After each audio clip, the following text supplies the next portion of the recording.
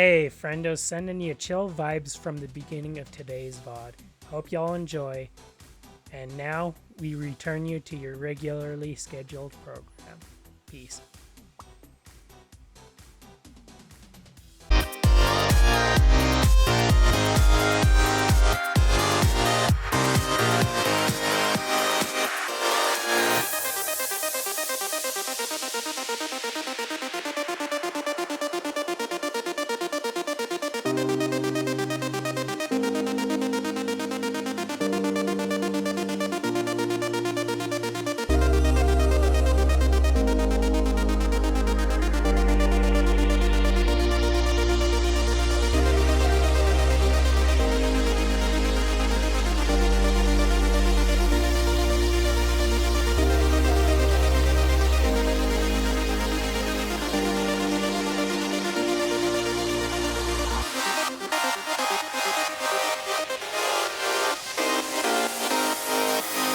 The other day.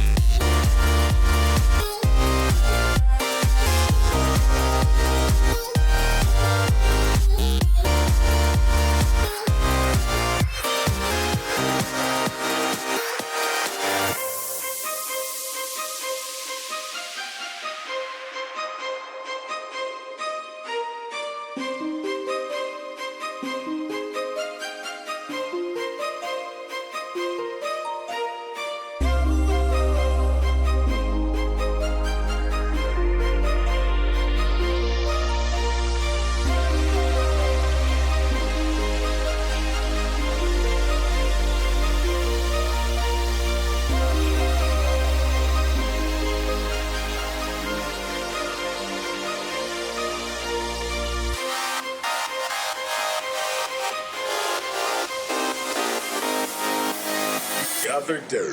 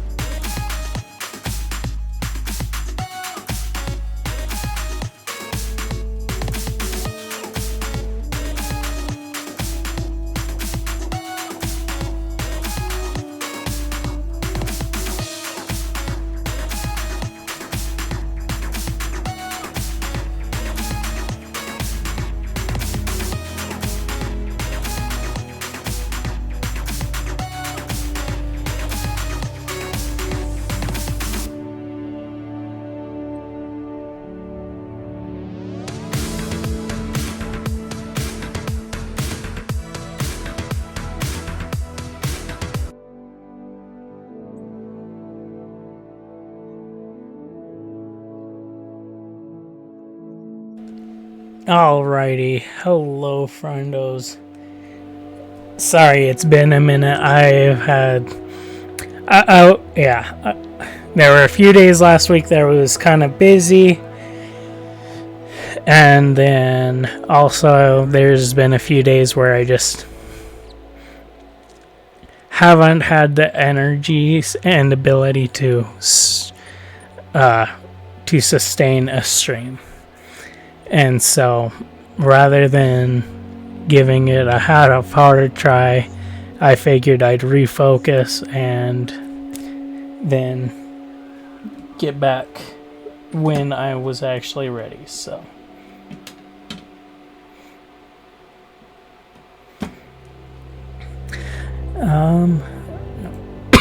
there. Fix the echo that I was hearing. It's kind of sorry about the music. Due to how long it's been, I completely forgot they should turn it down some. But yeah, now it's definitely turned back down. So later for the intermission, we should be good.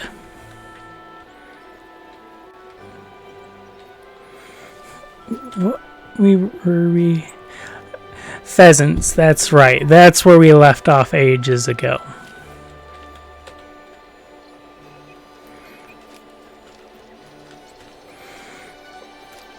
I don't remember.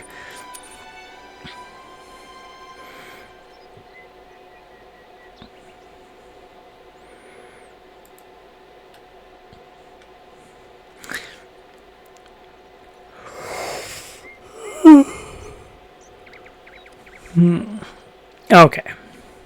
This is for the birds still. This one. Okay, that's what I thought I was remembering, is that the gun in my first slot would be the one that I want to be using for hunting purposes. Or for birds, I guess I should clarify. Okay.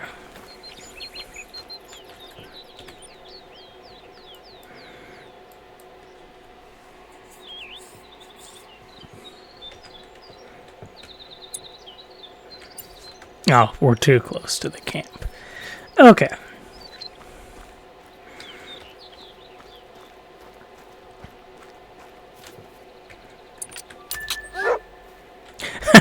That's great. He leveled up because we ran out of the camp.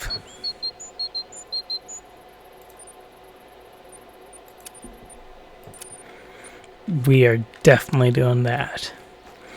I would much rather have a highlight for the animal Wilhelm is tracking than not. Okay. Yeah. Theoretically today people will probably not be joining us. Not because I don't want them to, but because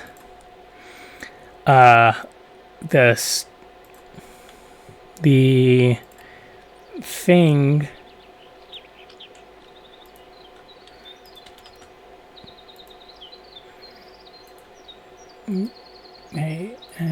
okay, good. Okay. Yeah, but not because I don't want to, but because my Discord, I don't know if it's the Discord app itself or Discord itself or what, but at least here on my computer, my Discord is just not working right now.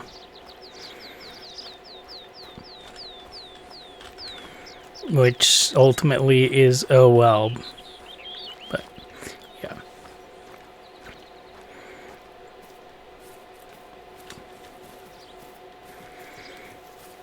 Okay.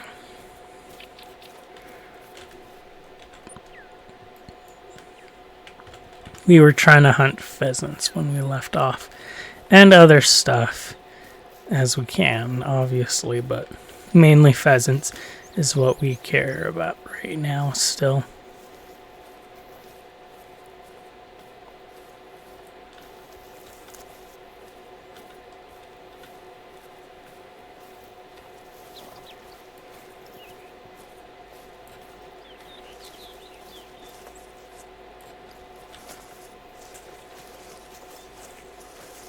Oh, the wind's going that way. Nice. So anything we walk up on will not know we're here, theoretically.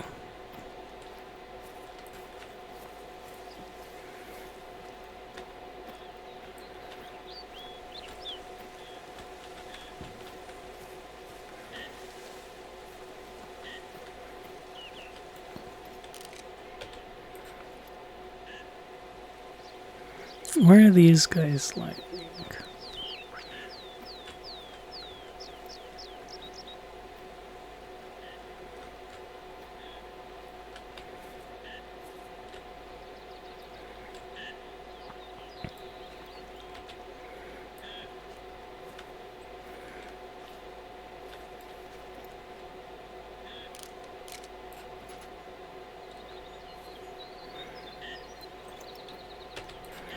Right there.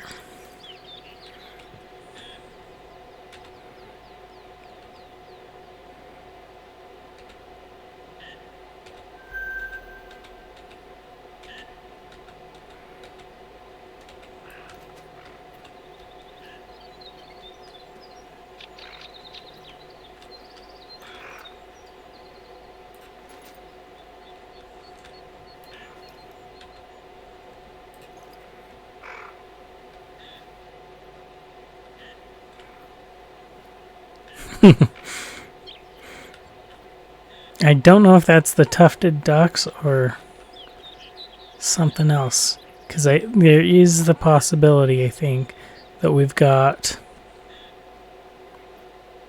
a land animal somewhere close.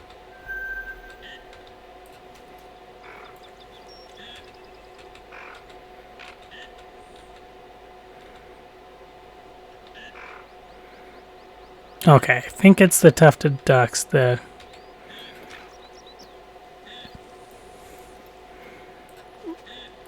one weird sounding call.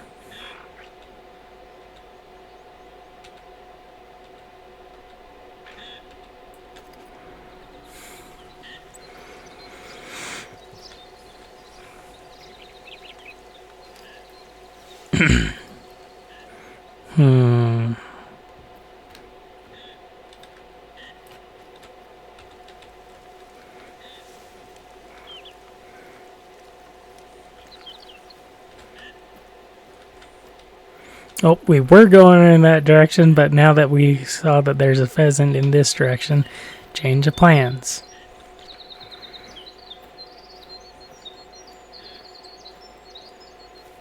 We're obviously going to go for the pheasant since we know we heard it. Semi close by.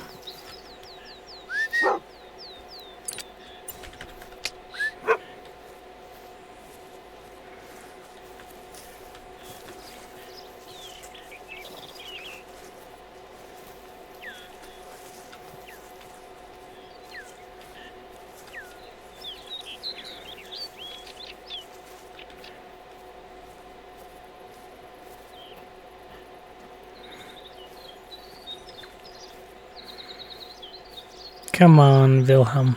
Find the rooster for us.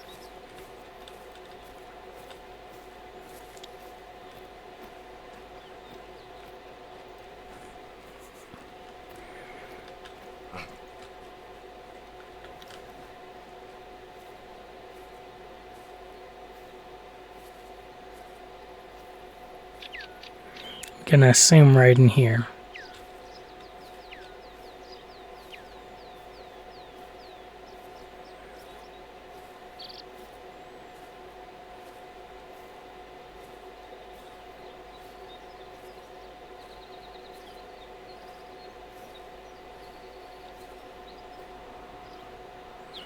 Dang it, he didn't highlight it. But oh well.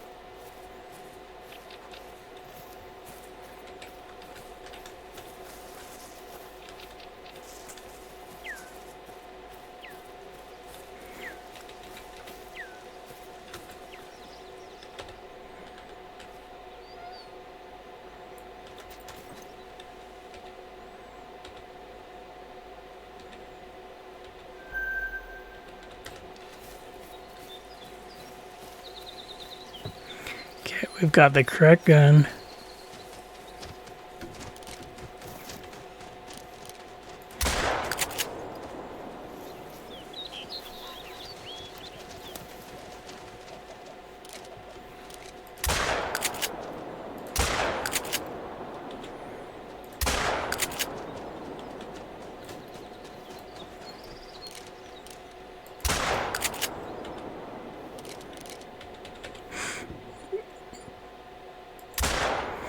Dang it.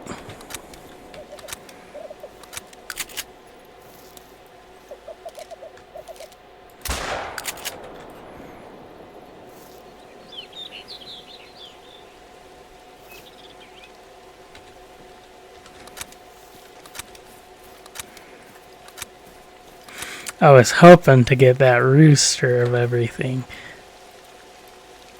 We got a few hens, but...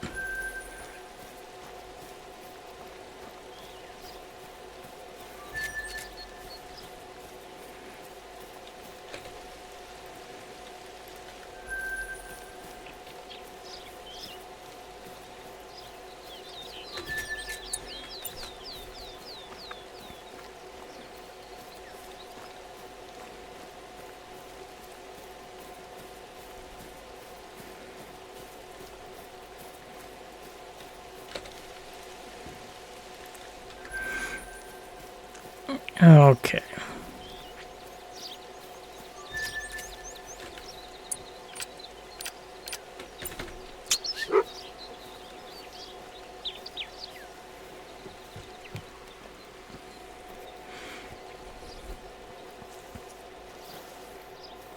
Oh, there is another one spot.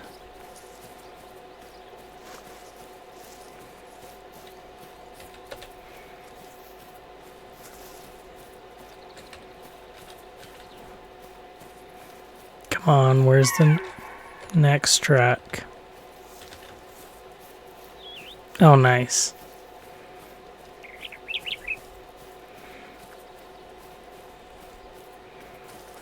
Is this the next track and it messed up? No, it is not the next track and it messed up.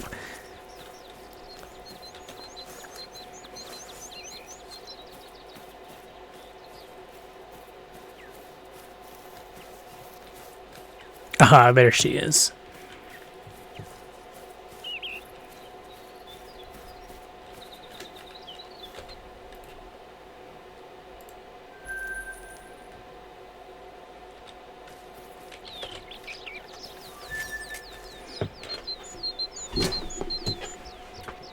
Okay.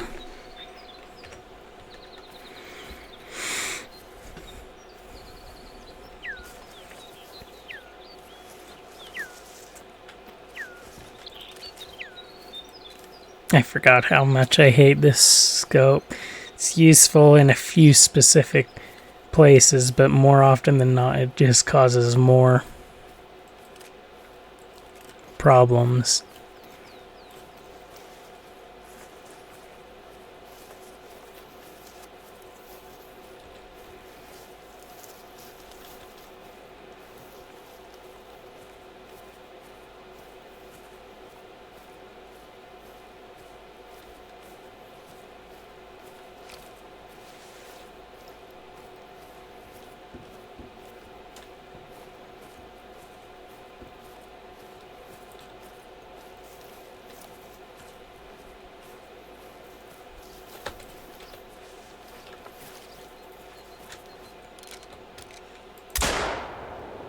Okay, no.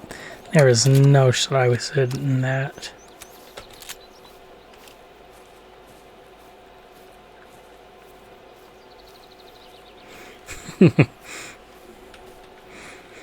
Especially not to kill it, that fox.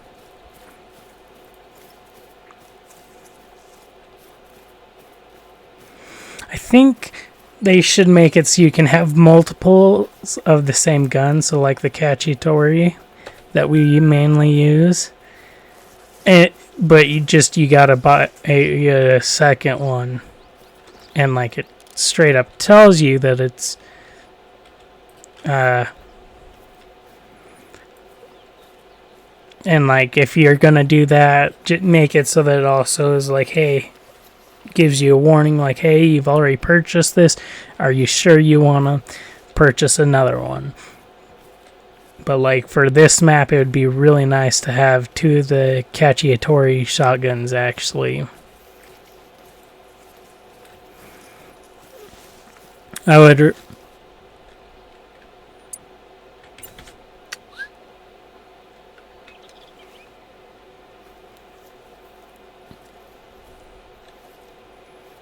Yeah, I would much rather two of the Cacciatores. Or Cacciatores, or however it's pronounced. I found you. Hurry and jump.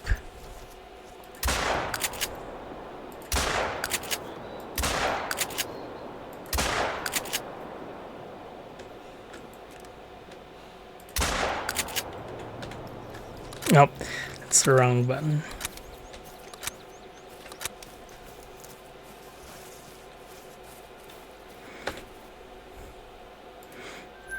I'm so used to reloading extremely often that... Oh yeah!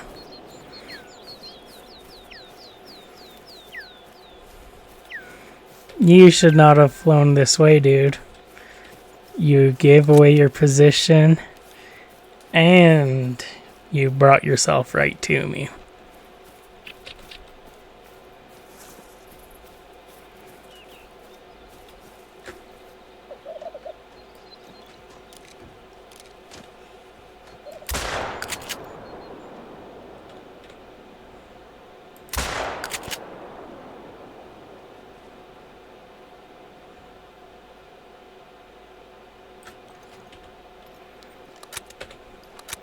Okay, I think there should be two dead over in this direction. There's at least almost definitely one, but I'm pretty sure it's two.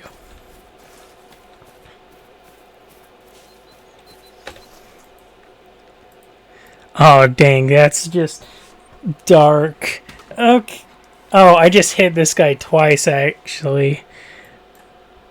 But, oh, that's so close.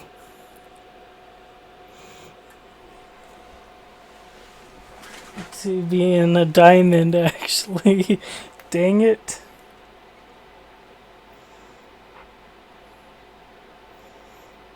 Okay. I need to double check. Okay, yeah, dark is common.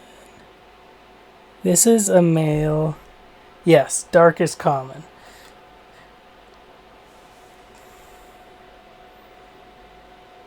I thought it was, but I wasn't 100% positive if it was gonna be. At which point in time?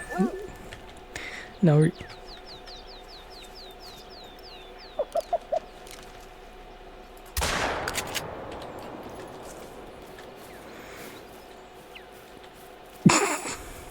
That was awful timing for you to come back this way. Stupid hen.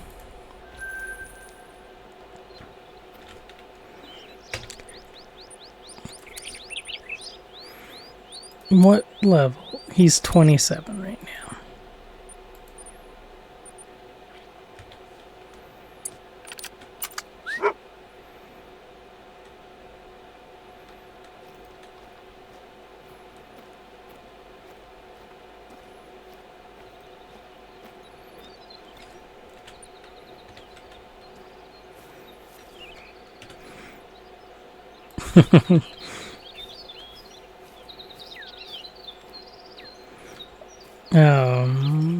Okay.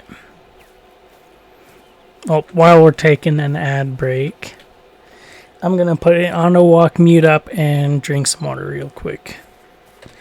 Or, well, now I'll take it out of auto walk because I don't want to have something run across me and not be ready for it. So, yeah, BRB.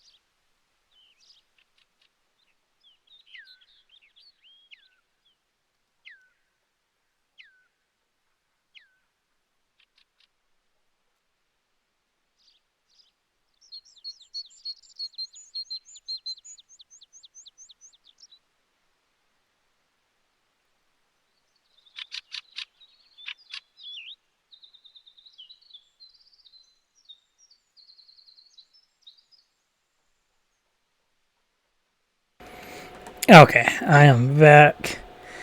Now, because we were in an ad break anyways, I decided to stop for some water real quick. And then I figured I'd check if Discord was actually loading.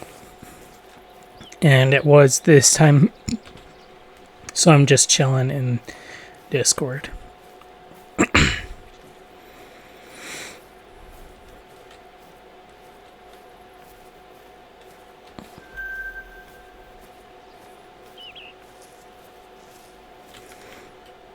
Midnight to 4 a.m. Okay.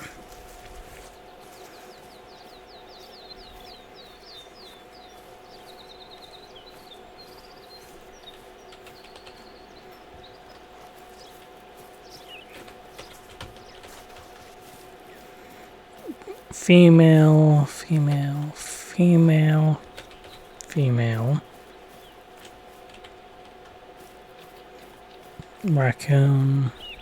Okay. Oh, nope. There was a rooster that went through here.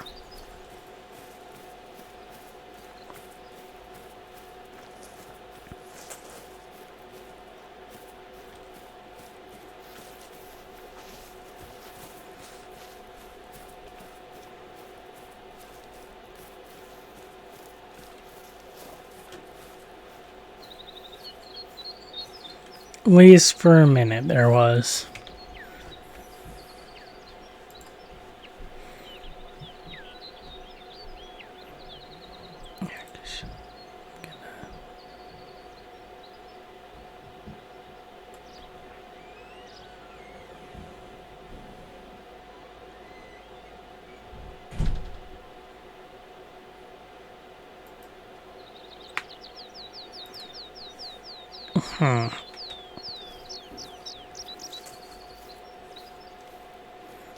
Was checking something.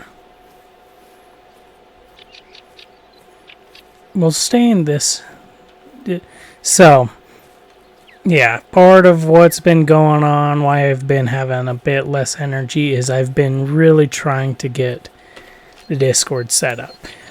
We're ultimately, I don't think I've talked about it on stream yet at all, but the community Discord is getting semi-close to being released and, like, good to go. Ultimately, it's going to be a community server for me and the guys, and possibly, like, a few other people, like my mother, who also does content creation, though it's been a bit since she has been able to. But yeah, right now I'm in that Discord, in the community, in VC, streaming VC, but I may decide to change and go to a different, the one that I normally use. At least till the server, or till the community Discord is officially launched.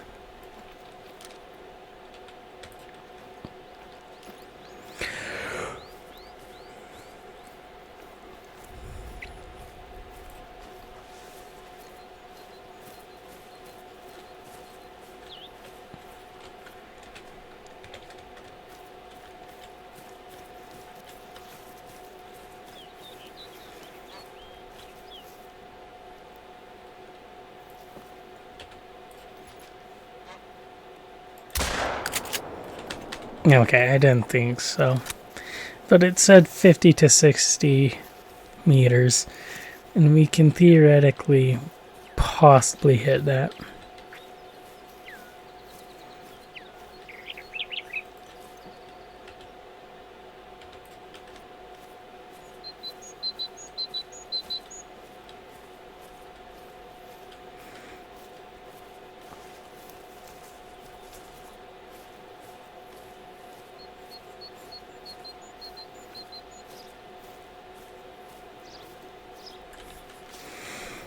I cannot wait. We're almost to the point where Wilhelm is leveled up. I don't know if we unlock the X jaw. Okay, no, he'll need to max out his pointer. Oh, he's not far from his pointer either in reality. I mean, it's a bit further than just being my companion, but still. It's also not necessarily all too far off either.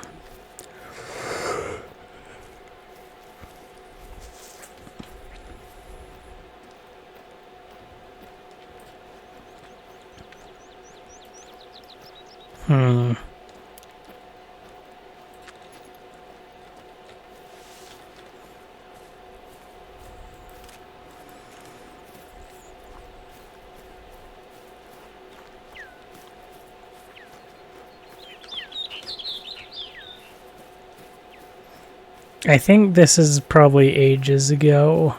Or if it's not, it's probably not a small creature, right? Anyways. Oh, he found... Good job, Wilhelm. Let's go track this thing down. Raccoon dog. Okay, I could care less about you.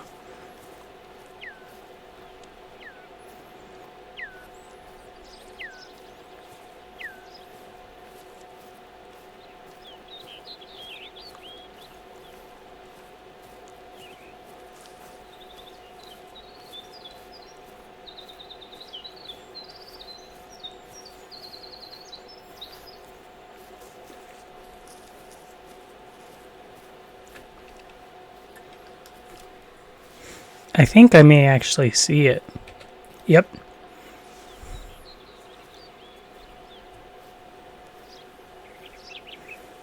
Or maybe not what he's sneaking up on. I cannot tell.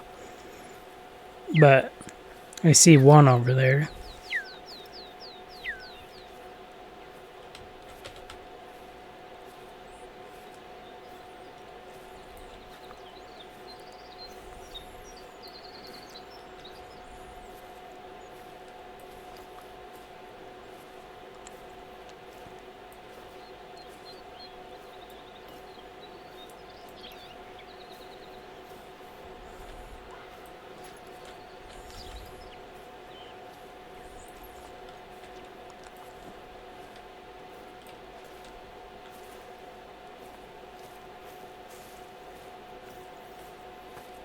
We're going to stand up for just a minute.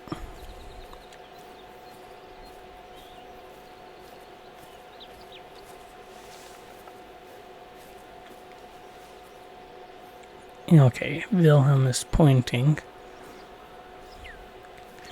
I see that as well. So we'll get closer and wait to see what we're working with.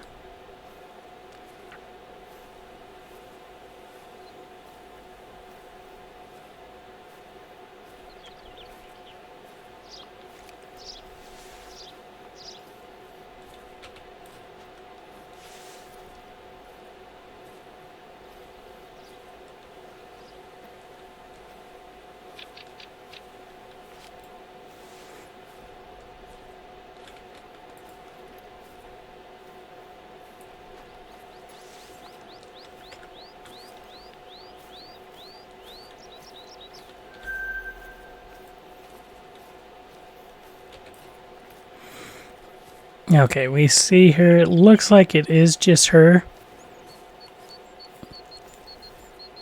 But honestly, so be it. I could care less.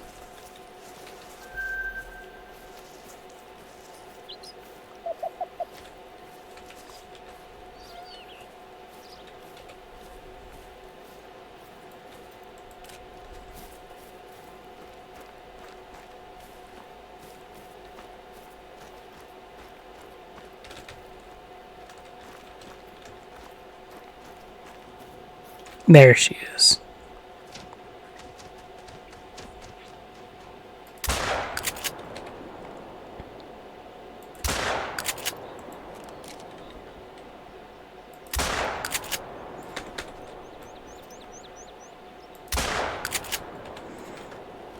That. Okay, that's frustrating.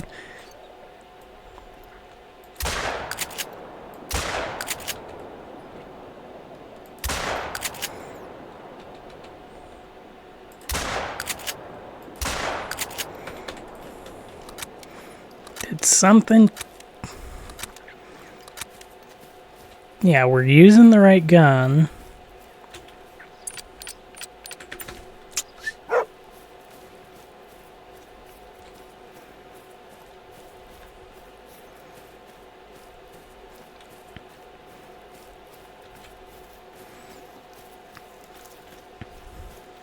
That's somewhat confusing and frustrating, because at least one of those shots should have hit something.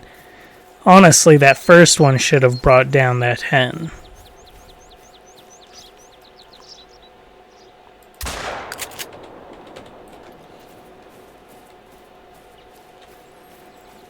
Come on, just hurry and fall.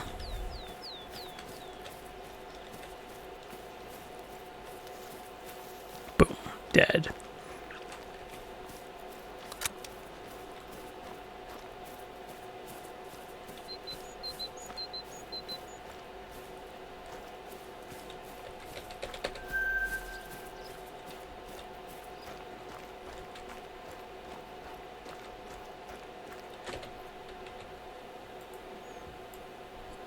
Oof. I destroyed his skull. I'm glad that that's not the trophy part of them.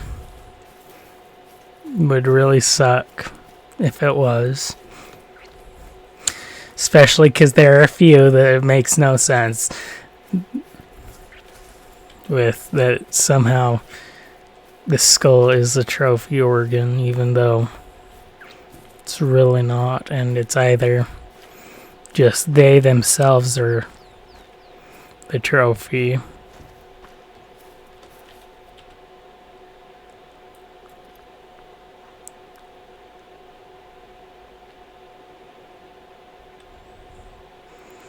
Okay, that's got to be a goose.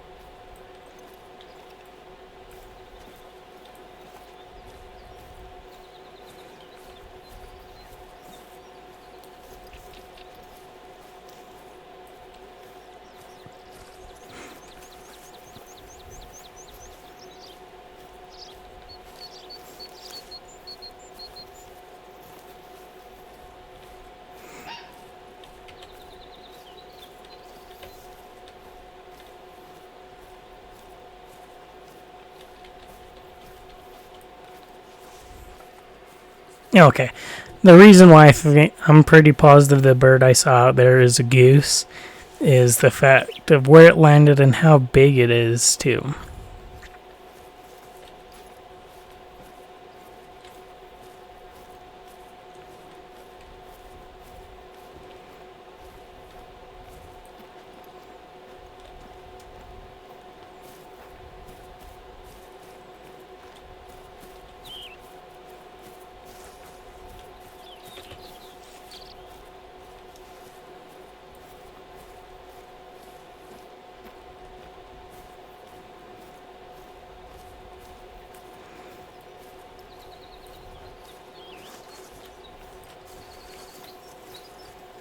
Okay, there's Wilhelm. I was just about to say, where is he?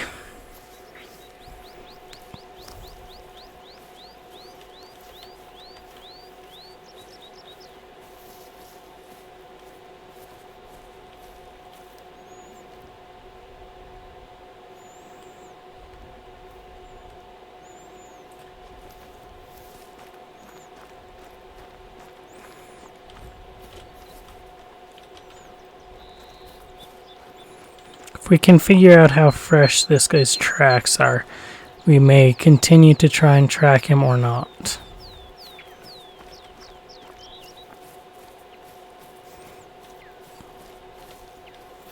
Fresh. So will actually go ahead and follow his tracks.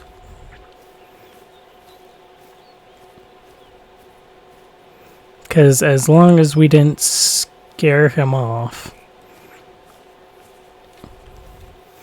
Jeff should be able to pick him up before he has any clue we're approaching.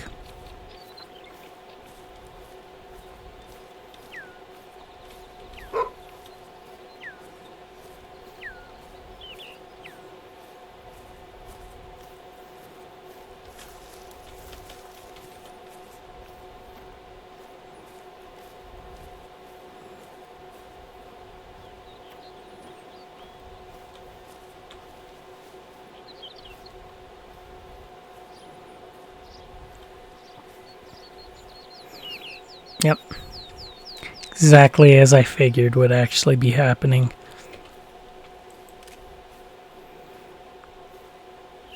Oh, that's disturbed vegetation. For a second there, I thought that was him glowing. And when the disturbed vegetation there showed up. Especially because we do have that perk now for Wilhelm where he will highlight them.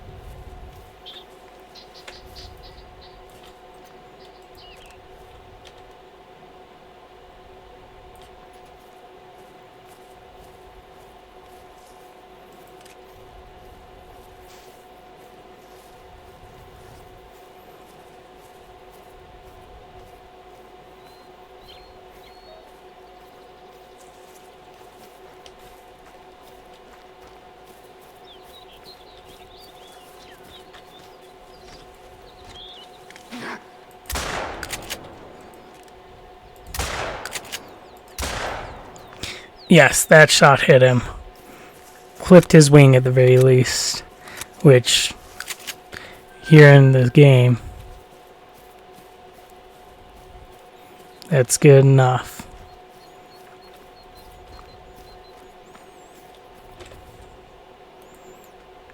Oh, no. More than clipped his wing. He died immediately. Because of where it hit him.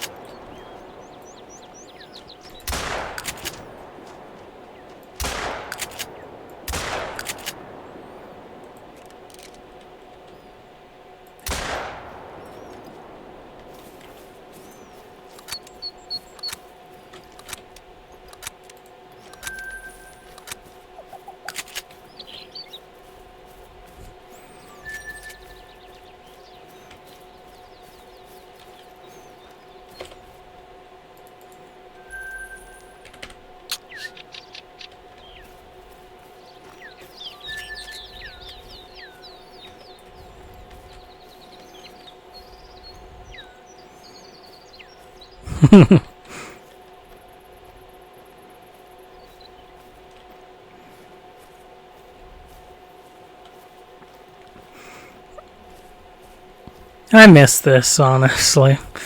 Being able... Yeah. Just chill and stream. Just chill with y'all and play Call of the Wild is really nice.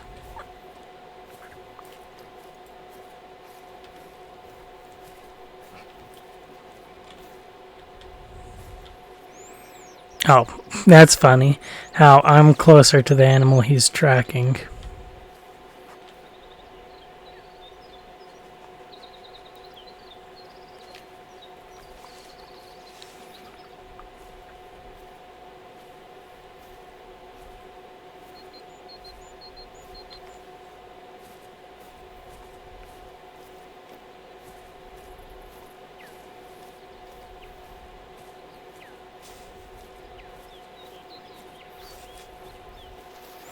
Can't tell if it's the grouse we were hearing or a pheasant.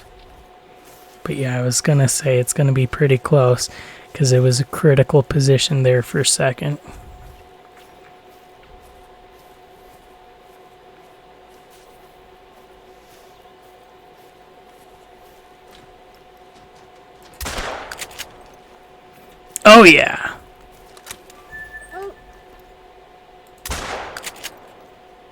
Nice.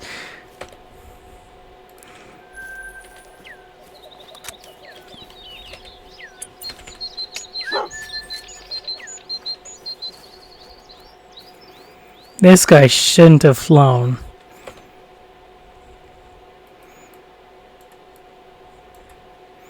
He gave himself away, and I was able to actually snapshot to him pretty well.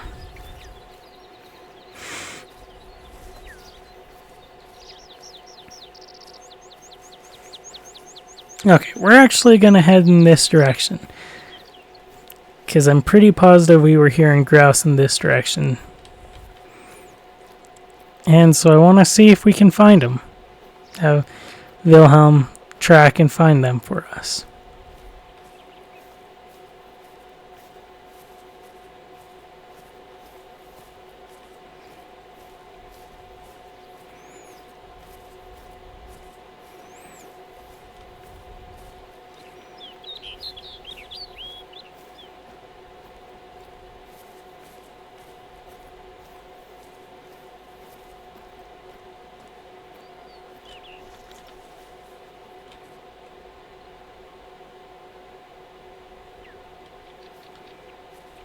Where is it?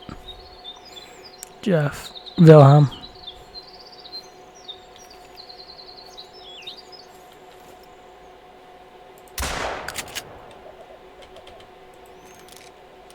Dang it. I missed.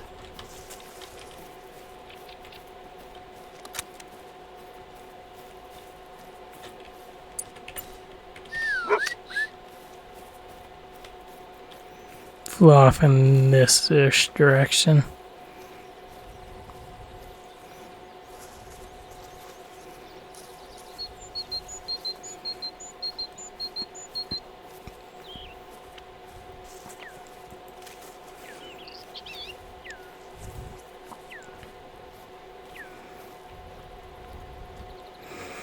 This may be the rooster that we've seen.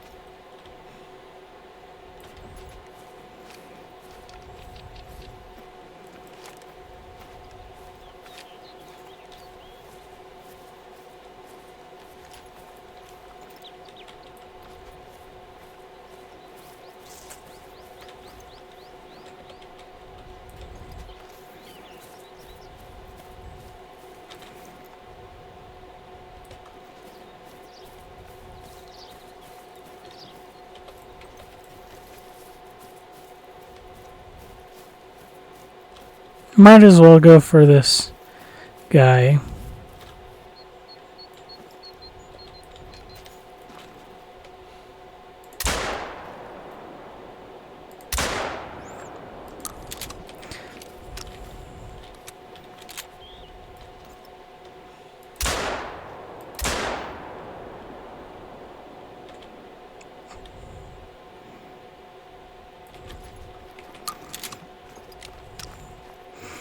Lost his mate, but I didn't care about her, honestly. I just wanted him. Oh, hey, we hit him 3 times. Dang it. Yeah, and I was worried with that last shot that we may have, where he died immediately, got him in the brain. Okay. But it would have only been a silver, so it's okay that he was not a good one.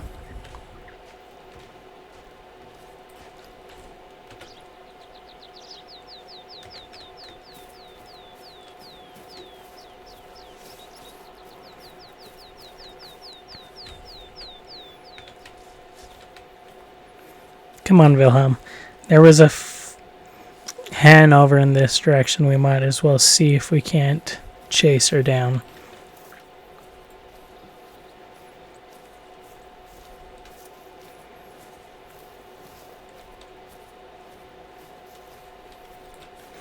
When we originally heard her, she was somewhere between us and the crest of that hill there. But we also didn't immediately start chasing her or anything, and where it was a warning call, she may have just ran.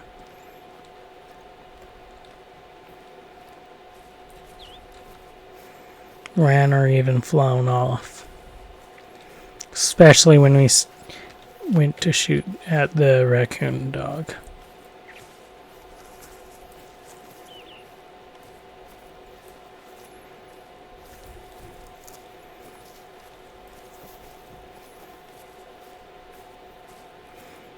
Okay, this rooster's going to be to that side of this crest, but that doesn't mean we can run or anything.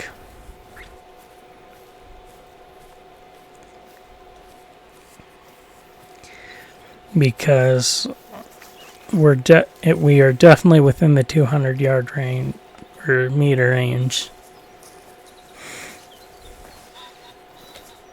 That would give us away.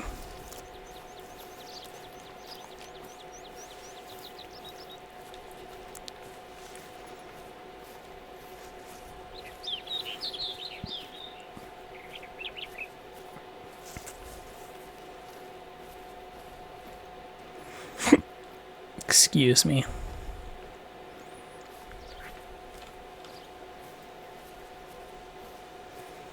Come on, Wilhelm, let's find this rooster.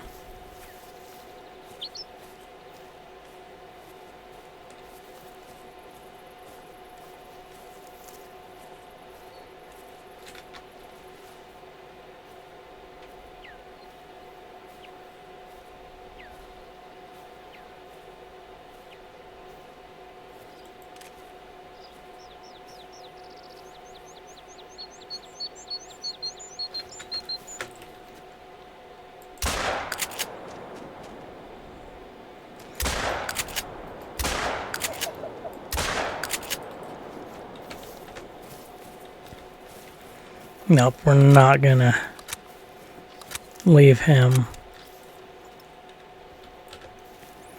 Because we're gonna forget if we go for that grouse. Especially with his flight pattern, we would have forgotten.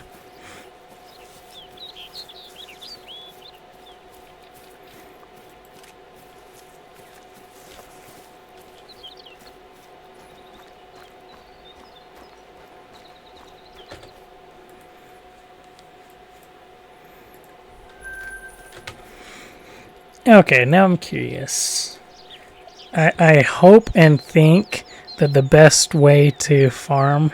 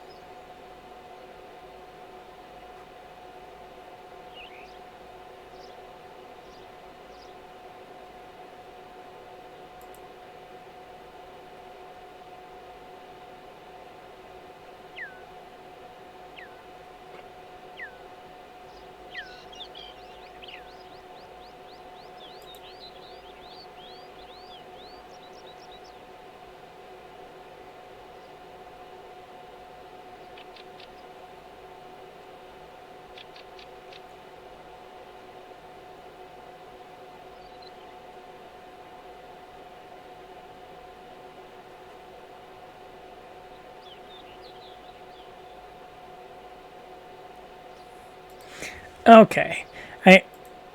Since we're doing this, I decided I'd tab out and just do a quick look.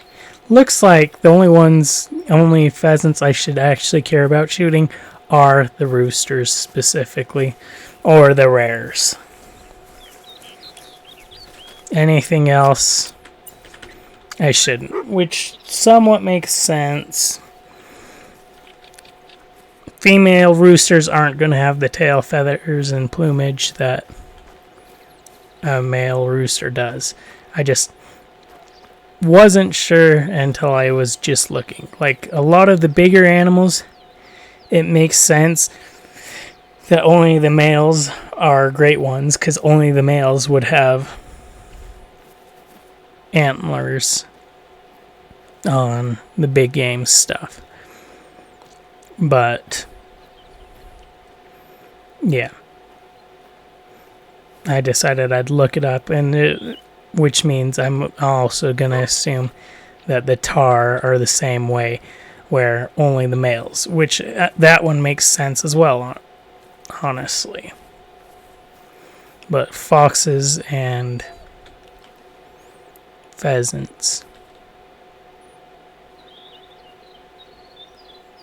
We'll let him get up to this rooster and point, and then we'll stand back up. But yeah, it does make somewhat sense.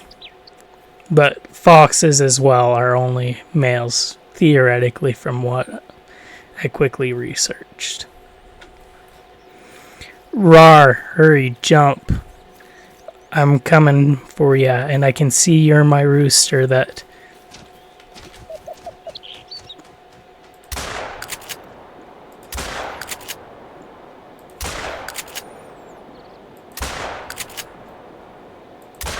There we go. Holy fetch, you should have been hit long before that.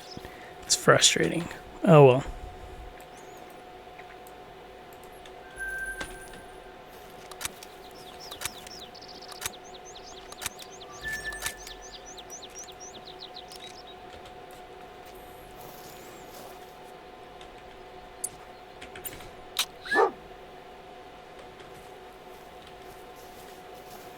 Okay. Well, we are gonna...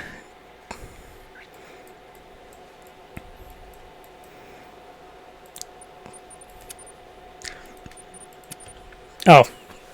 I was gonna set that as a pin, but so be it, honestly.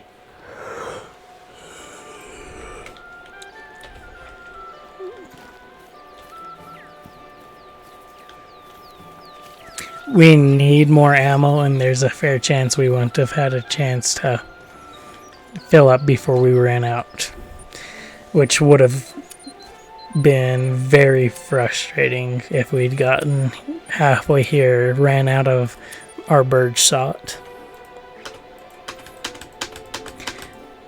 and then we see a pheasant rooster.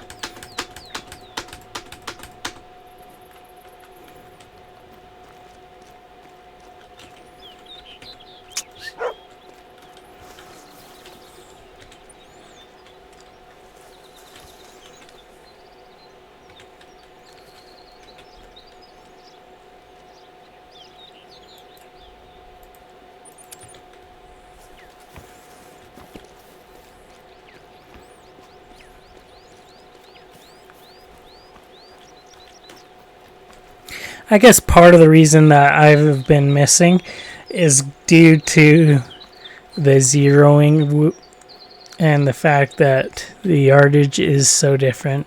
Maybe I've just been completely missing because I'm aiming straight for it.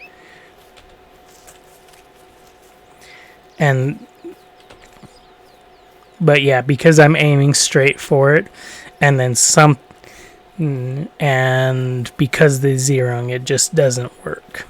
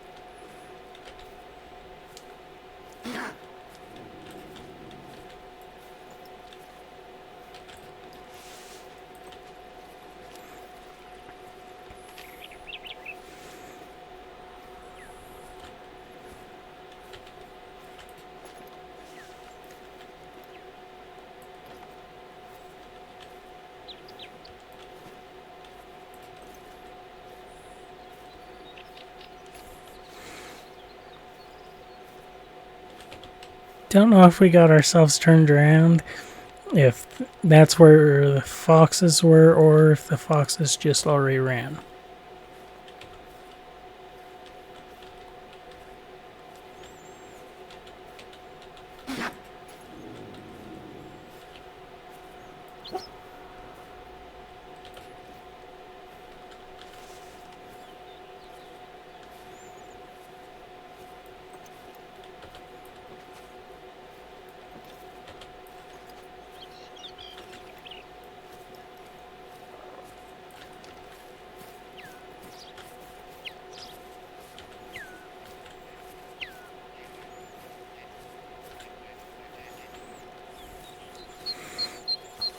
Wonder what we are tracking.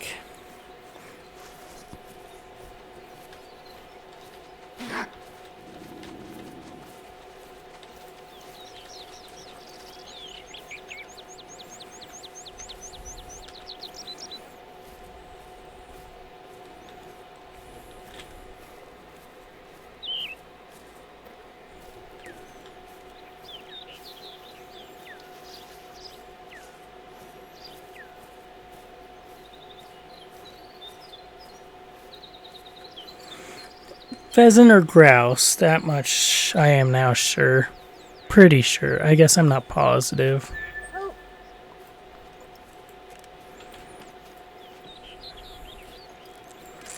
I'm still not actually sure. That looks like just a hen pheasant.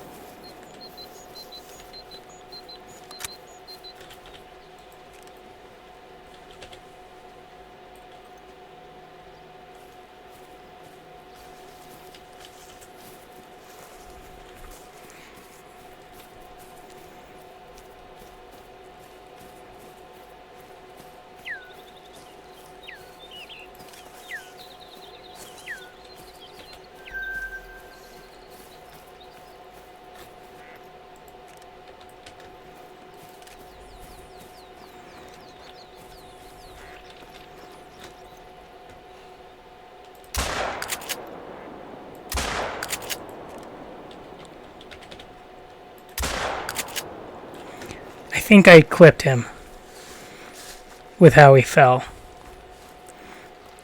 We'll see.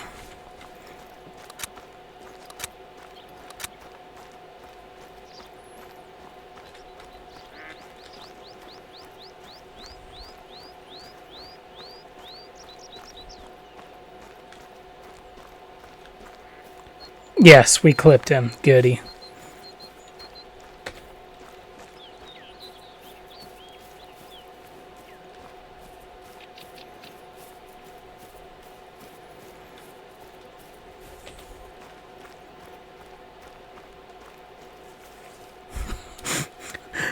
This is so funny. We had one earlier that was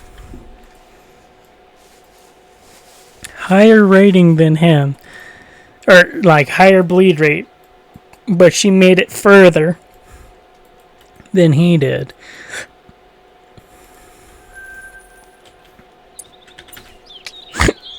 Excuse me.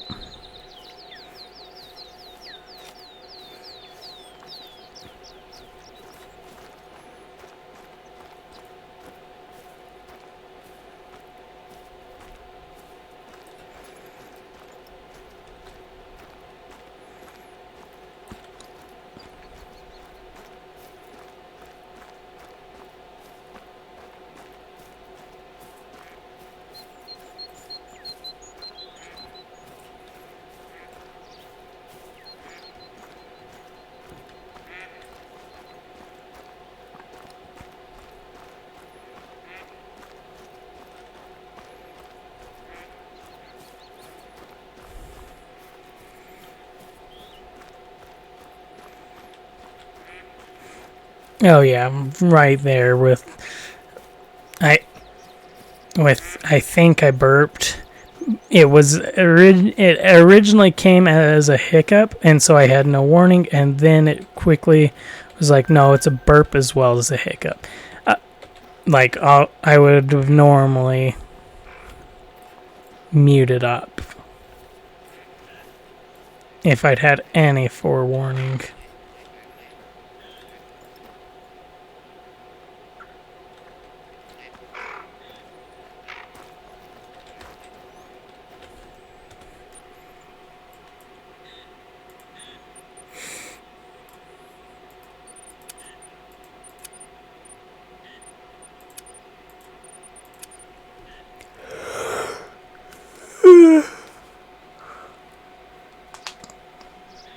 Oh.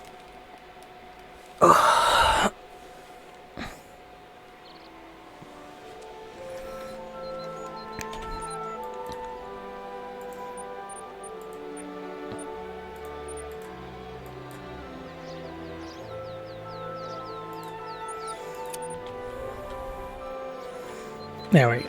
I honestly threw that down mainly to get my heading more than anything. Make sure I turned in the correct direction. Easier. Rather than needing to go back and forth from the map a few times.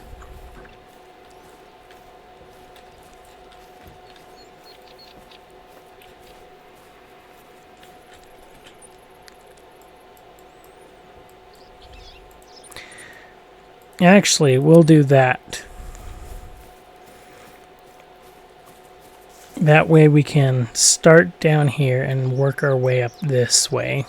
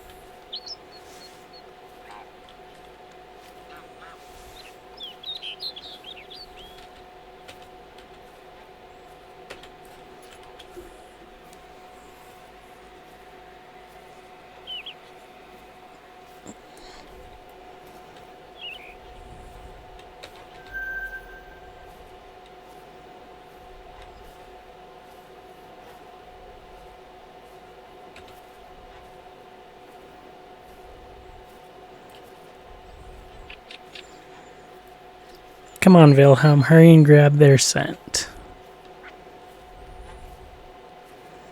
Like, yes, I know they're there. I don't need you to tell me that. But it'll help you level up a little bit.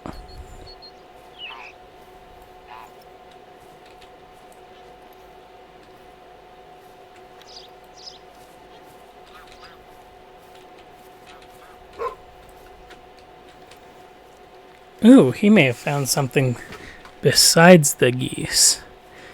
Because he's sneaking from a bit further out than I would be expecting.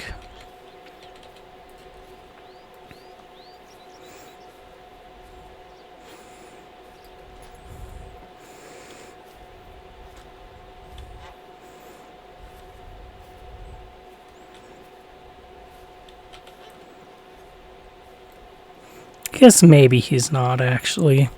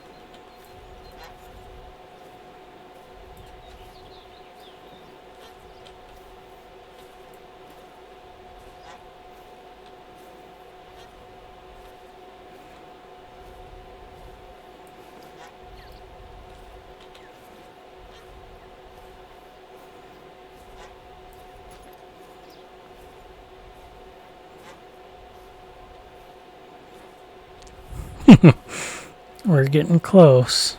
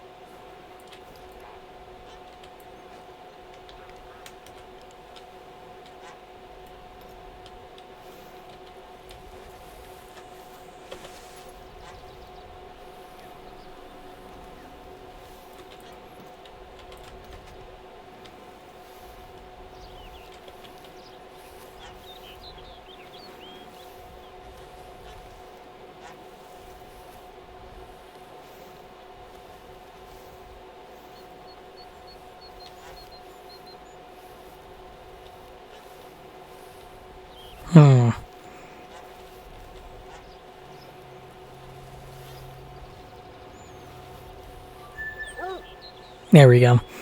He's pointing.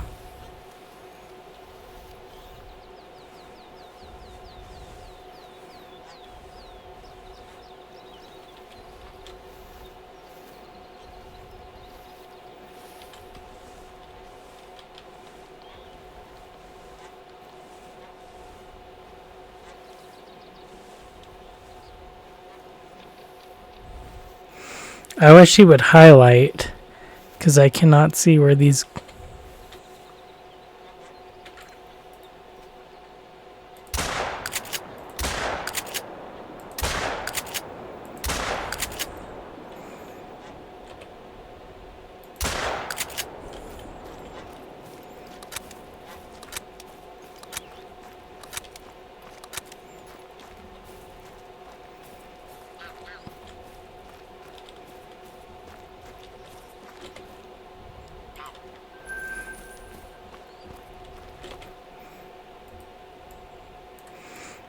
Yeah, ultimately I got the one I was mainly trying to get.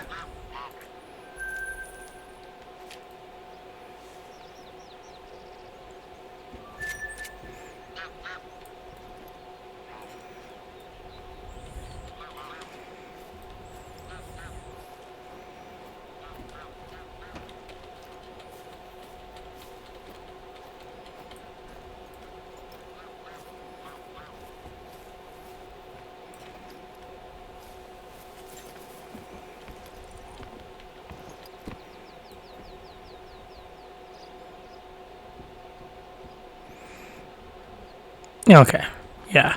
Figured we'd scare off that group as well when we open fire on this group. Just wasn't positive and wanted to be positive.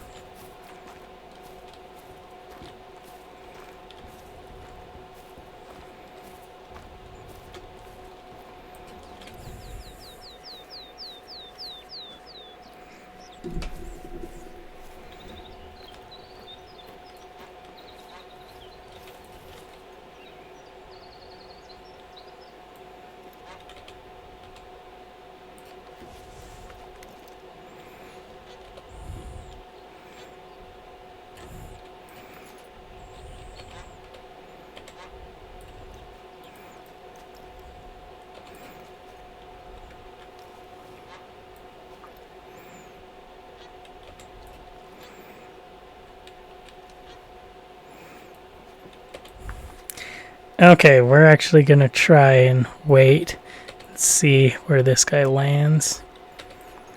Because I think there's a high possibility that he may be a diamond.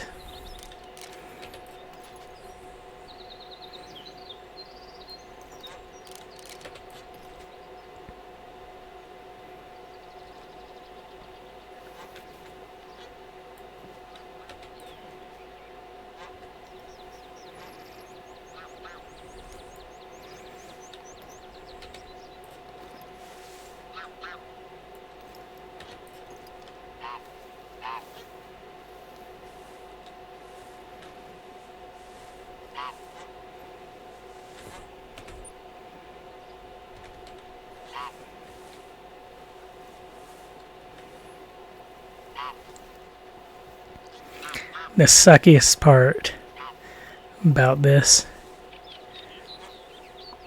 is the fact we cannot see them.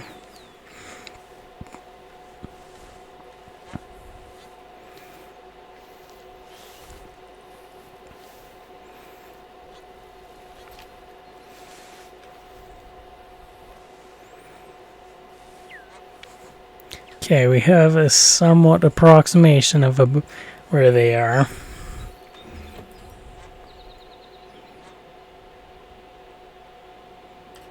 Dang it. I was really hoping I'd be able to spot one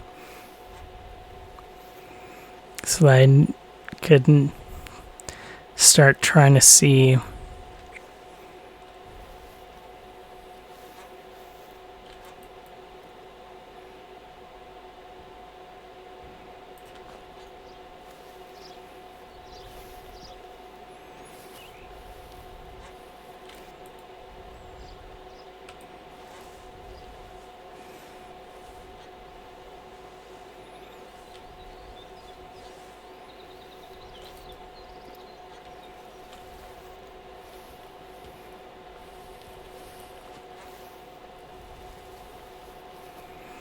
I mean, at least he spotted that for me, so I know I have a bit more.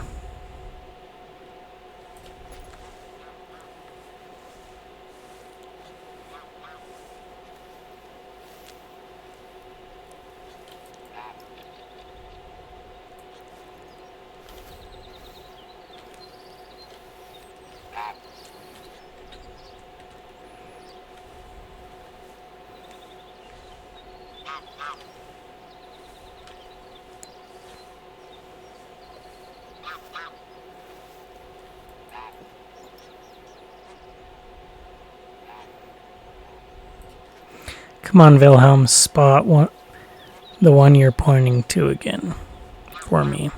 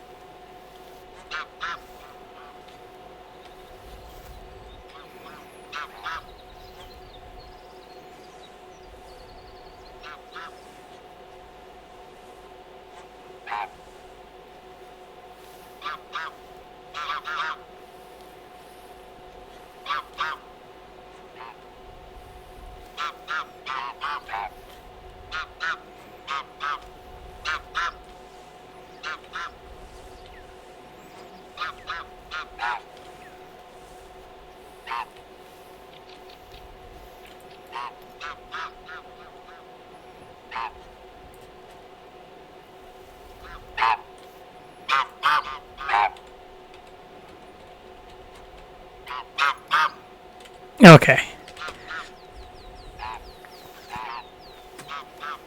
I know approximately, kinda, almost where the geese are.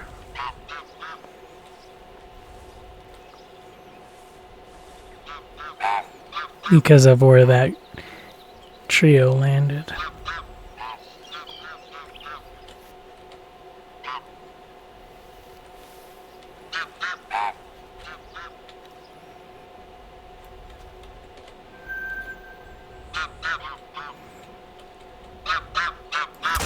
There he is.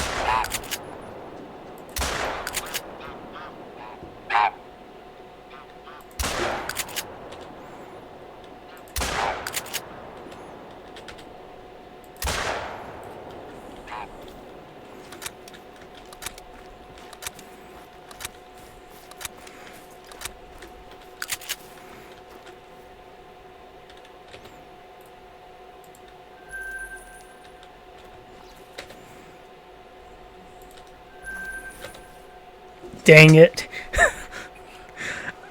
Oh, 9.09 off.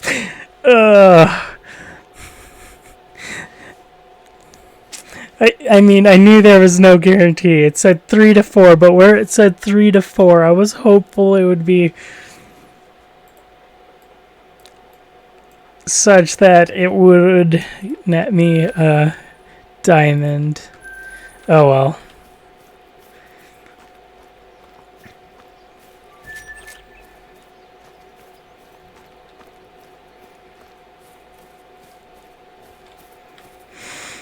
We're gonna run in this direction a bit, cross this bridge, and check to see if we have any trails. Because I think there's a chance we may.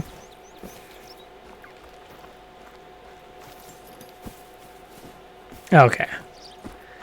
I'm not seeing anything quickly, so we'll just scrap it and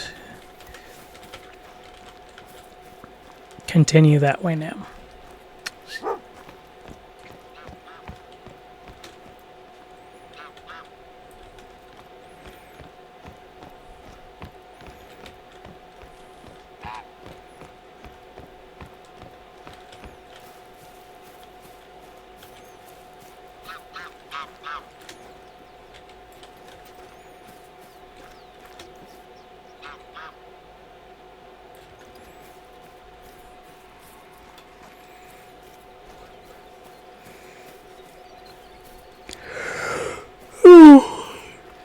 Excuse me.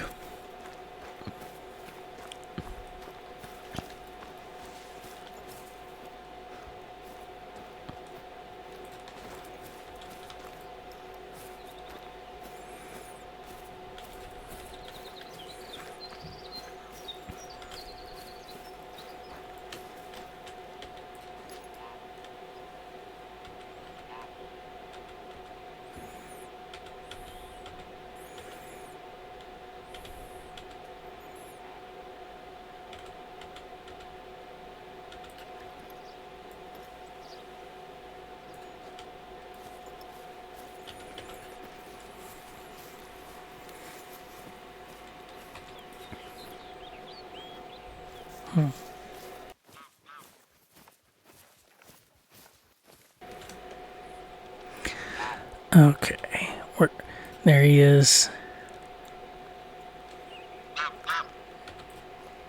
Okay, if he flies over. No. Which he didn't really. Oh.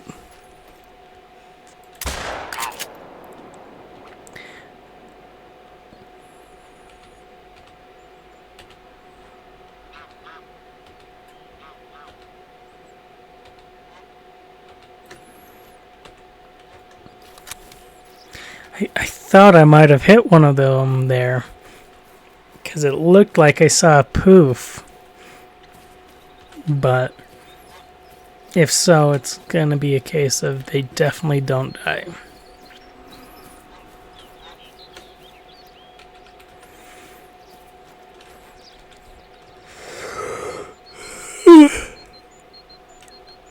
Which I guess would make sense because of how far our shot was.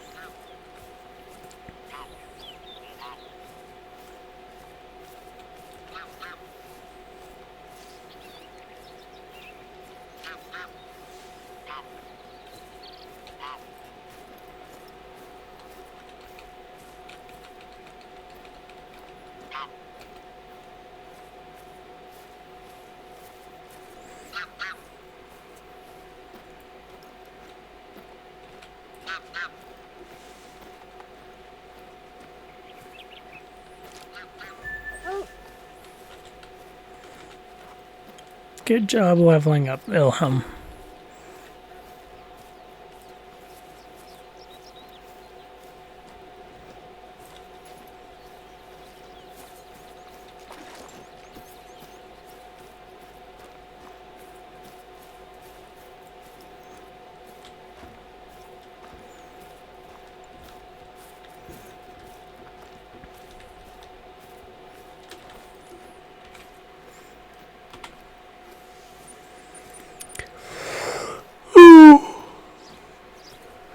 Excuse me.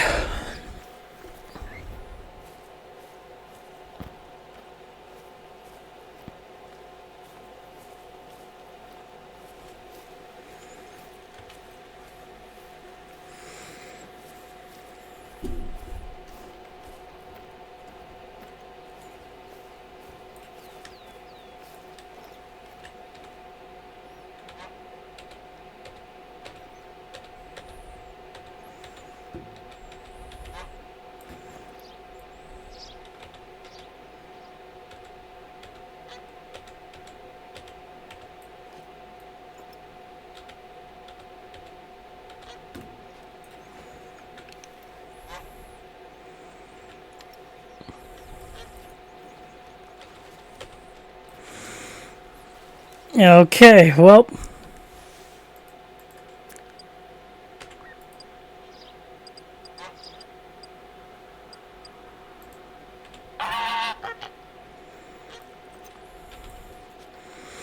Which one is it? This one. Okay.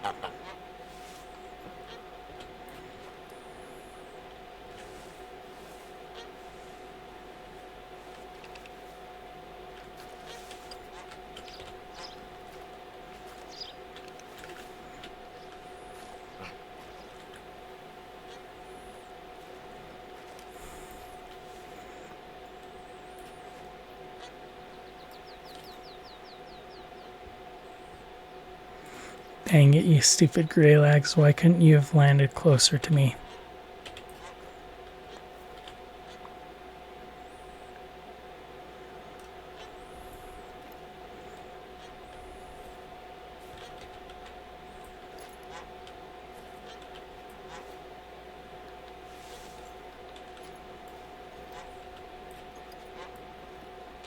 Oh, it's 3 to 4 that we're after. Got myself confused there.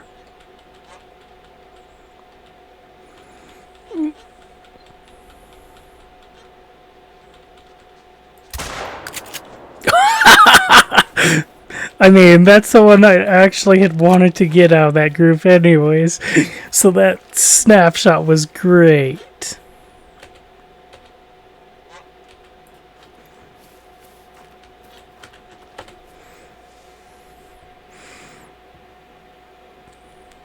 Yeah. I didn't think so with this one.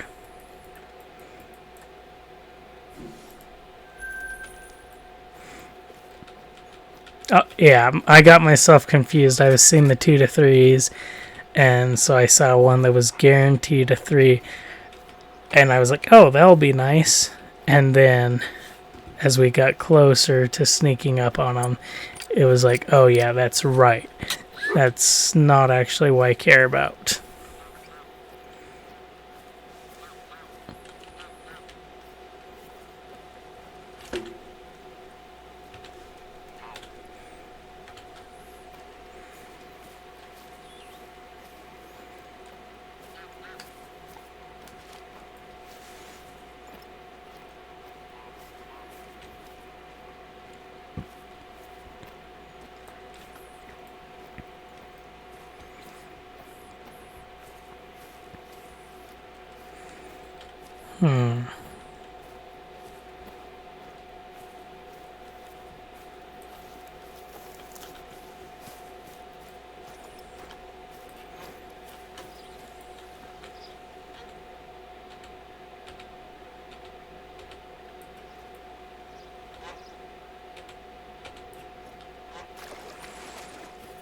Nothing cool there.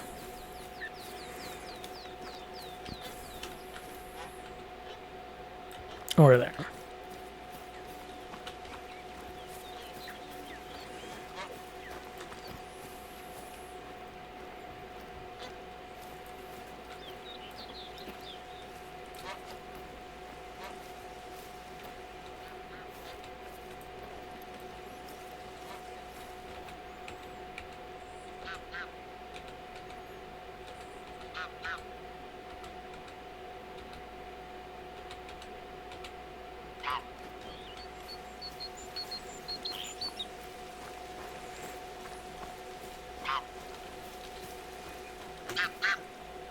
Nope, fake. Okay.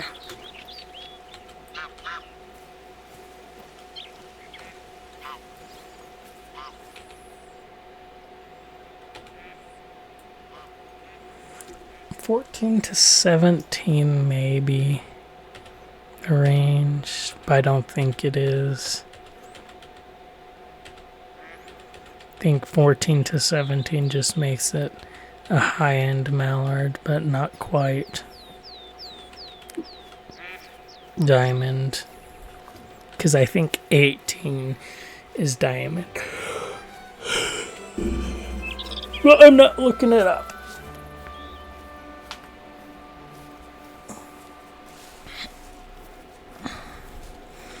Because, yeah, like I was saying,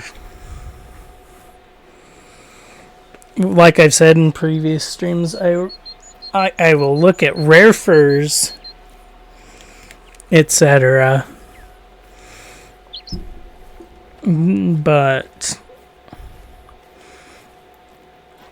as well as just the difficulty range for animals, if I've forgotten for one reason or another. But otherwise, I'd rather be genuinely surprised and happy when we get a diamond.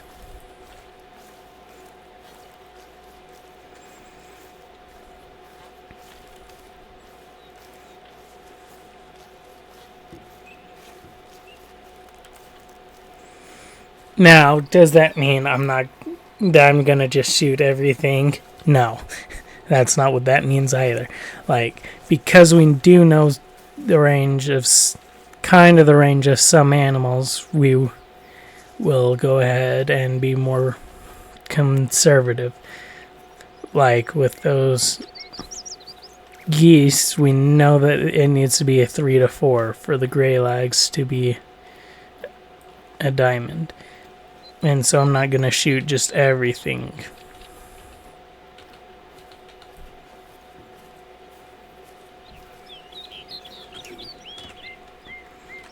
But yeah.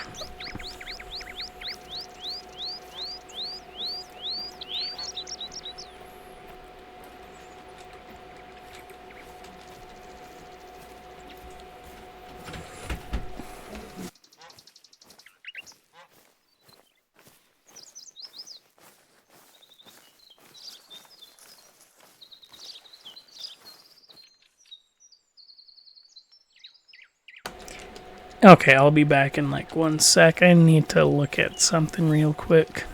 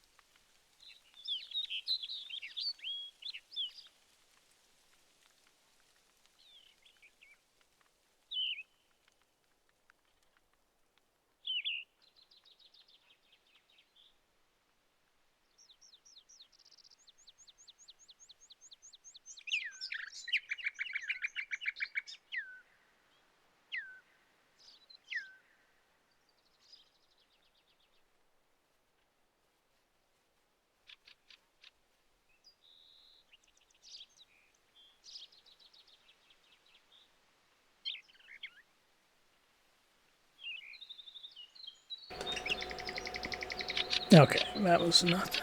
Oh, that's Wilhelm.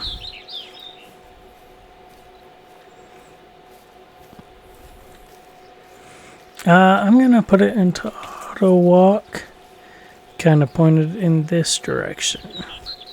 If Wilhelm says anything, we'll go ahead and start tracking, but I need to drink some water real quick, so BRB.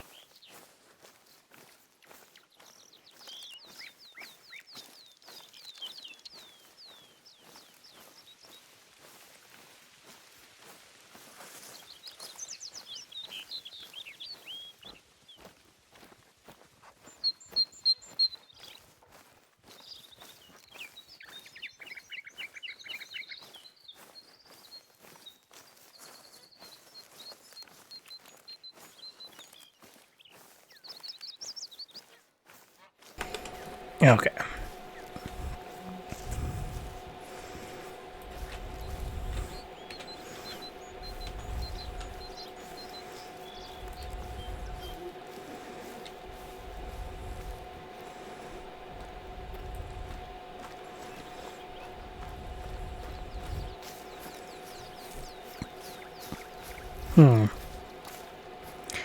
It's a bit weird that there's nothing pheasant-wise down here, but oh well. We'll head back up this way, get to here, and then we'll pop over into there.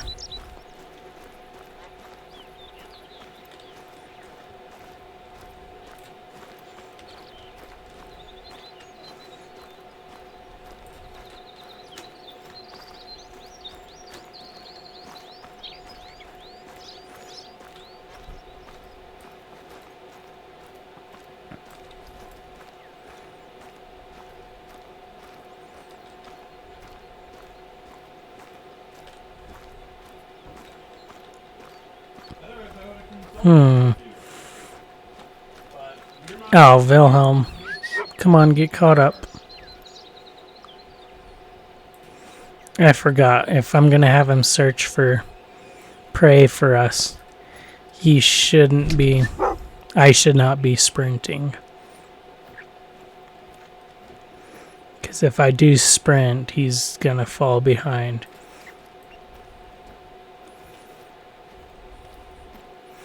And then by the time he says anything, it will be too late and I'll have chased off any birds.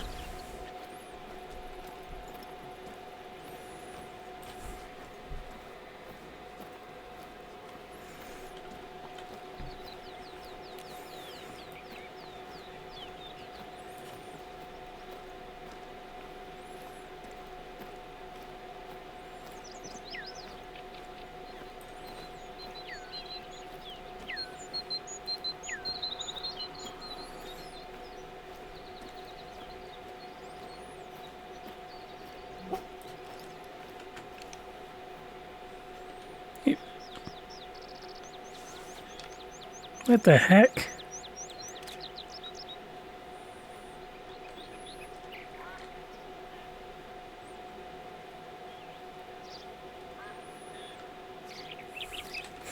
Why did this bird, or I guess maybe it's a group of rabbits. Maybe that's why they didn't spook.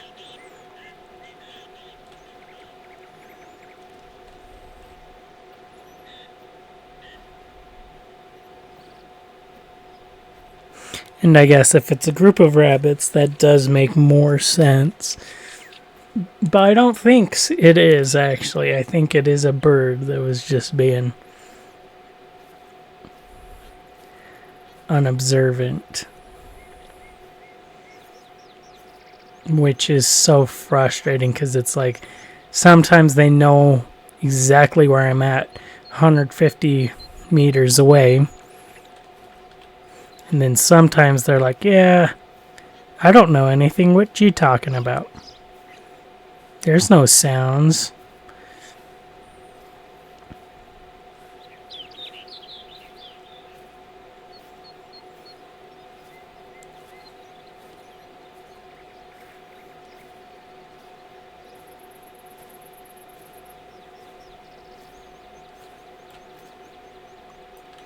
It is rabbits. Okay.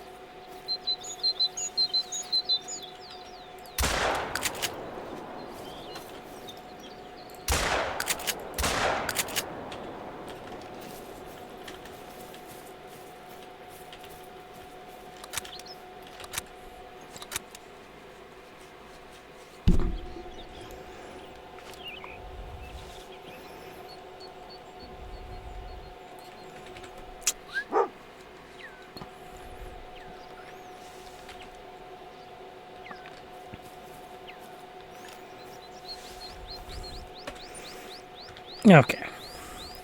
Gonna kind of try and make, or not try, we're gonna make our way back up this way. Because I feel like there was more chance of seeing them up here on this crest area than in here.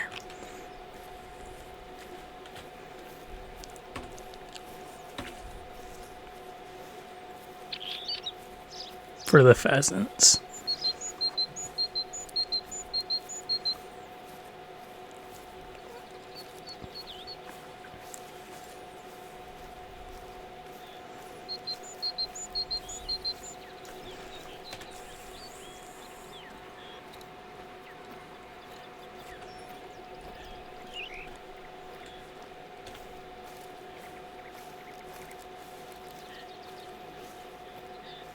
Oh!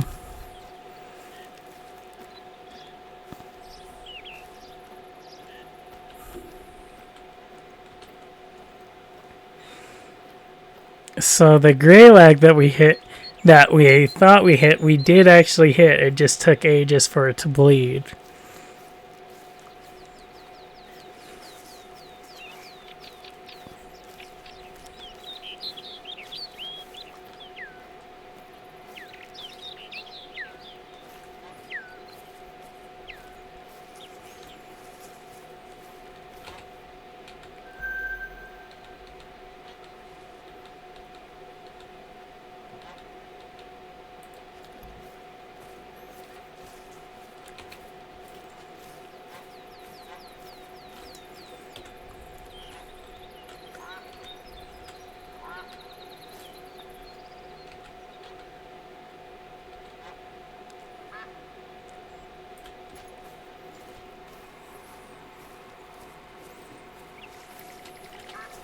Okay, I'm gonna throw it into auto walk for a sec so I can check this. Okay. And that's what that is.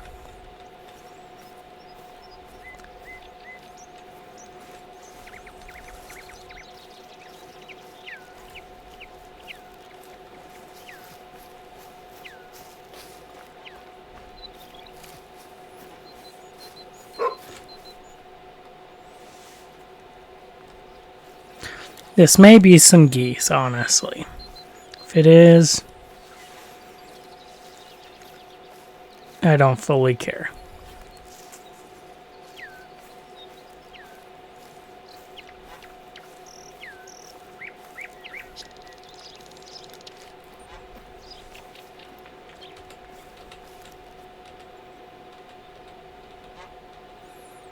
Definitely the geese.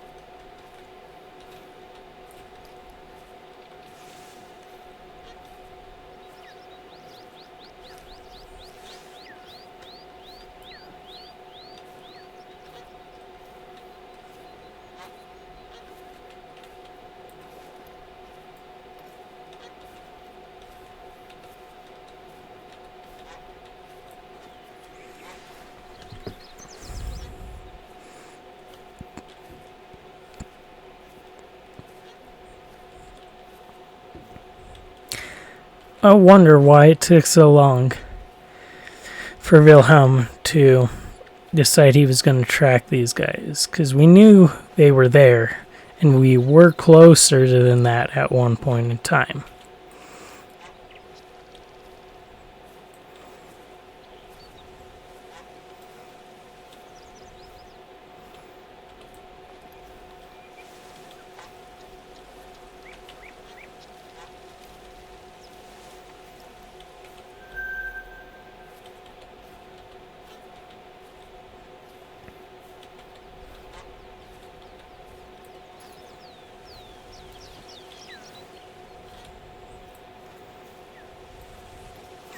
Come on, Wilhelm. Just start pointing already.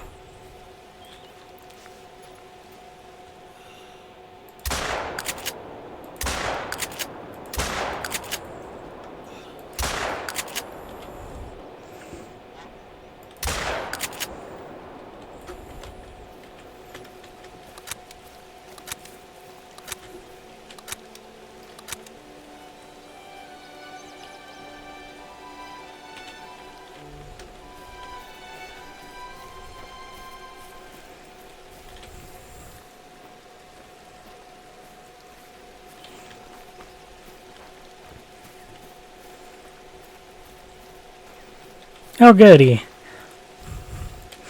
The first two shots we killed two at the same time with.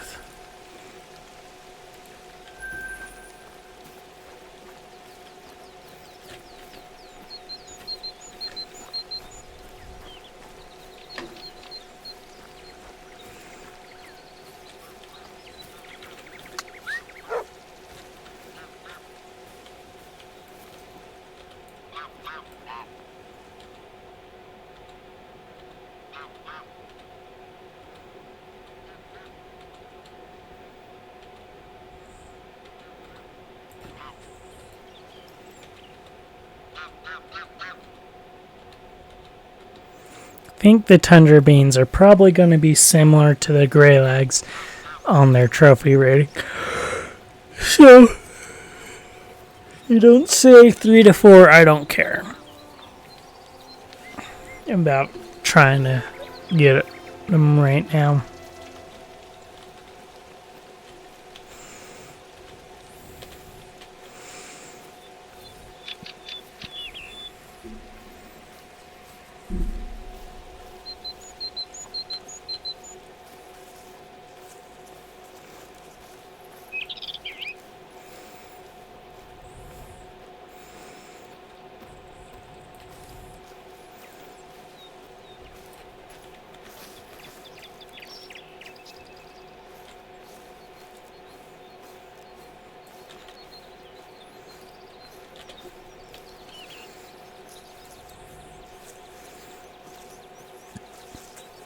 Okay, goody. Theoretically, we should be getting close to somewhere where we'll start seeing pheasants.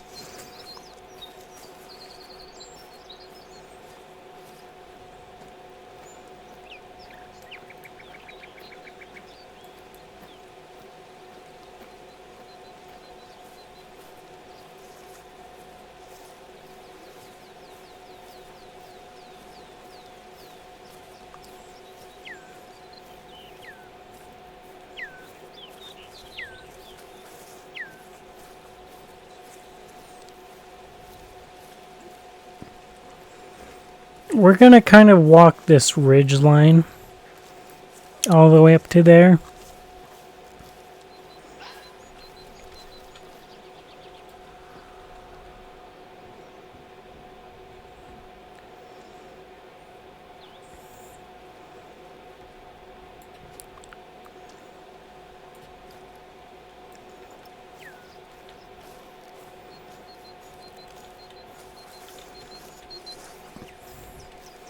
That way, hopefully, we're kind of in between enough that Wilhelm can track.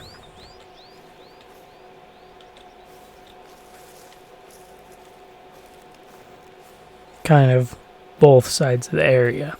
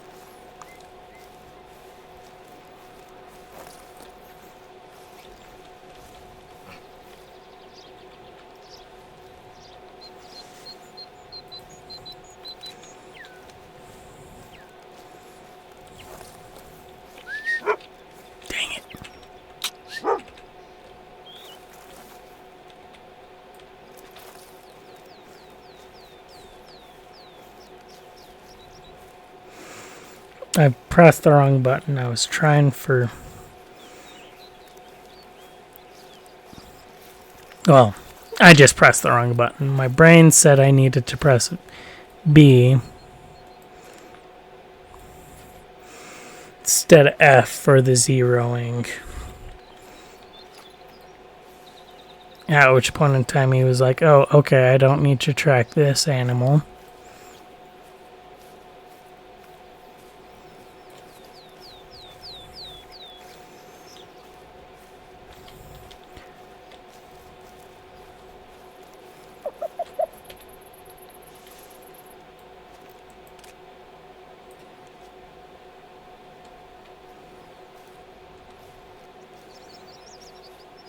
Wilhelm, why are you not tracking that?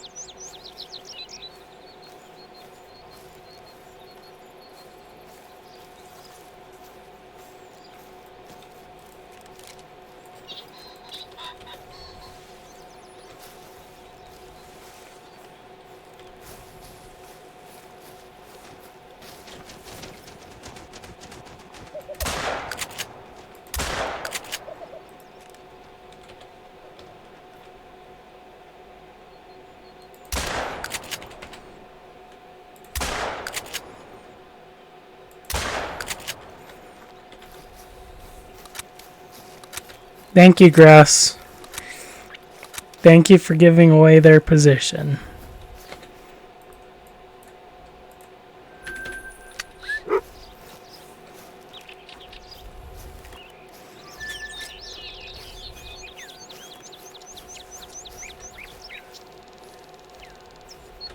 Now we should make sure we actually investigate the zone here. That way it's on the map.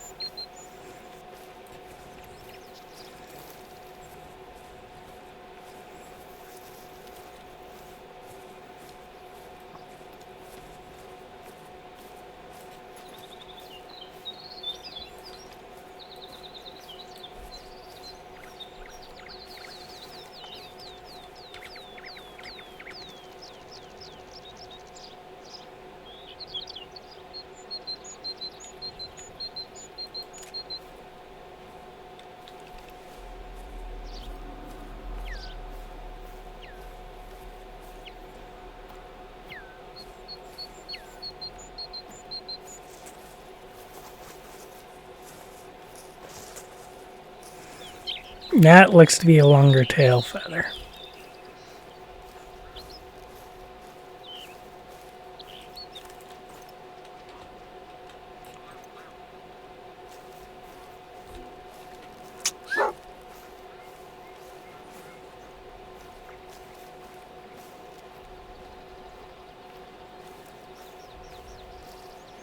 I mean, it was, but not in the way I wanted it to be.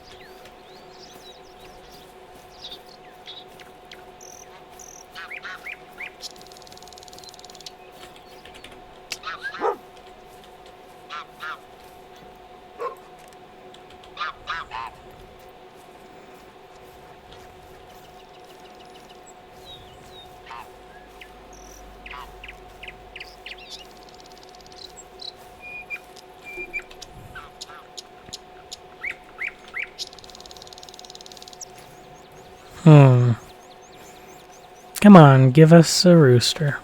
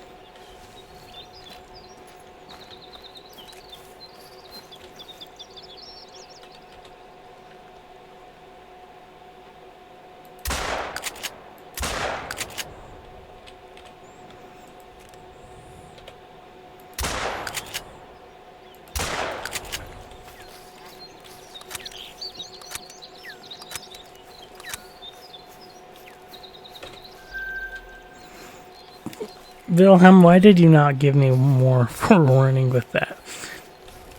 Oh well.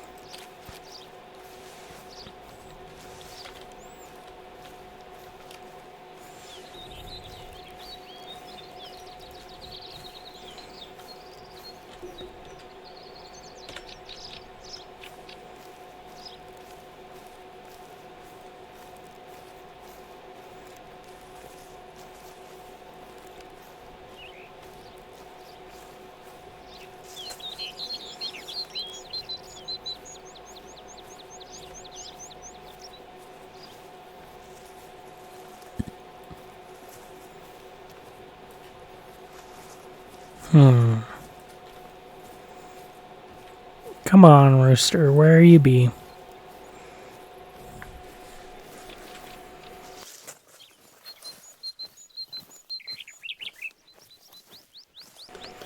There, I'm back. I needed to sit up more. Oh.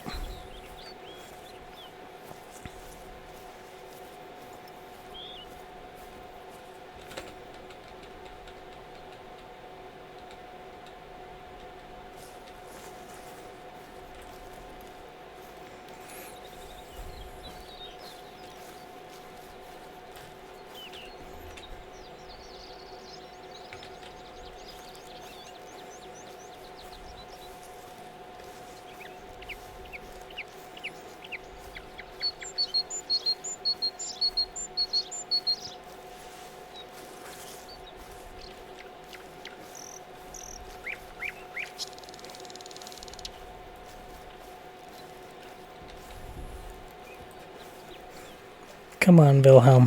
Find the rooster.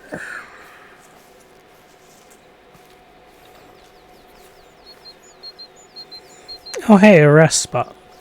Might as well stop and see what it is. Probably the raccoon dogs that we just saw running away from us. Oh, no, just common raccoon. Oh, overhead.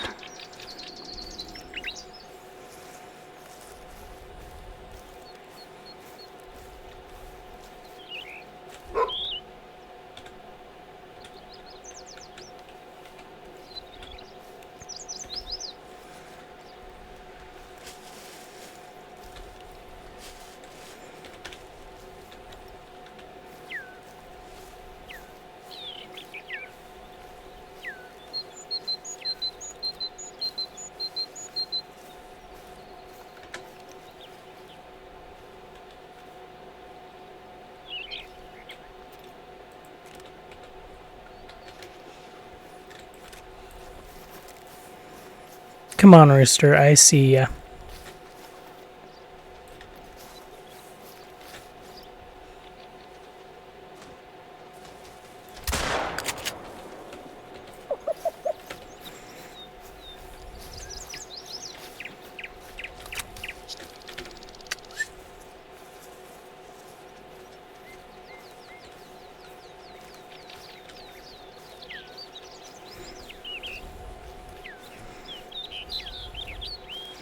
Dang it, I flinched there. I don't even know why. Which definitely did not help.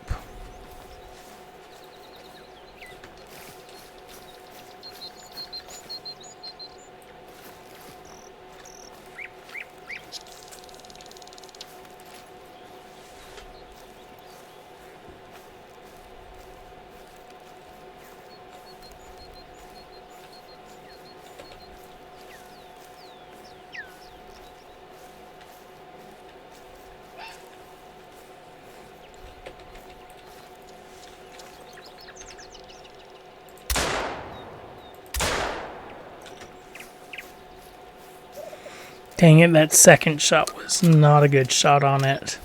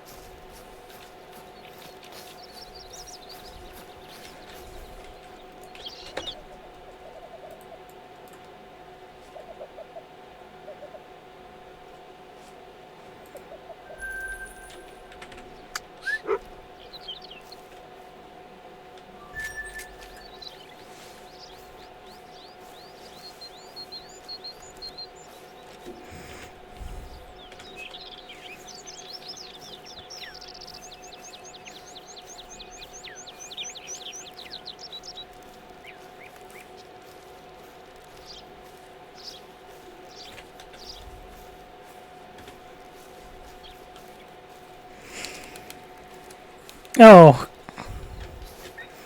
there's 2 dead animals here, so that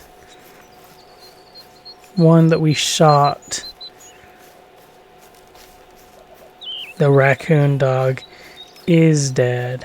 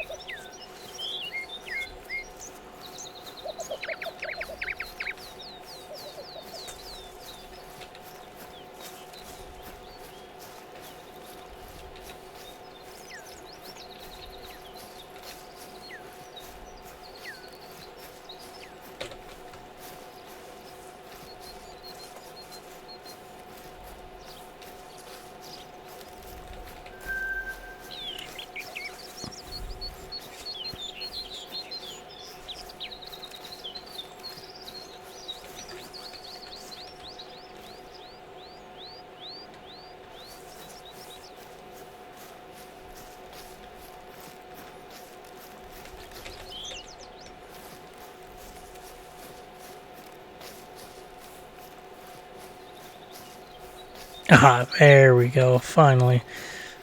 Or not. With a low bleed rate, there's almost no way it actually died. So maybe we just killed 2 things in this area, and not one of them not being the raccoon dog. Oh.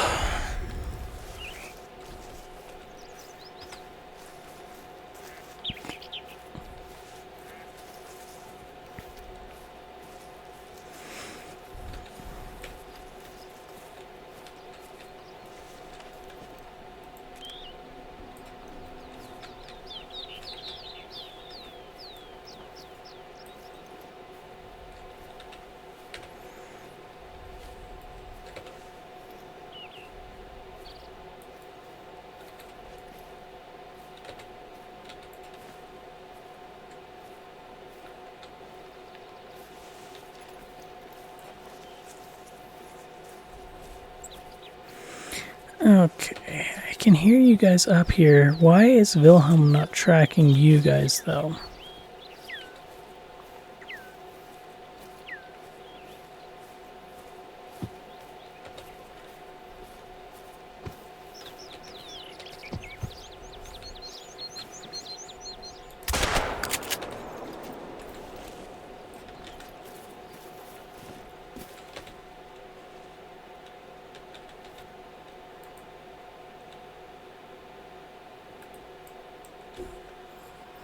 I'm pretty positive tan is just a normal color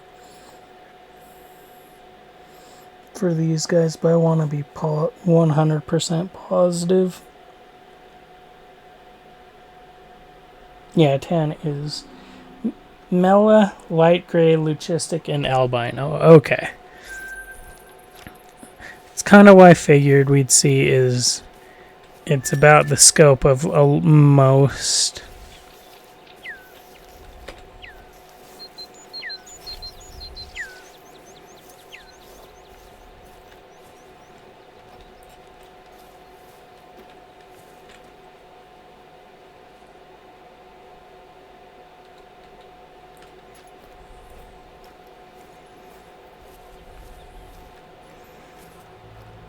Rares.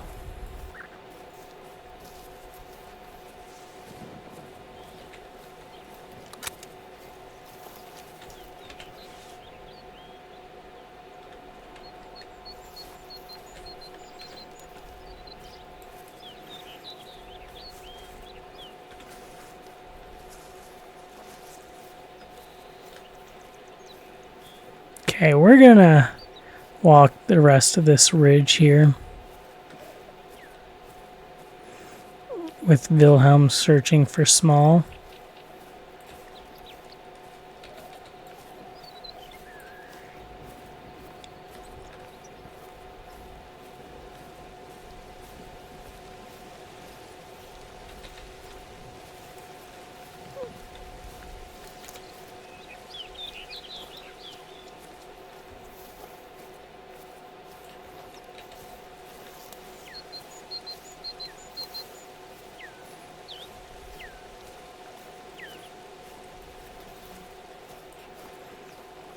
Don't necessarily think we're gonna see anything.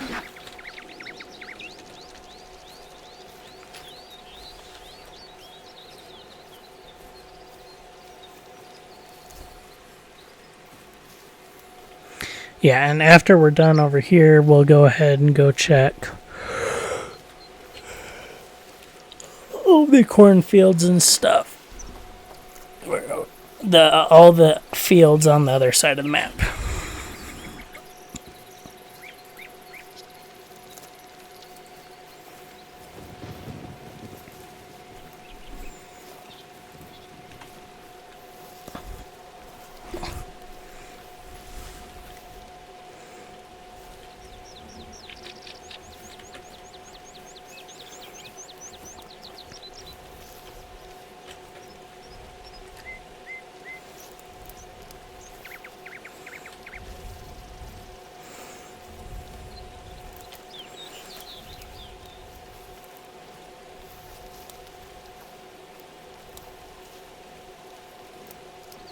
As soon as he starts stalking,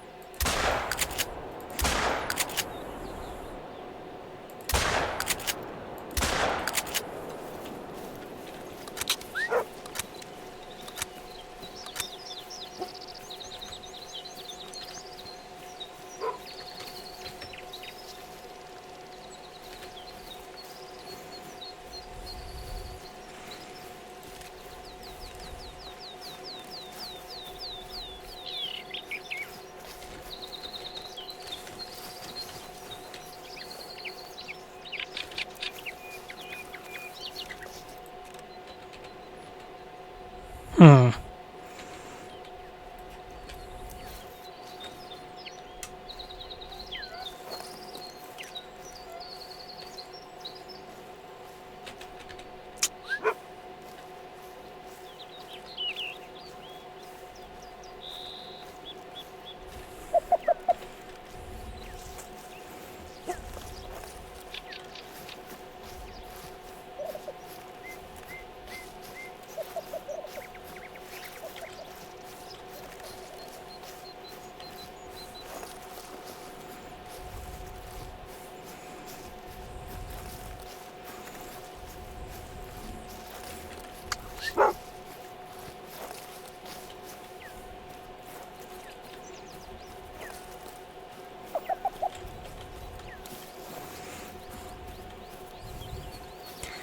Come on, where are these stupid pheasants?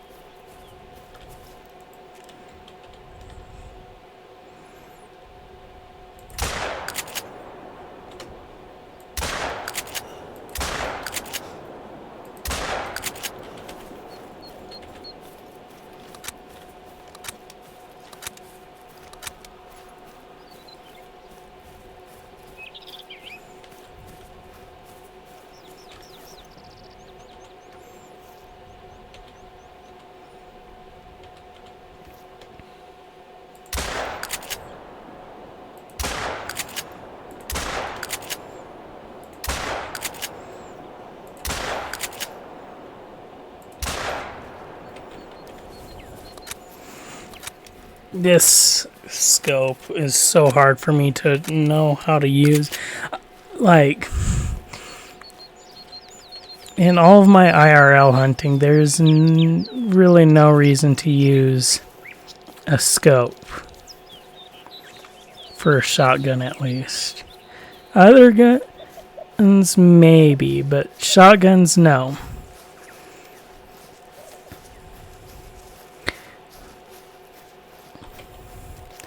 Which also just makes it real hard for me to try and comprehend, because like sometimes it does fine, but sometimes not really, and more often than not it's better to have no scope than to have the scope. But then when we don't have the scope, we've got so much of our vision blocked that it's ridiculous.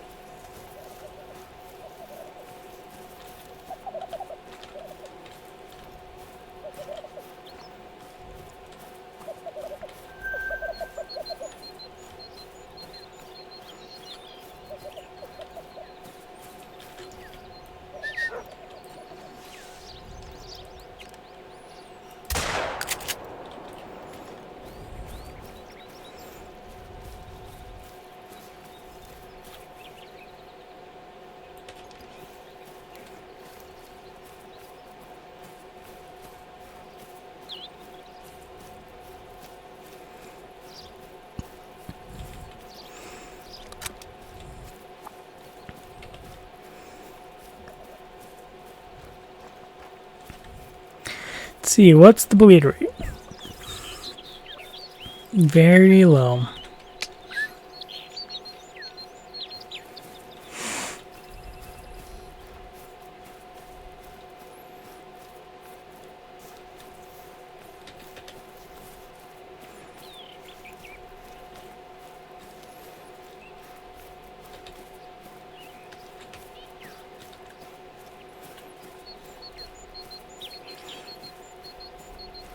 Pretty positive this grass is guaranteed dead, so we're gonna chase it down.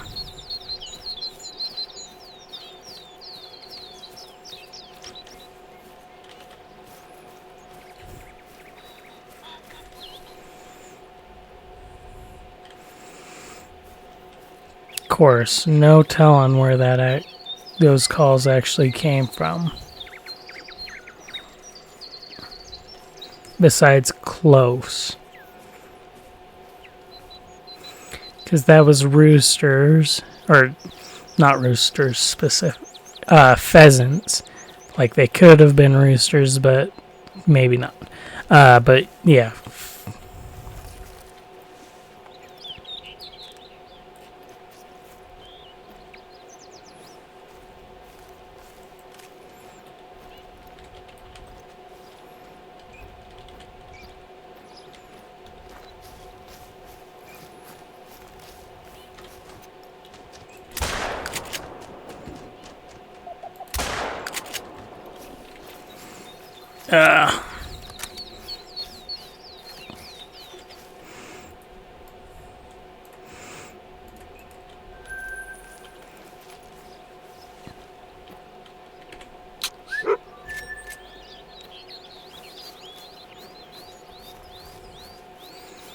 Oh, cool.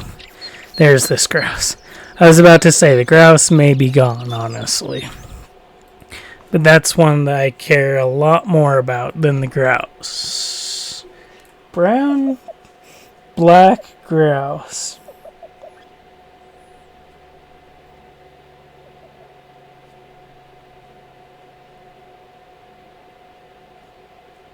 Okay, yes, that is common.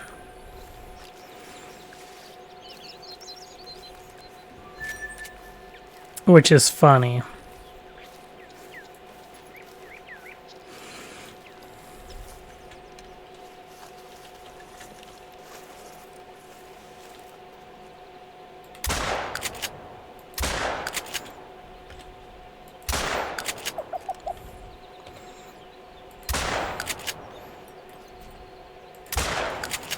I think we may have hit him.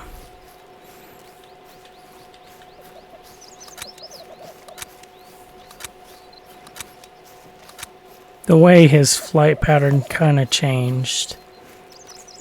Yes, we hit him.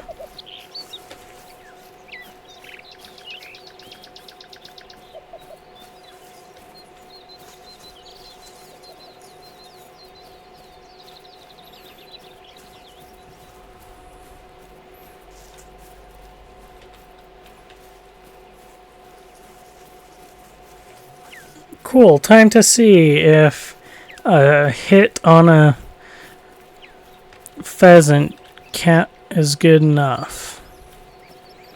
Even if it's not a great hit.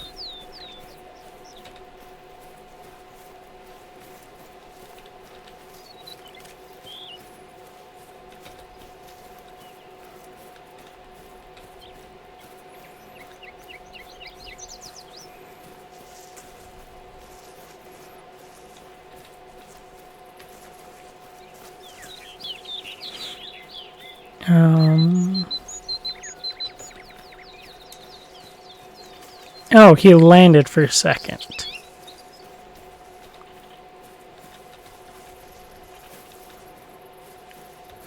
Oh, and that answers that. Yes, any hit is good enough to kill him.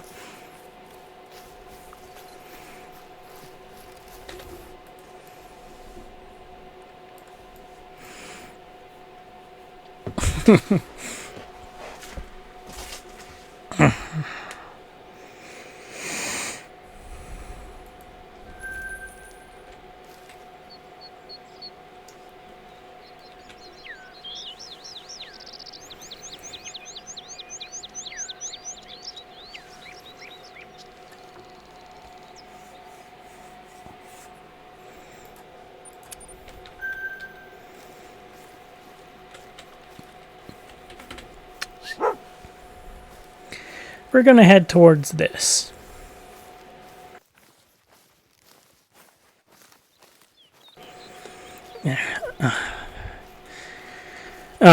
Yeah, we're going to head towards this and see if anything is actively in the area. If not, we'll port elsewhere.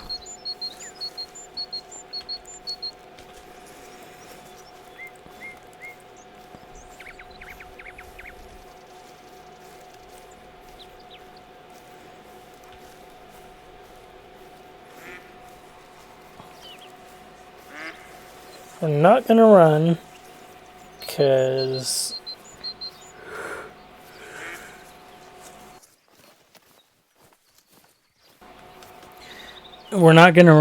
we don't know what else is in there. Yeah, I need to mute up and drink some water real quick, so BRB.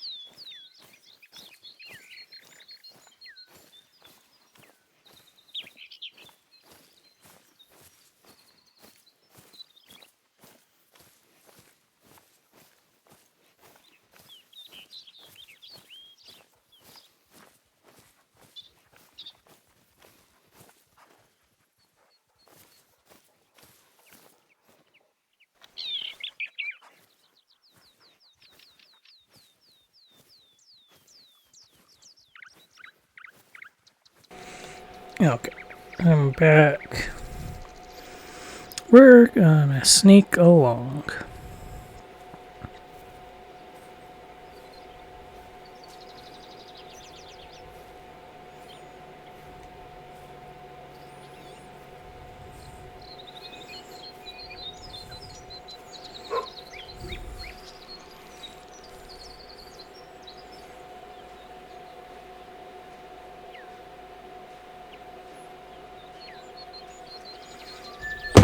Oops, stupid phone.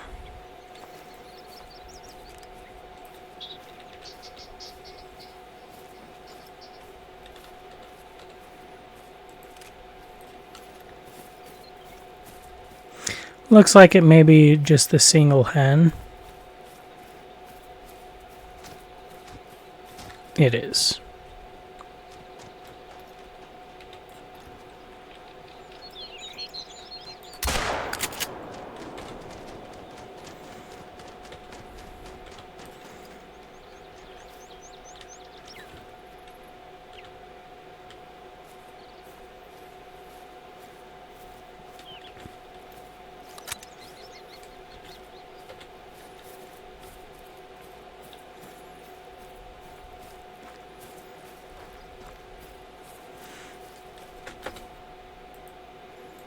Oof.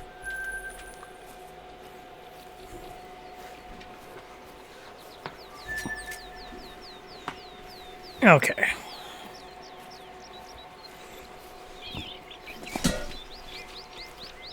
Pick up my phone.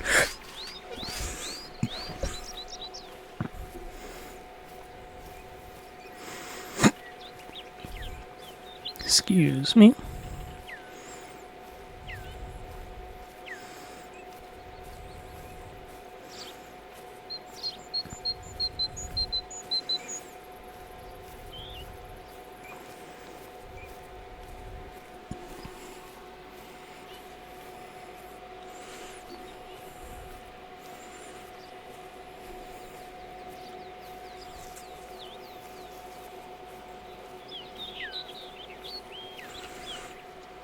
I need to do something real quick, so BRB.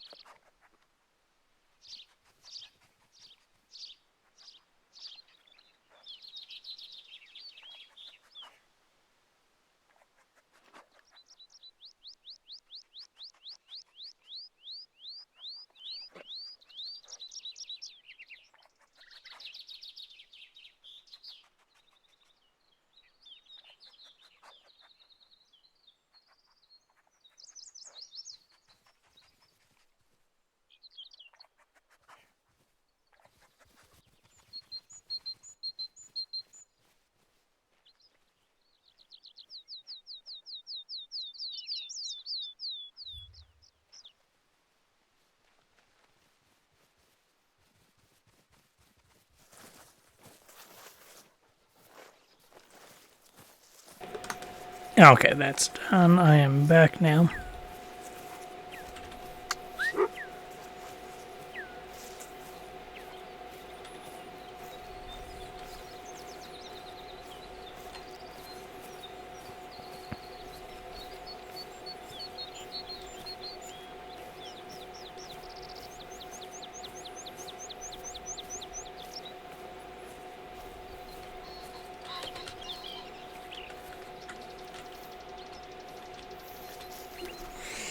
Okay, it's time. Let's sneak along towards them. Hopefully Wilhelm detects them soon.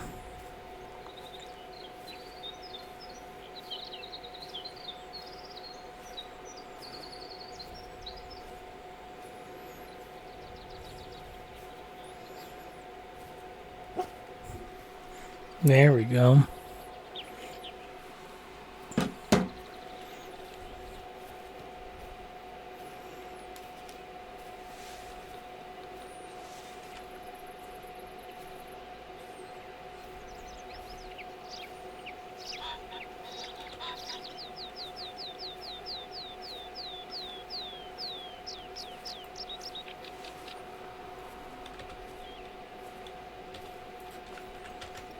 He's making a run for it, so I gotta do the same.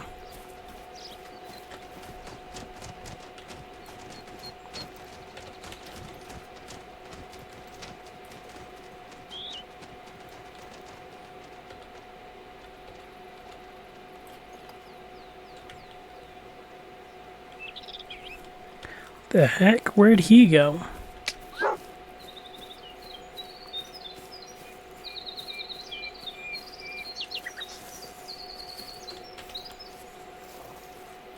Because the male pheasant was not in that group. Guess maybe he flew this way while all the hens flew out towards me.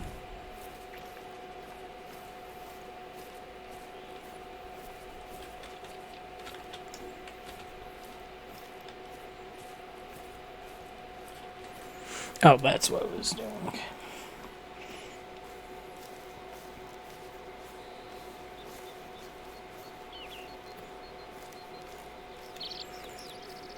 That makes sense. They do have a sense of smell.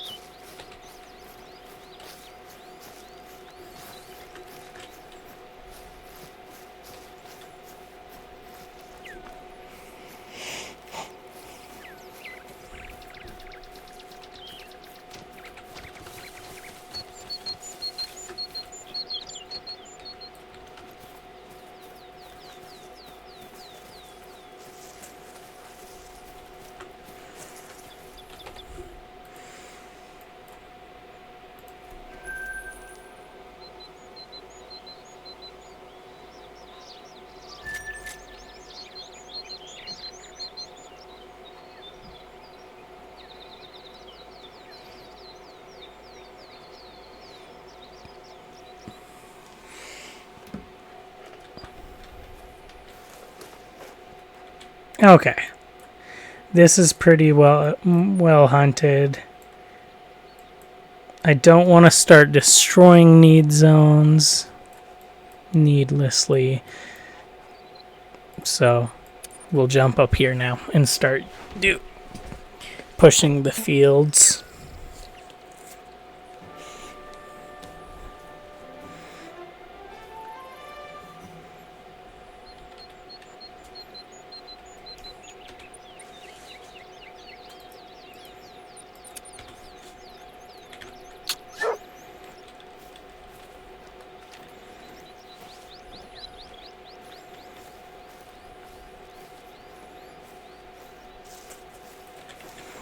Well, I guess I should look up what time it 16:15, so they are theoretically in feed zones, which means they theoretically are very possible to be in the fields.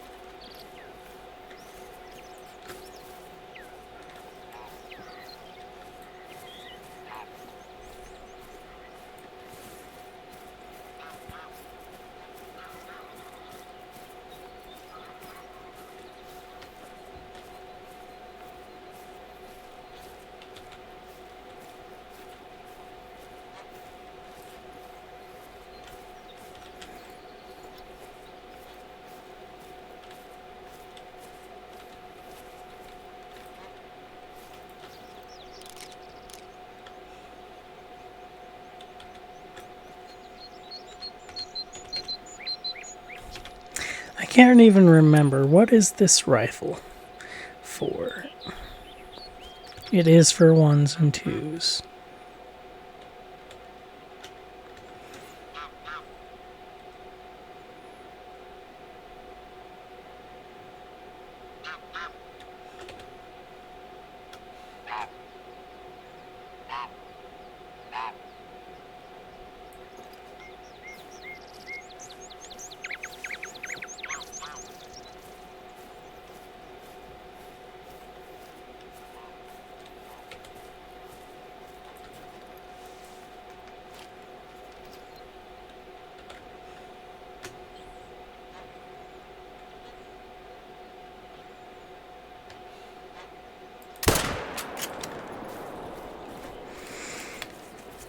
I figured we might as well with that, cause he's not a legendary or a great one, but it was a guaranteed shot on his vitals, which would mean he's more likely to level up.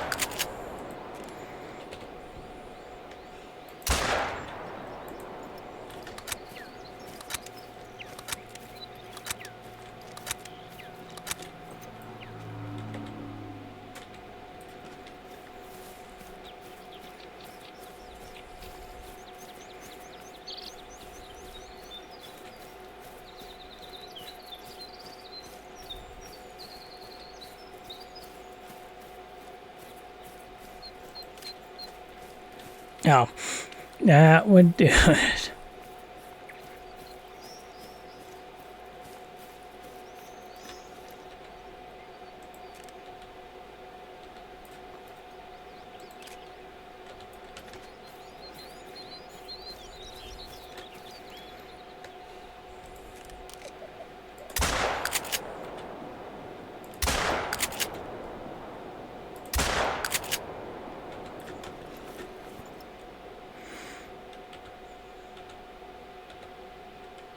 Okay.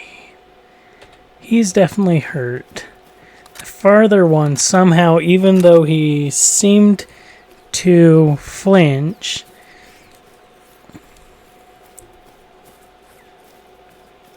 isn't hurt. No, he is hurt too.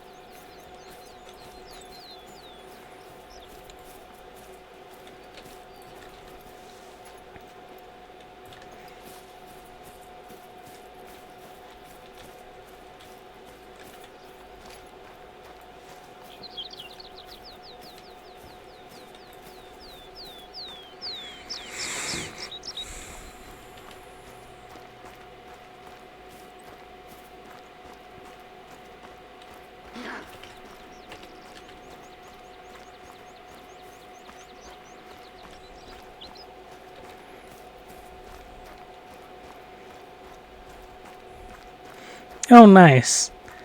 This will be easy.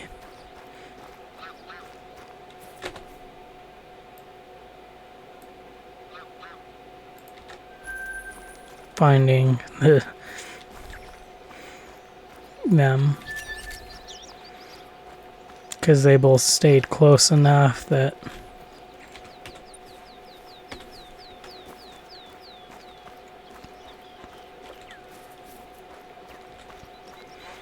The one landed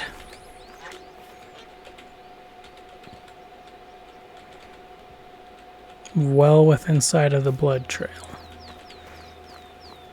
The other's blood trail.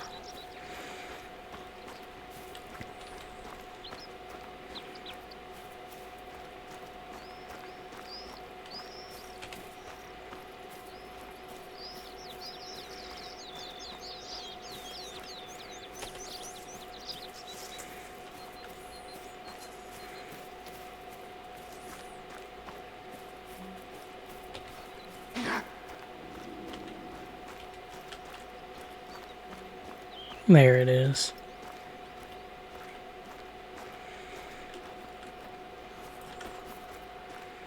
There he is.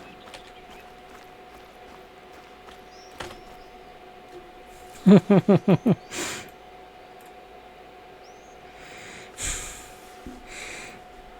getting so many gold black grouse.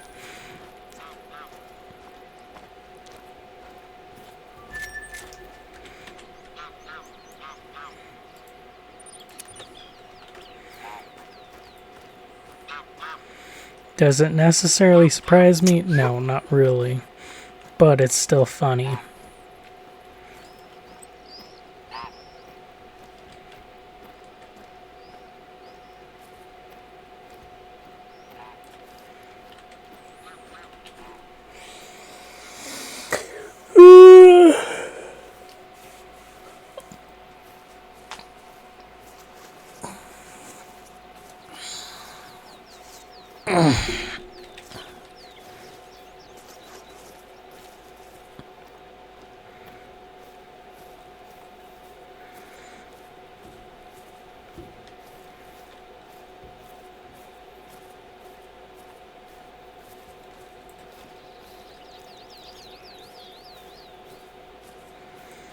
Gotta mute for a sec, BRB.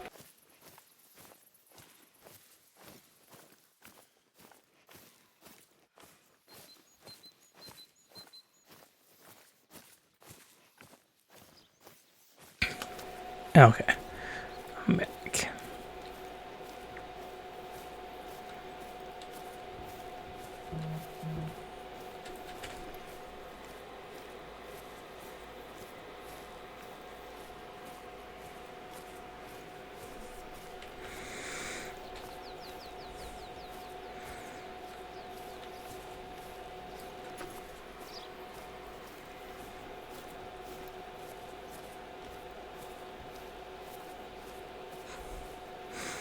Be so great if, as we're walking past here again, we just see a rooster. Oh, those are geese. I could care less about them.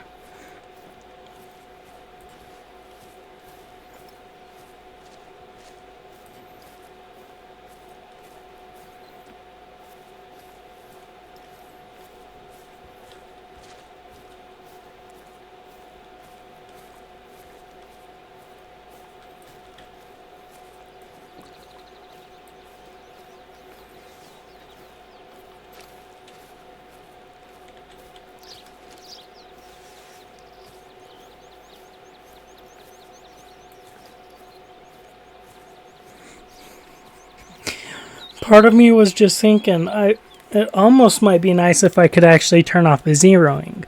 Because, like, the zeroing really helps in some cases. But in this case, it's really not helping, like, at all. And in fact, I feel like it's hurting us more than helping. The only reason why I don't want to is I don't want to have a case of we see a good red fox in the distance that we have a good shot on, but because zeroing's off, we can't actually effectively use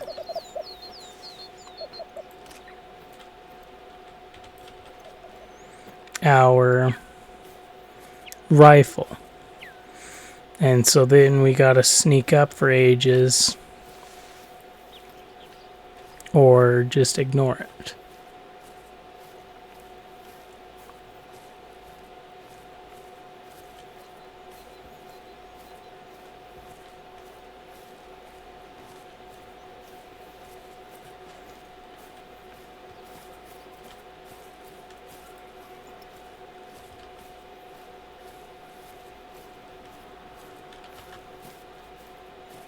I see him.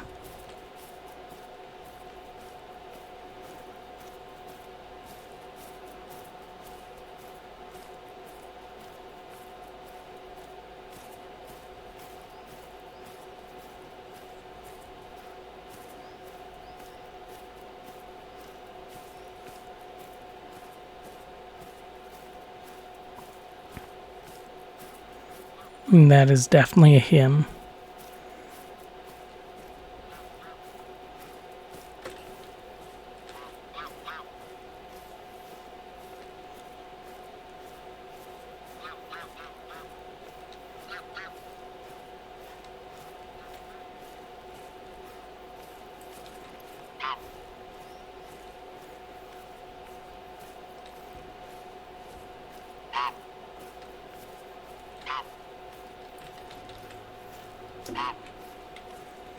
Come on, Wilhelm, get caught up.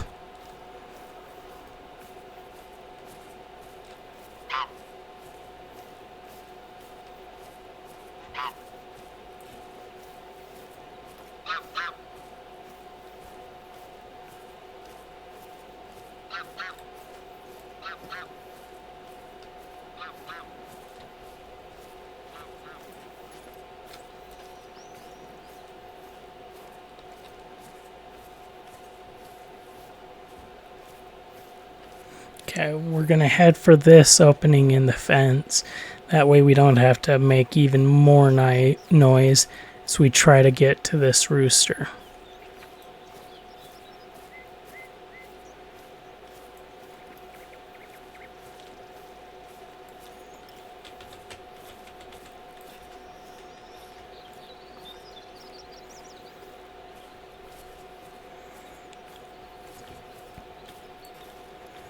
And then just on top of that, hopefully puts us in a good place to be able to actually see this rooster again.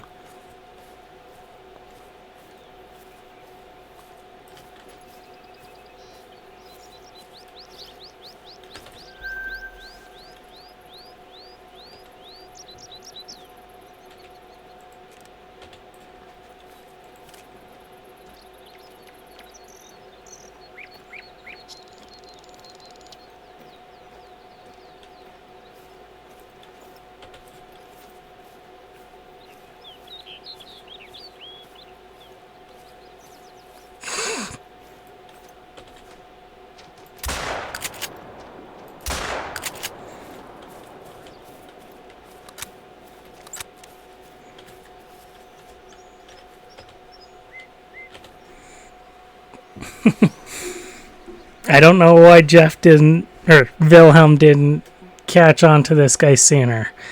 But I'm not going to say anything because I knew he was there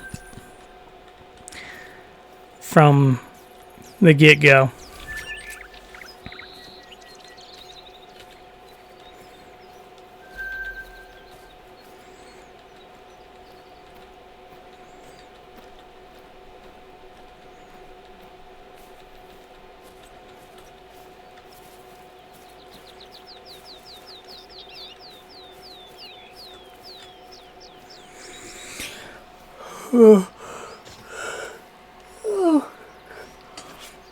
Dang it, I think that rooster happened during ads. Oh well.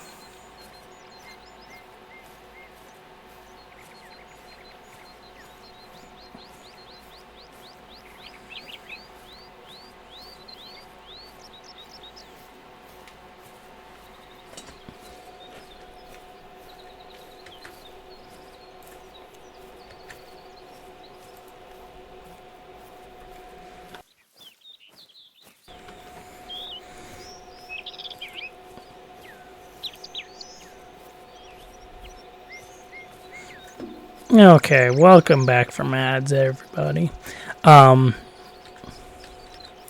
So the rooster we were chasing down, we successfully shot him and harvested him.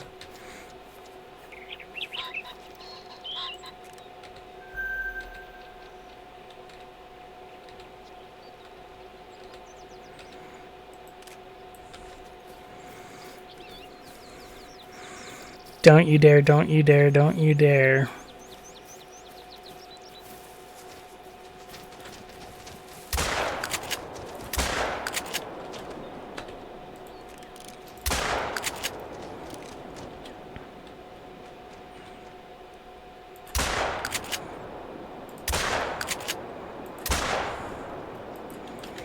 Dang it.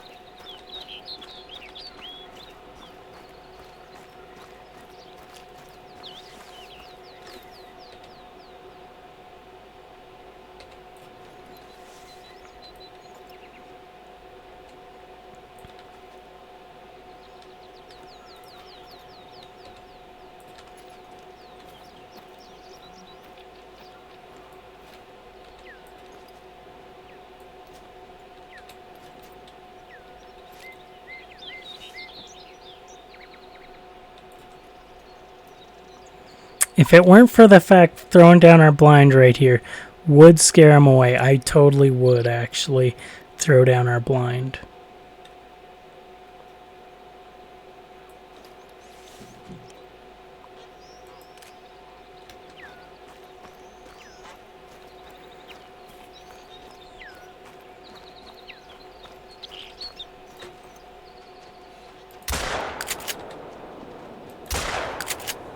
Okay, he's for sure hit this time.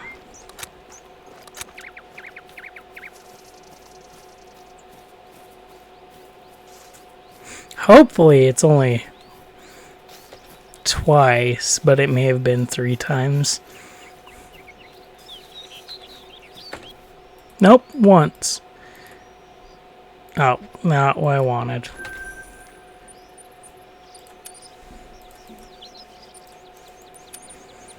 I always forget how to see this saved harvests. I'm gonna just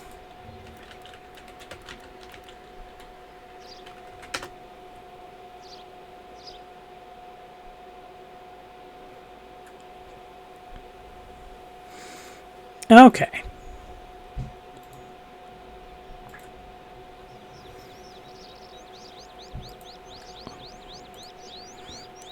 Trophy Lodge.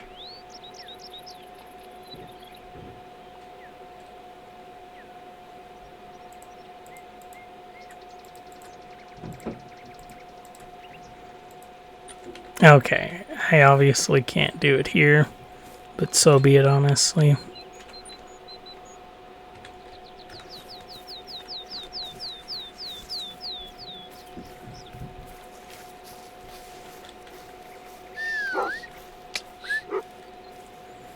Okay, let's have Wilhelm start searching again.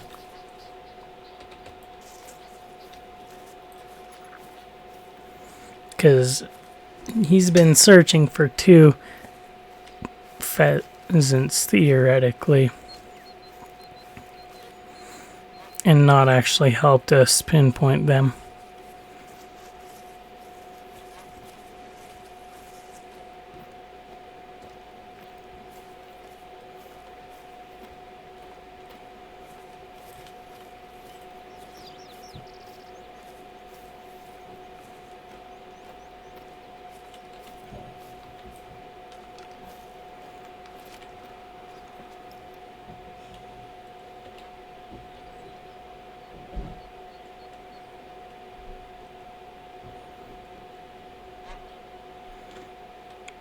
That one was just a hen we heard.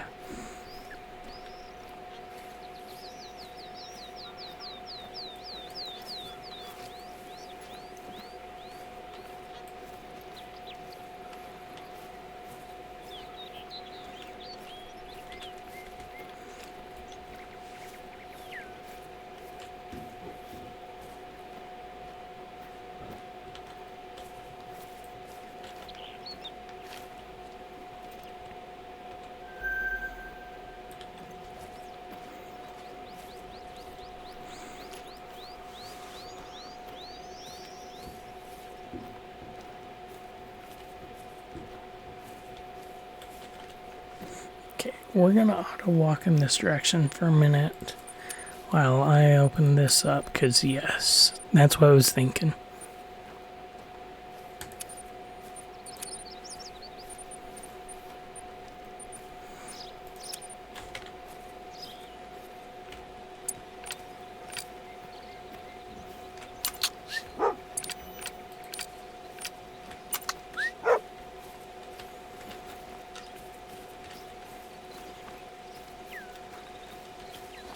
Okay, that's a common raccoon.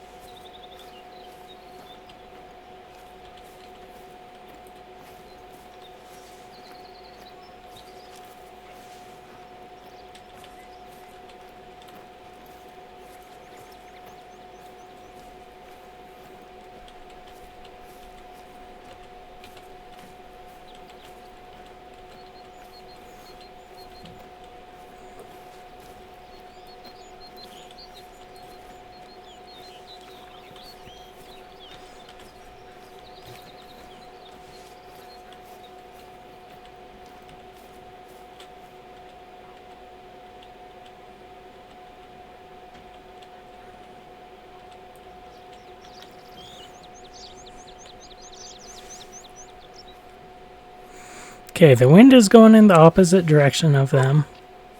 And good. There we go.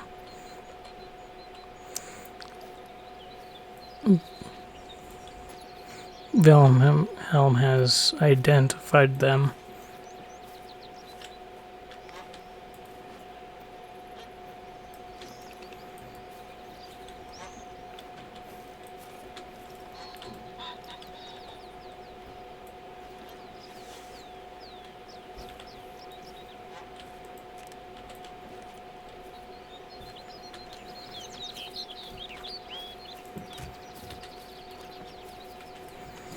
Nope, keep running. Keep my eyes on the red. Good job, Wilhelm.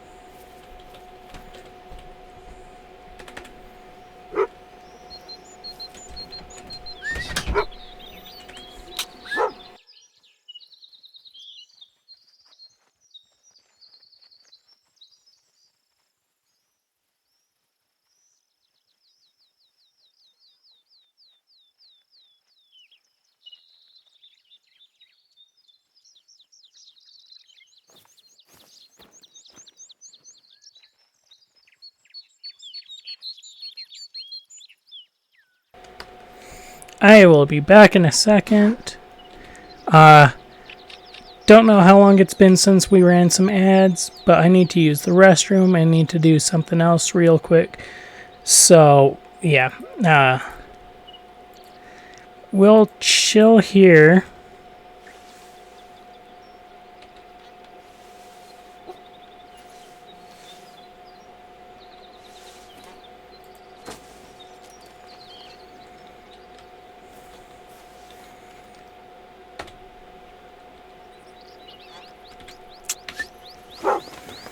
I'm gonna mute up.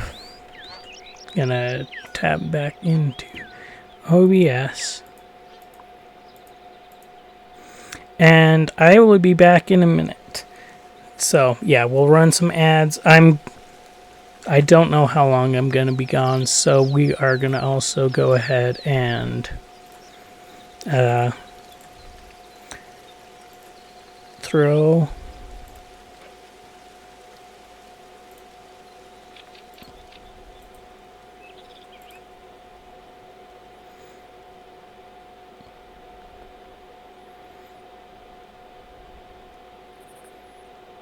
this on. So, yeah, BRB.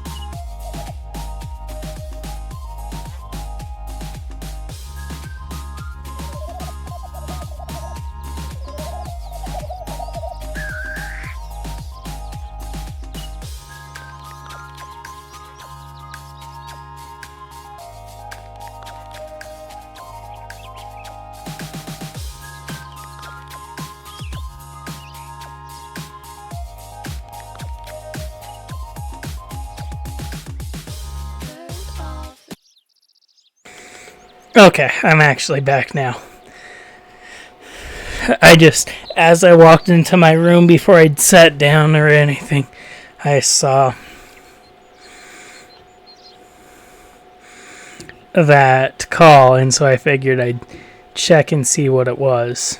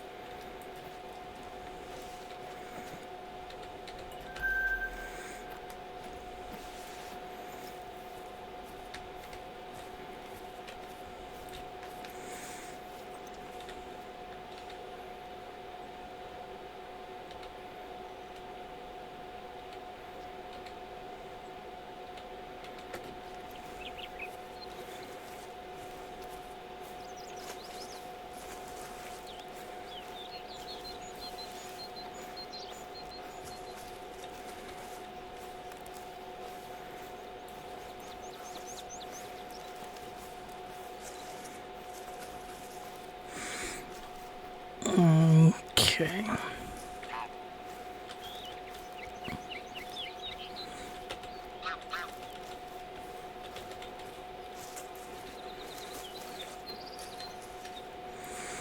Just dawned on me I forgot to do the intermission screen while we were in intermission, but oh well.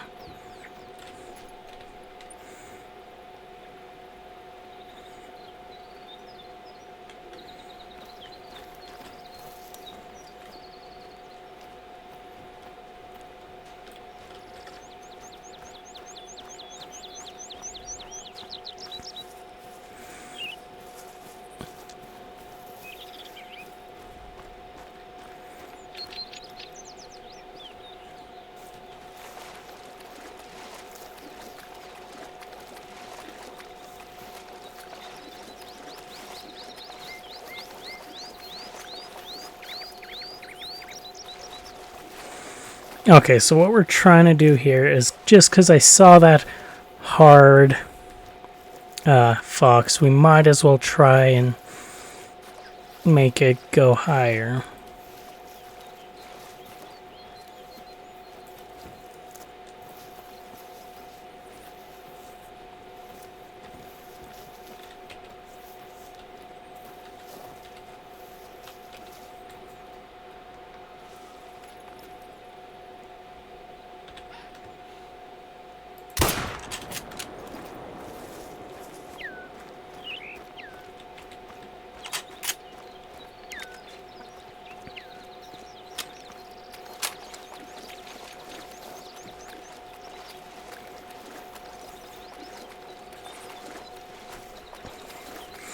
just because, like, yeah, like, ultimately, I figured we'd have a fair shot on it, which we did indeed have.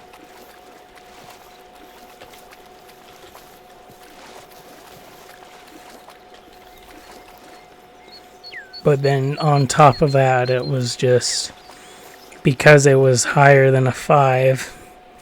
Honestly, these guys, we should do kind of the same thing as we did with our red deer grind. Where it's like, just kill the highest one. I don't care and not care about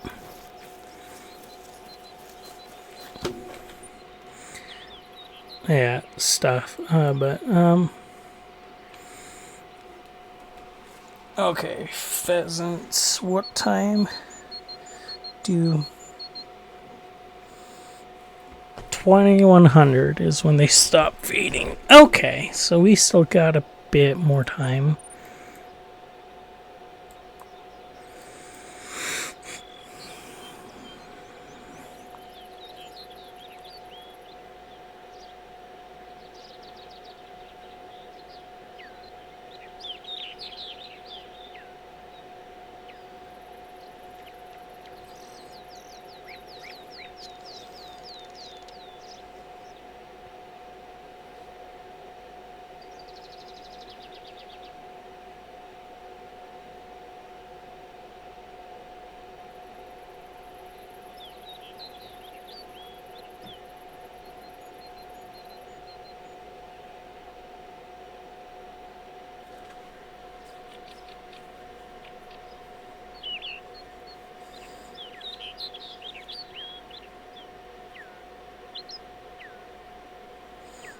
Okay, I'm trying to look at the animal map right now.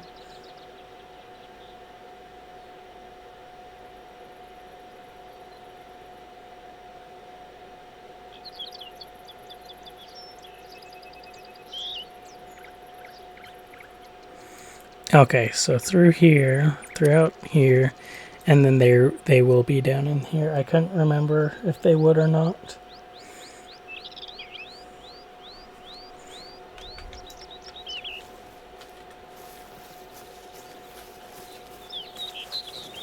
And then we can come back. After we hit this, then we'll cross back over down into this area.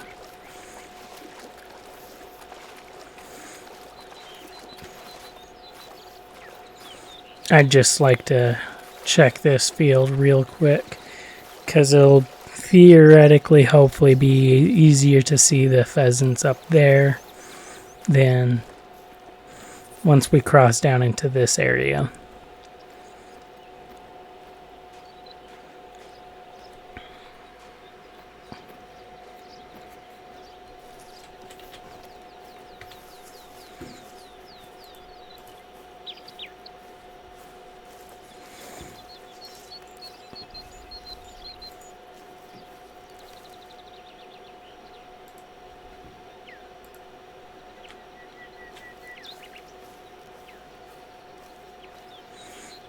What do we have here? What rest zone? Raccoon dog. That one makes sense. Let's...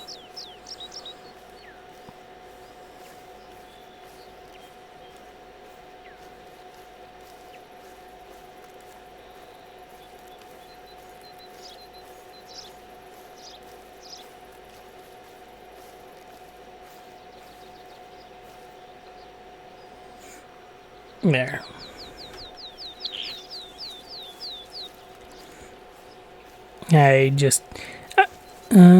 I'd thrown it into auto walk for a second because I forgot it to send them a message that I needed to get out.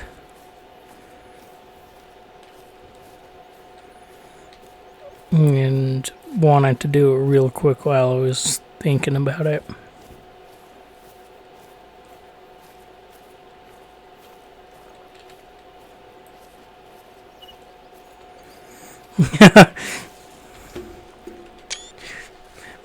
That looks cool. I didn't know that the game had cool looking stuff like that. Because that's the moon.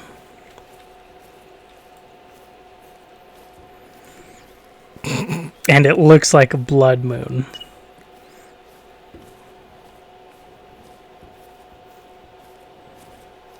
Which I think is so cool. That they have that amount of detail programmed in.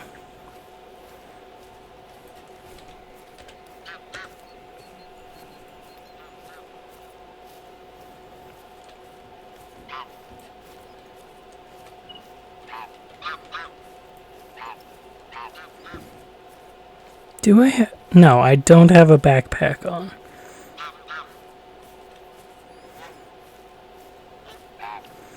It's just... Must be just these geese are...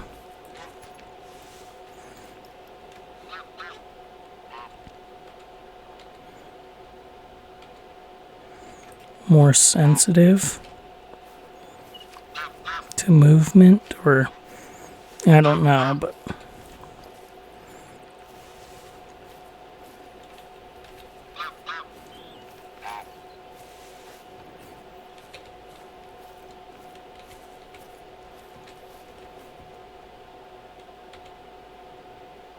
That's a raccoon dog. Also raccoon dog. Which means I don't care.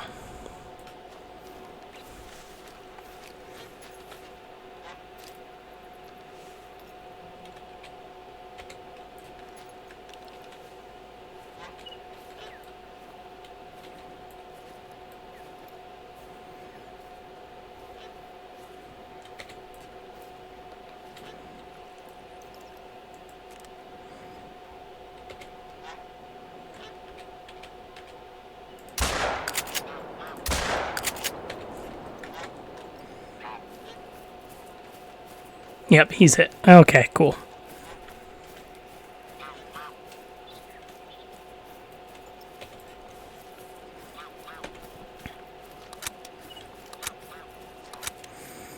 And he just deaded up here.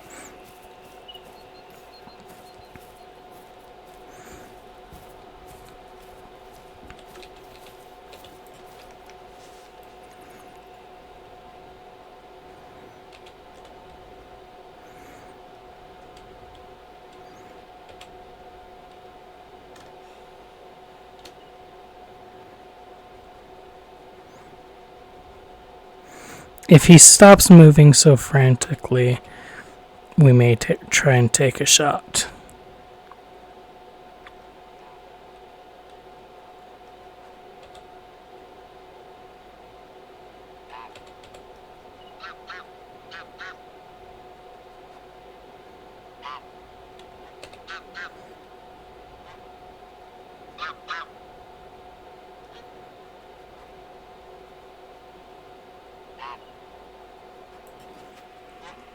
Okay. We'll jump up to here and sleep until like 6. That way, we don't have to deal with this stupidness.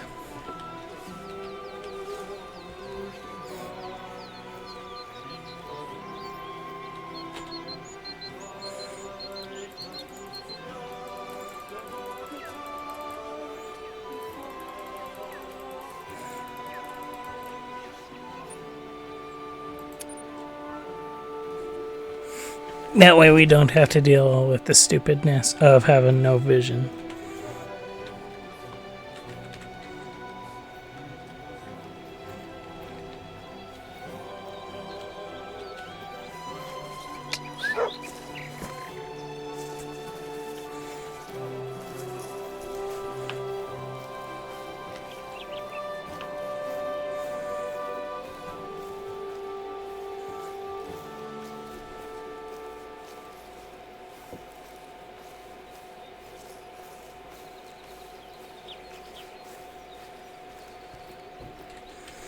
Oh, I want to know.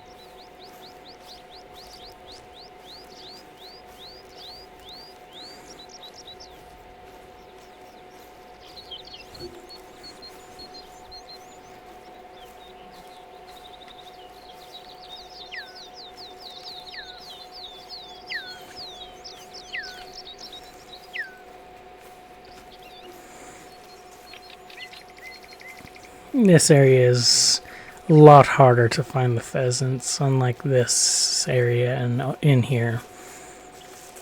Honestly, yeah, like they can be in here, but because of the terrain, it's just gonna be harder. At which point in time, I think we're actually gonna just pop up to here in reality.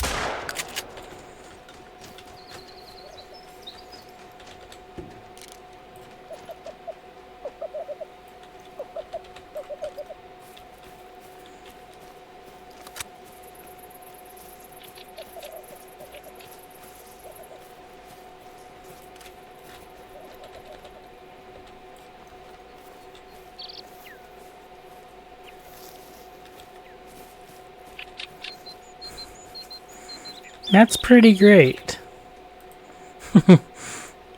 That we went the opposite direction and they were all like, run. We gotta run. And the only way to run is towards him, even though his back is turned to us.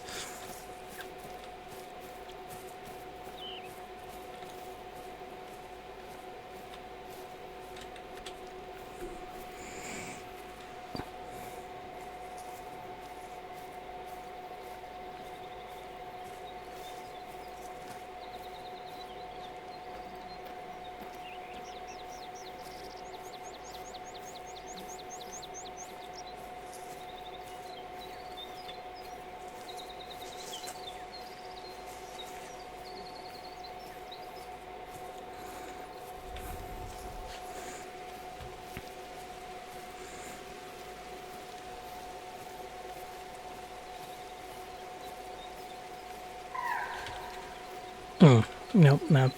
Nothing I care about. Trying to look at something on my phone.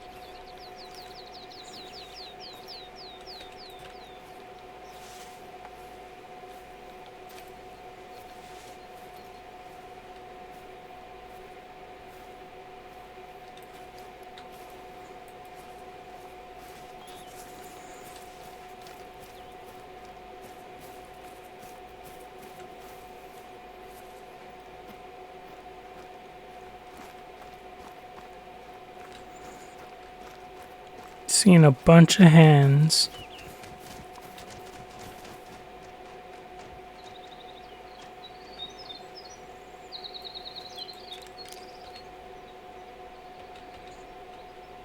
Yeah, they were all hens. Okay.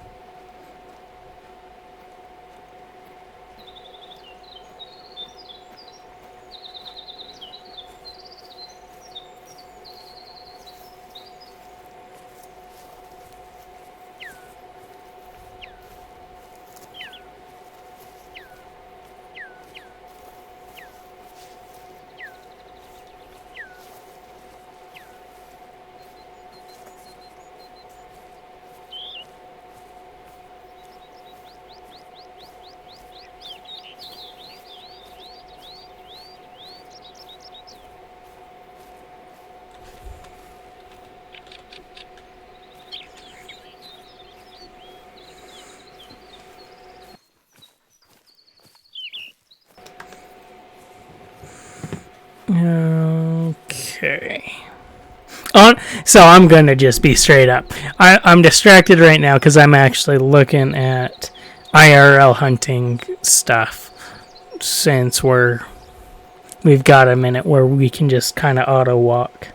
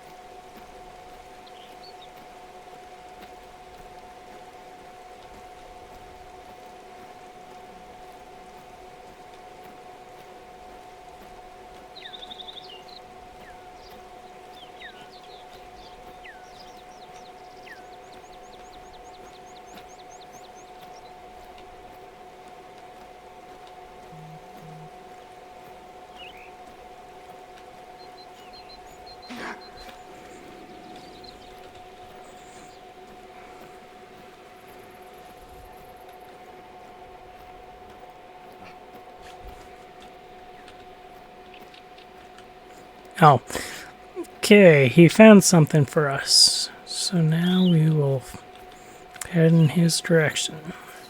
Good job, Wilhelm.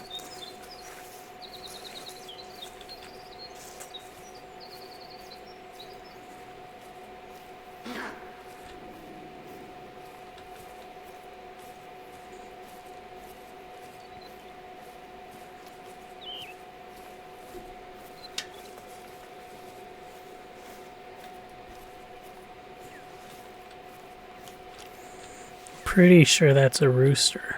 Nope. Tail's not long enough.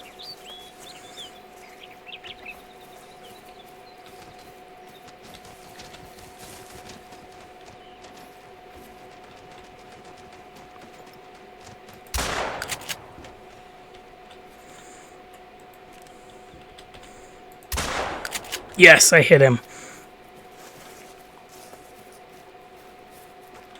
Why didn't you just stay down, you stupid rooster?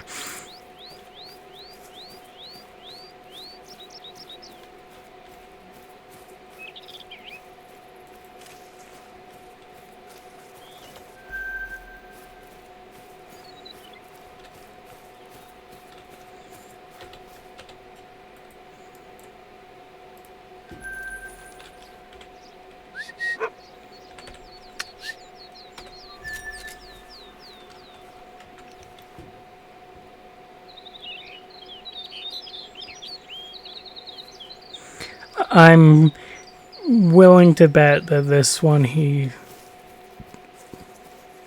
What the? I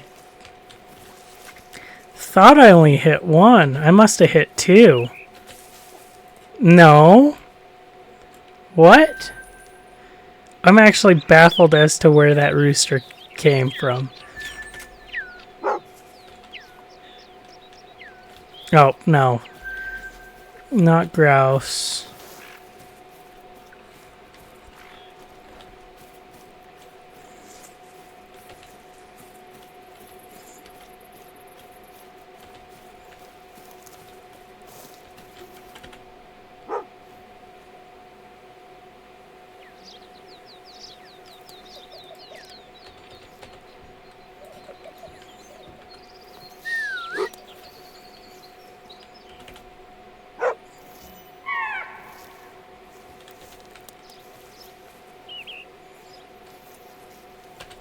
Okay, that's how the searching for species thing works.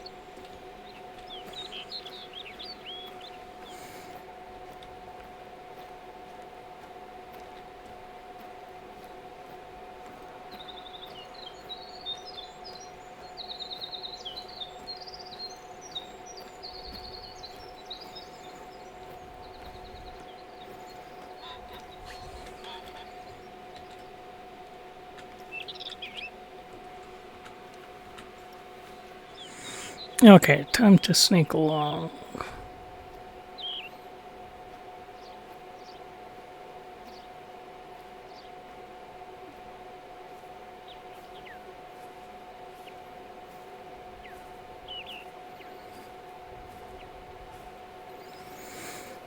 Come on, Wilhelm. Start tracking them.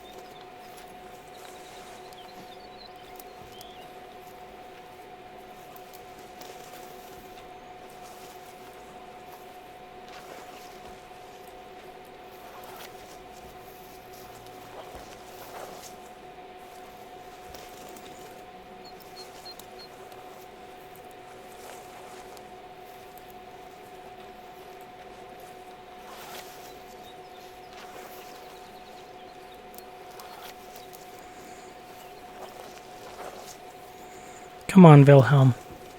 Light who you're pointing at up.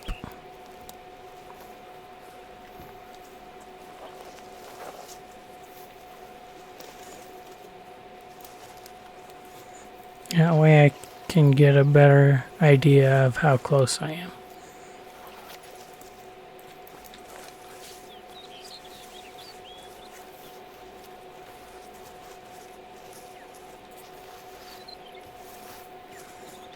It's a rooster.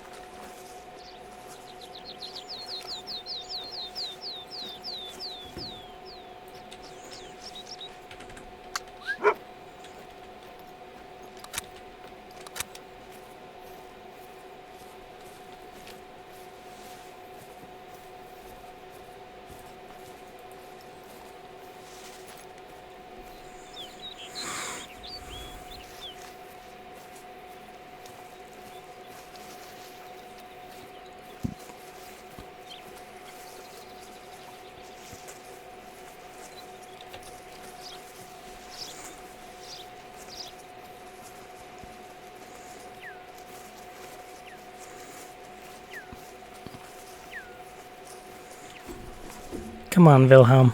Pick up the scent.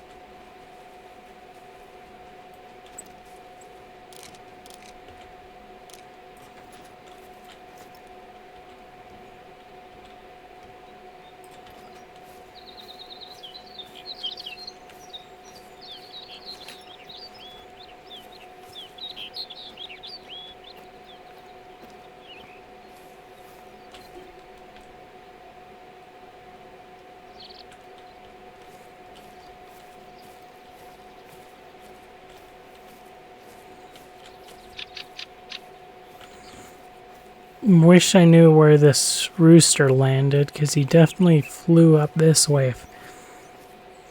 But I'm surprised that Wilhelm hasn't found him, nor have I come across any tracks as of yet.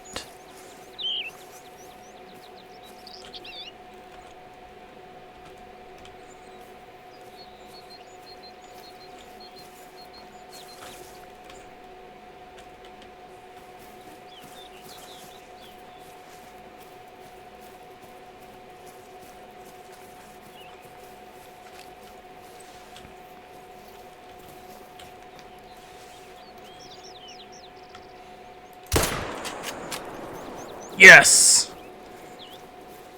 Worth.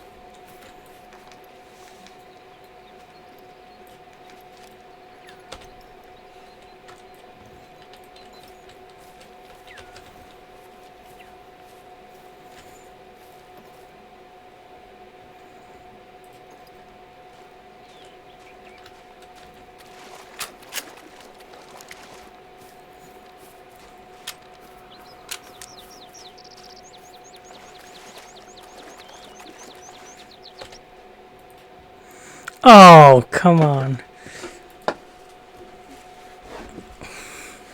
But at least it wasn't a diamond. I wasn't sure, but I need to look up the raccoon dogs and see what their rares are.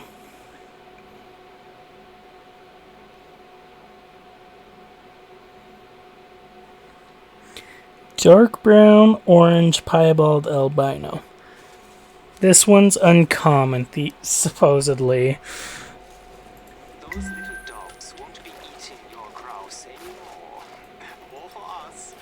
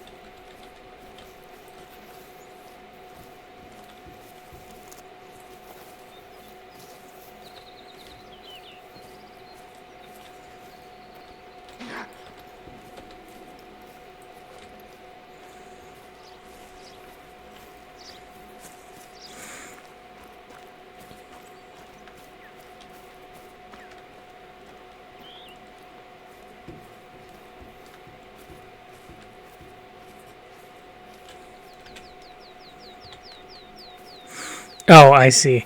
That's the island. It just looked like it was super... Not close, but like because I can't see everything and didn't know there was an island out there. Didn't remember there was an island out there.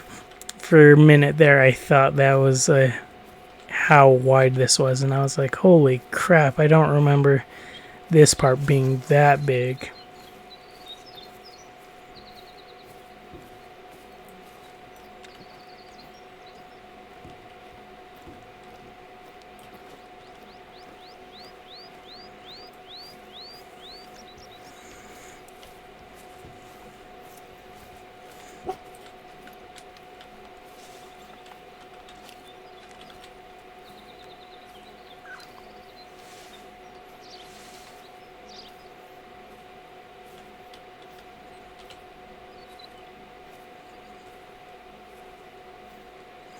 Hopefully, he's tracking the pheasant we just heard, and not a grouse whose tracks we just found.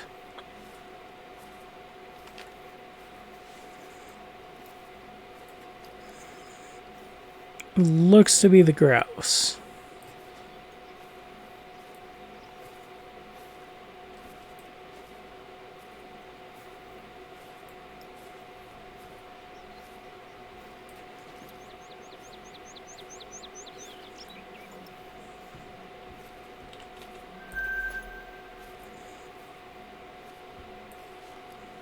But it is not. the grouse.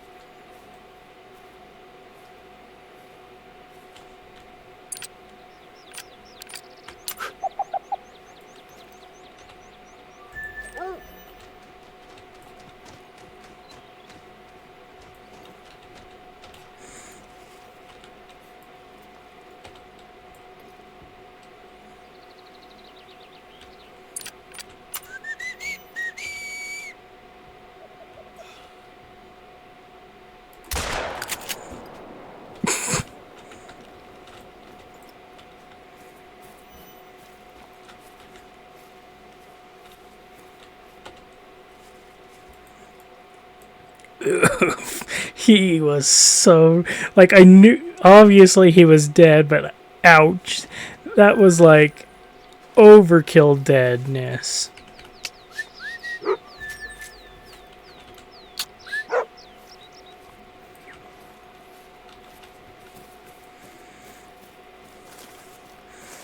Wait, we had the hen down in here, so let's see if we can't find her tracks. Oh wait, this was the pheasant feeding zone.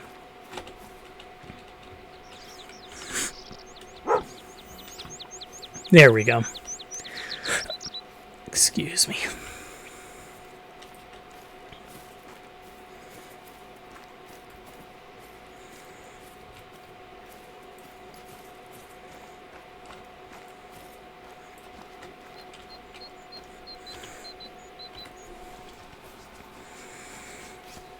Okay, and we will walk along here, and then rather than going like this, we're gonna just port up to here and push that way.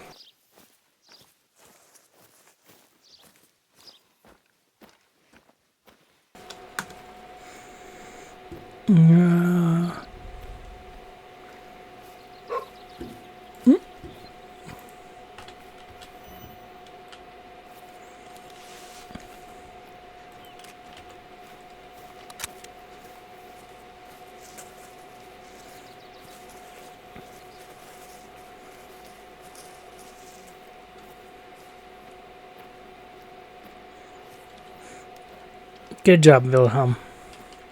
I really love him on this map.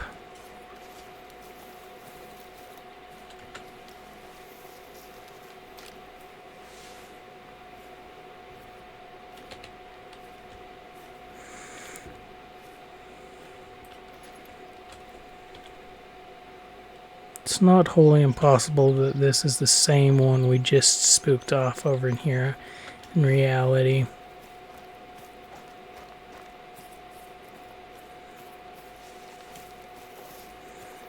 fact, that looks to be the case.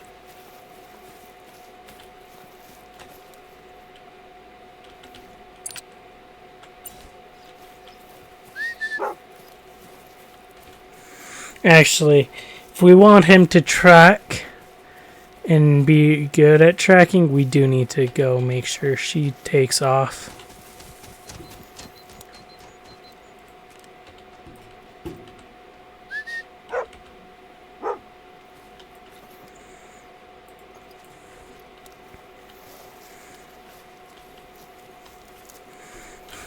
She almost came back in for a landing, and I was going to be frustrated and be like, why? Anyway,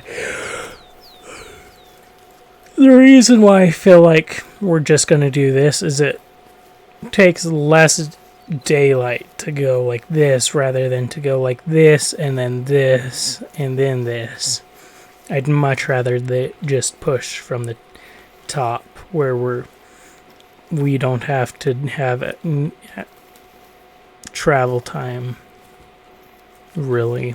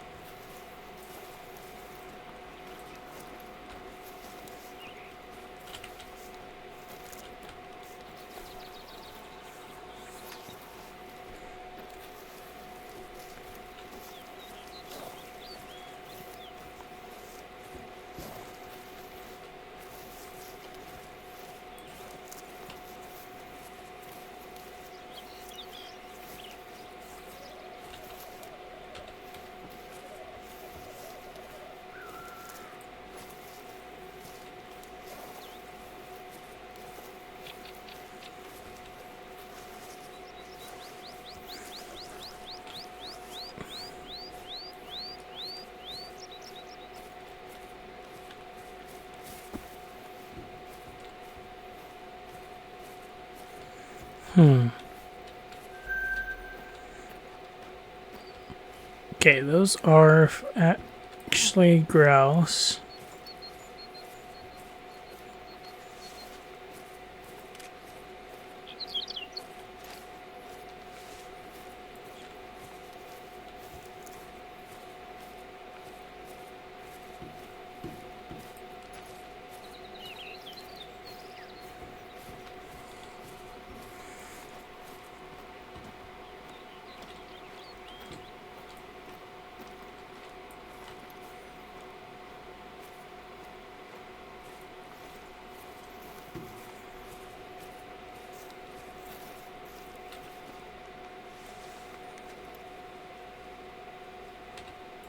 I do see an animal way over there.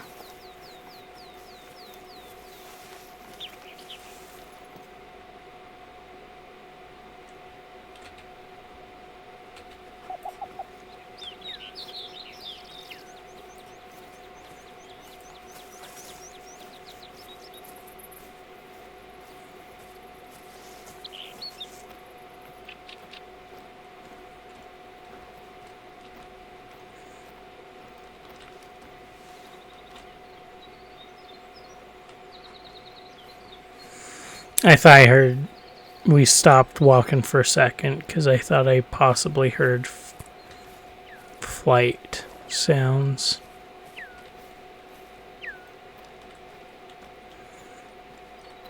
Not flight as in runaway flight.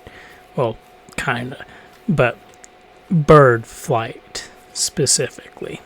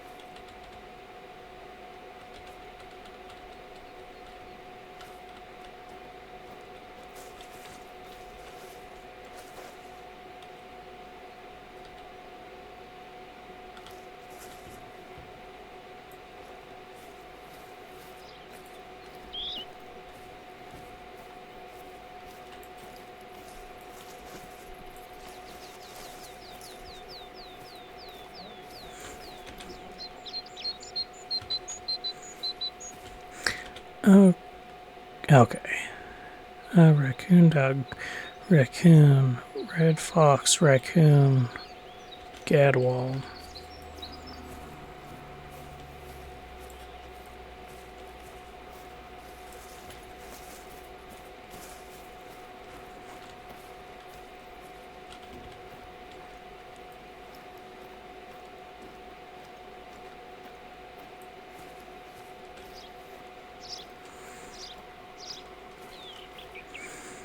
This is kind of just open enough for us to possibly have a chance at shooting a rooster if it flushes.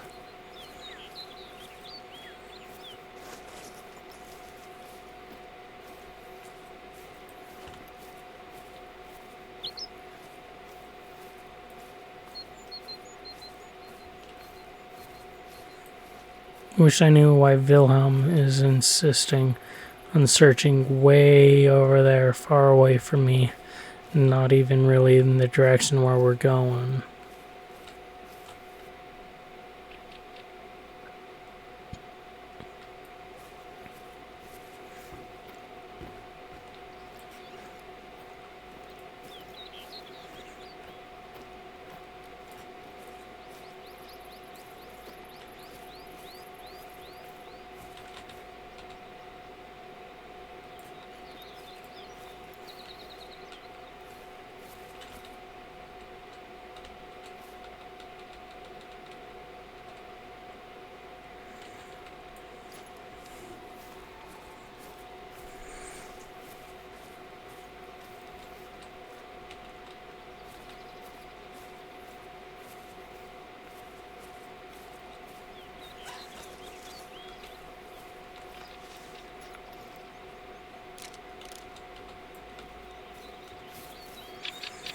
New target acquired.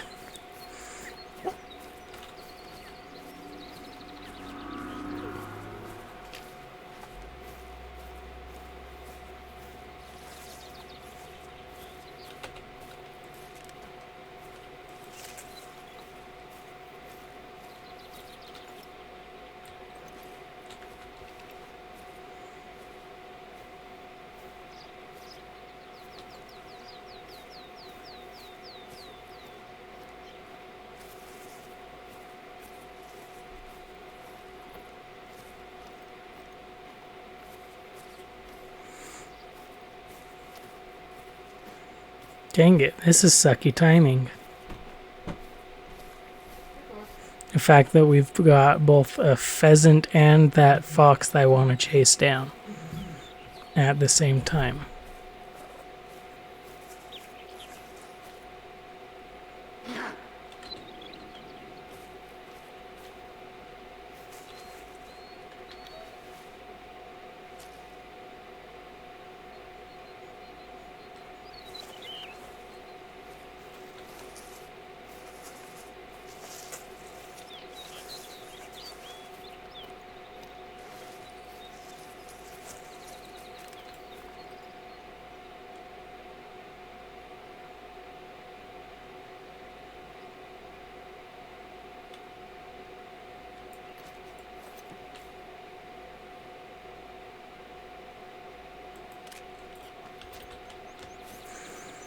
Okay, none of these look colorful enough.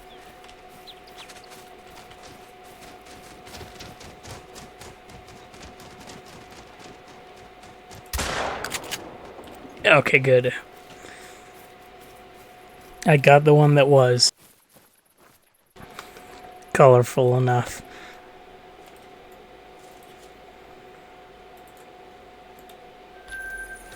Okay. Now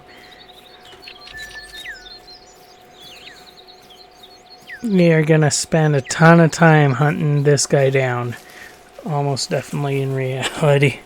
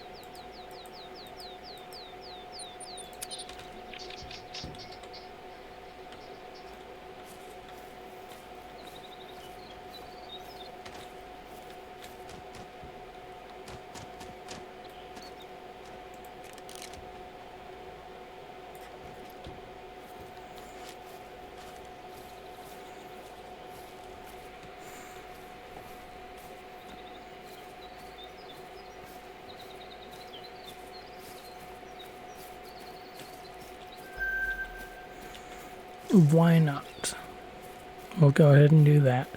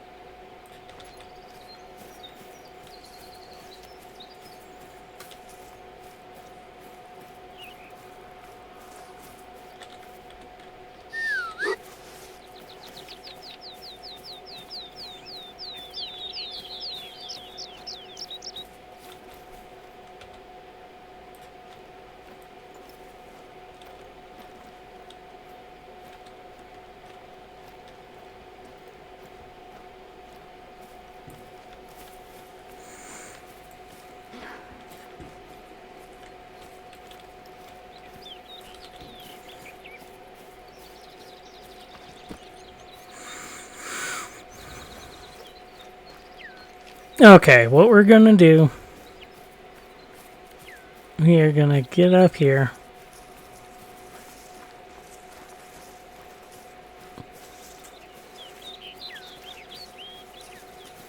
And track this.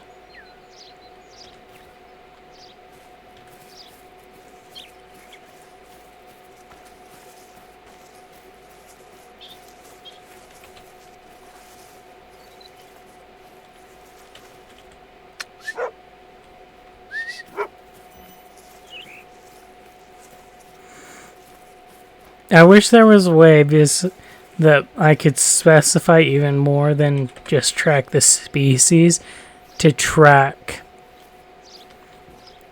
this specific animal.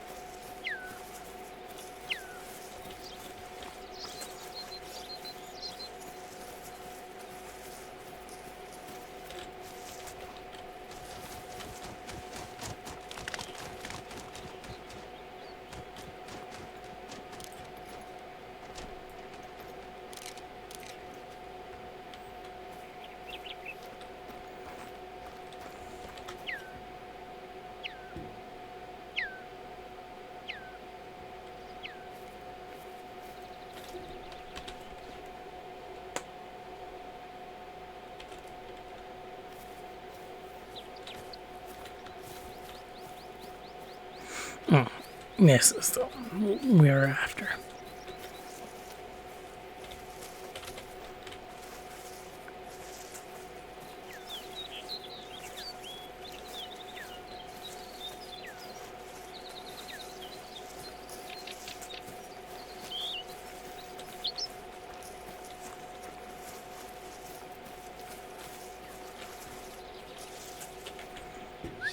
Come on, Wilhelm.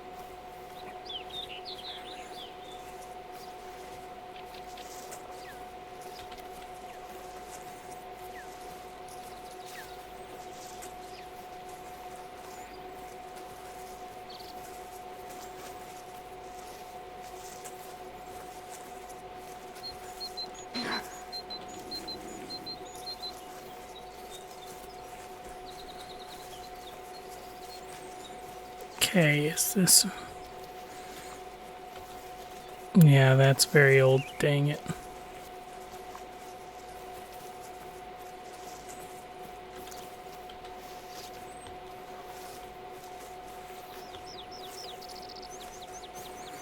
What is this, though? Only old.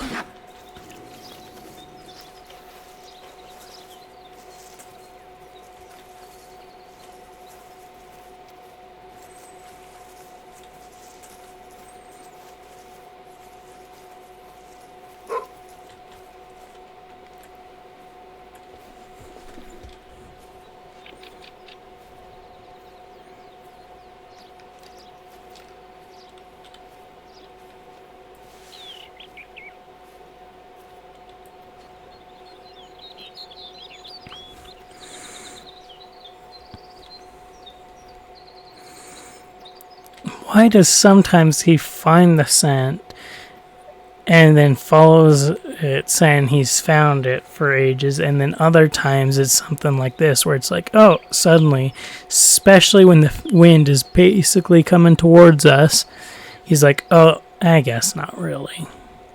So maybe that's part of the accounting, is that actually is how it works.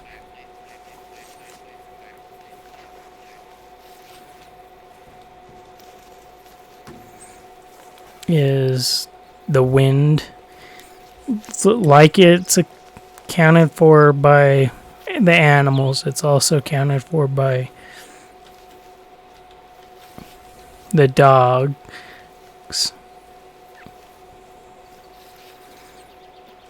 That try to track.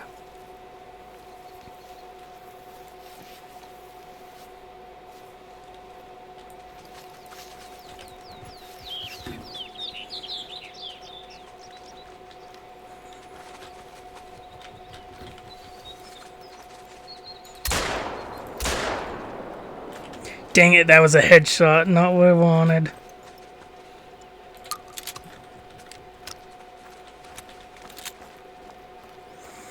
Thankfully, it wasn't the fox I wanted either. Oh, it may have been, but there was multiples, and this one at least wouldn't have been a diamond.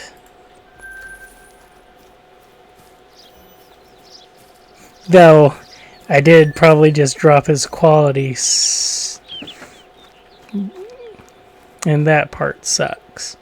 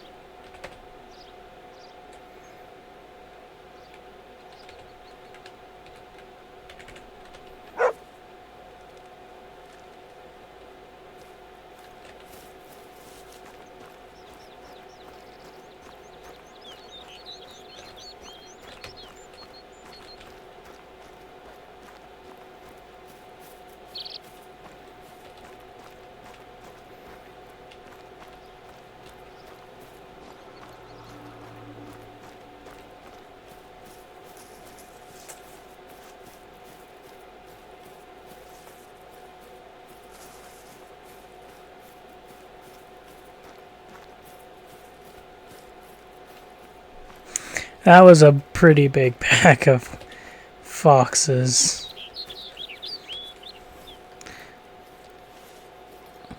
Was not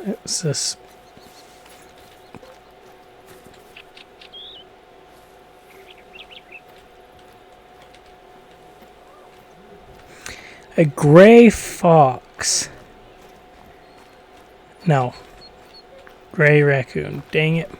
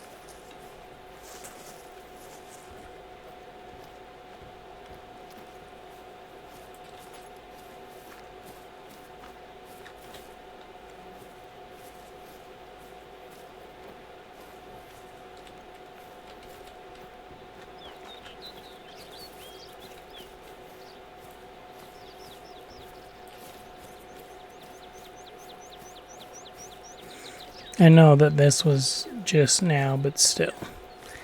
Want to try and follow them.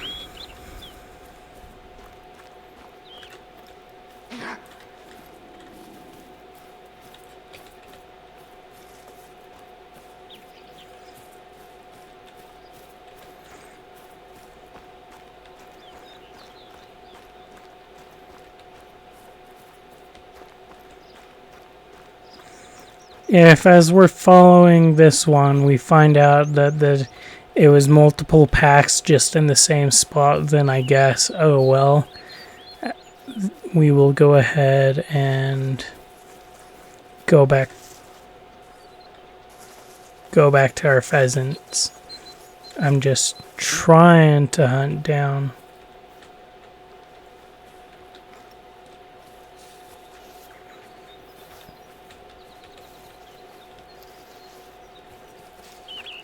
that guy. I'm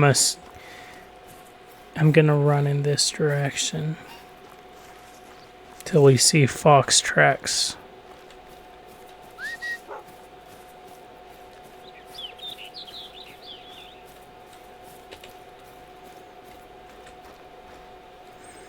Maybe not that guy.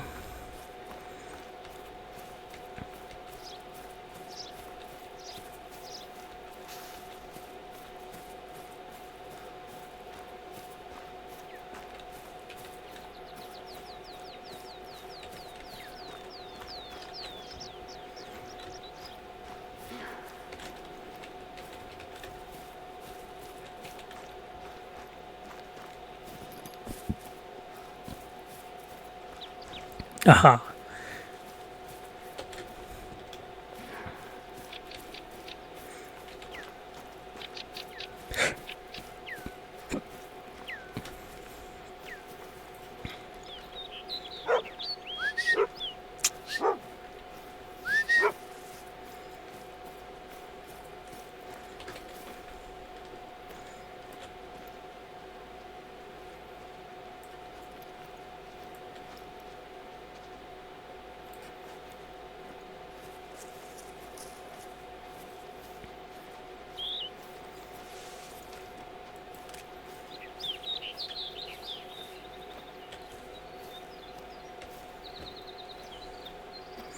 That's right, searching species doesn't follow the trap.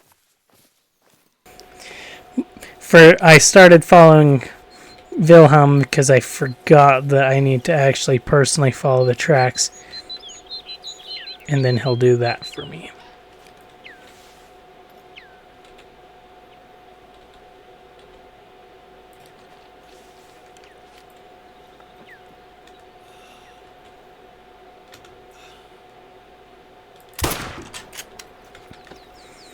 Dang it.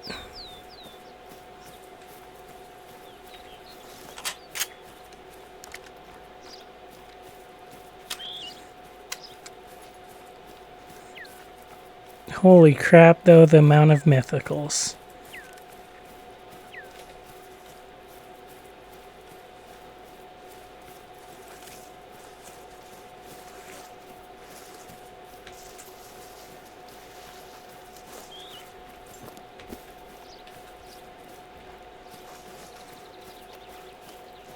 Aha, there's his trail.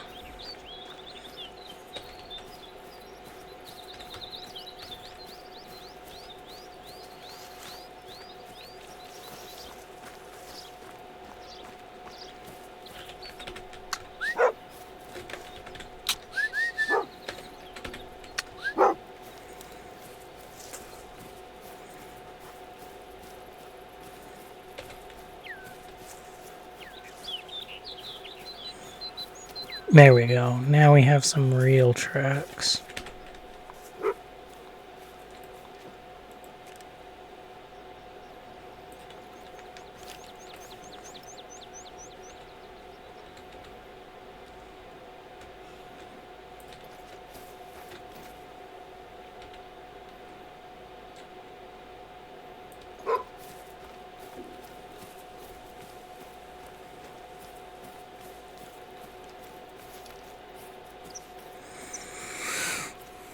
Well,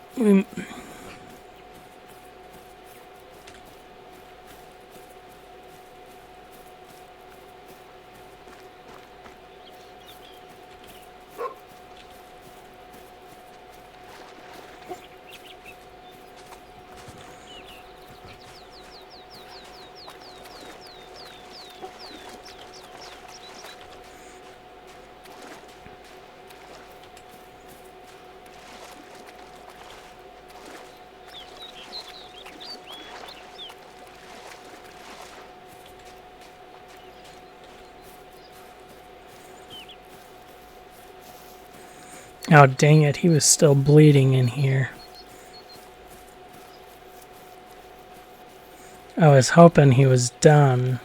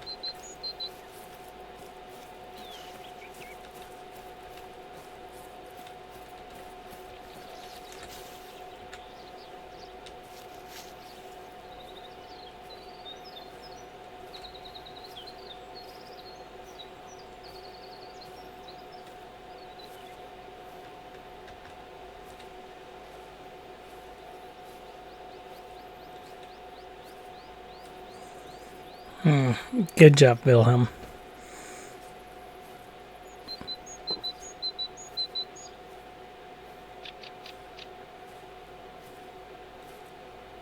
Hopefully this is the rooster we heard a minute ago. Looks like there's a fair possibility of that being the case, due to those tracks there.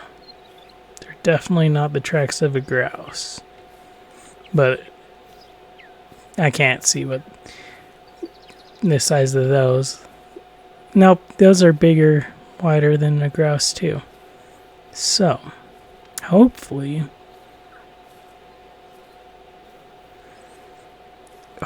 this is the rooster.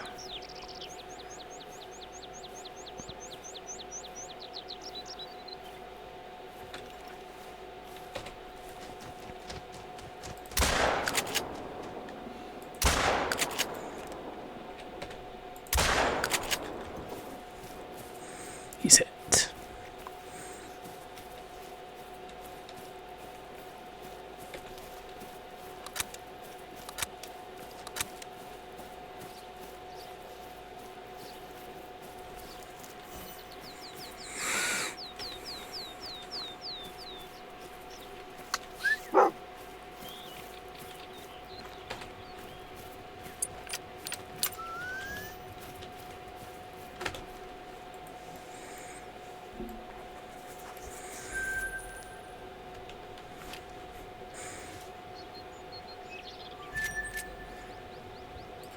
Okay, I'm not gonna keep going up and down this trying to kill stuff, or trying to get the mythicals. We'll be back later.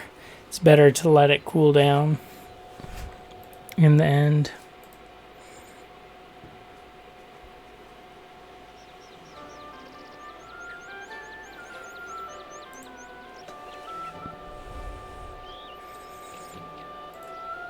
Okay.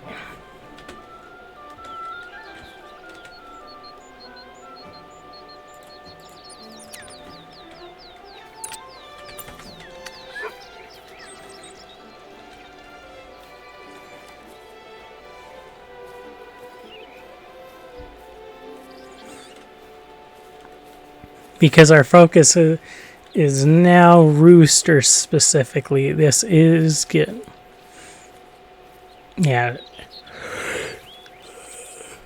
I think am starting to get the hang of the scope and zeroing and everything, because generally there's only one rooster and maybe two per group, and so I get the first or and pause sometimes, depending on the surroundings, maybe the second shut off.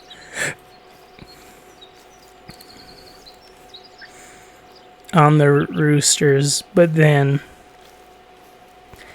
I can go ahead and focus on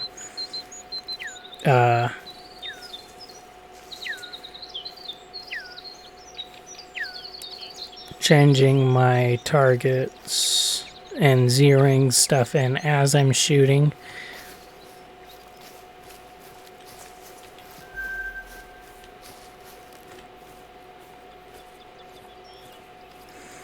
Because I have a bit more of a reaction time before they're out of sight, for the most part.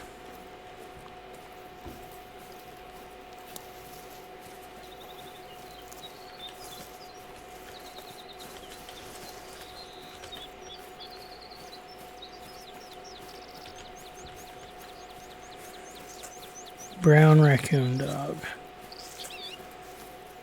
Nothing special.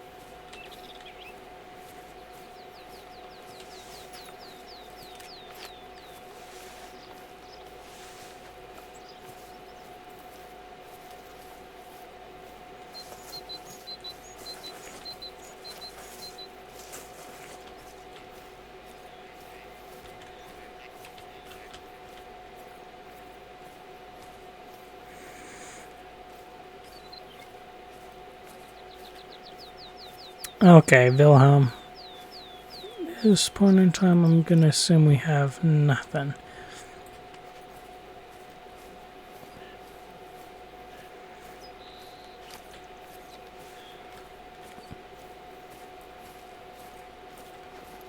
And so now we'll go ahead and go back this way and just follow the crest pretty much.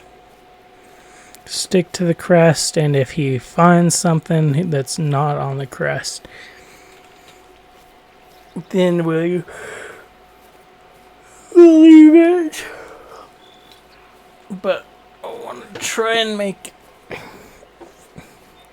Yeah, I want to try, and if we come across a herd that has multiple roosters, I want it to be a little bit more open to try and give us an easier shot.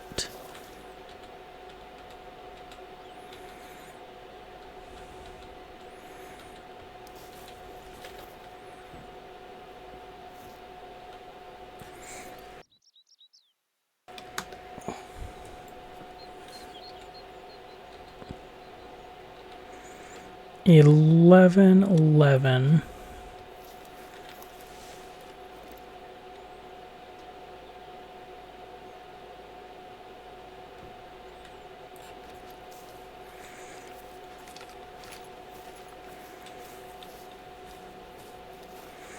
Pretty sure that none of those golden eyes down there are specials.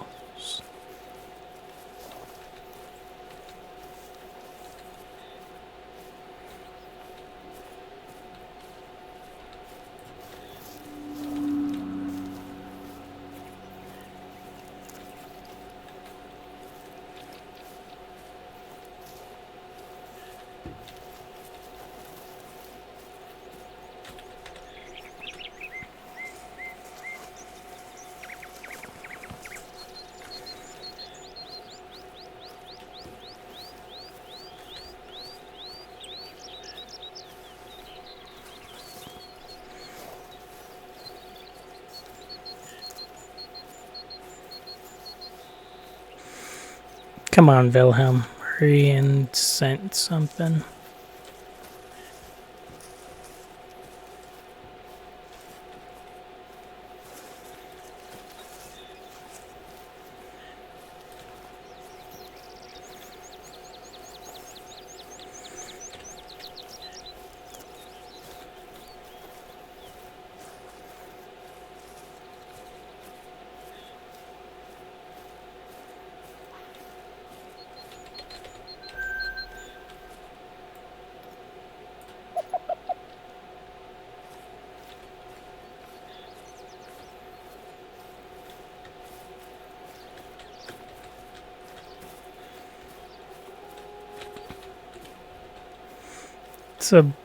It's a rooster.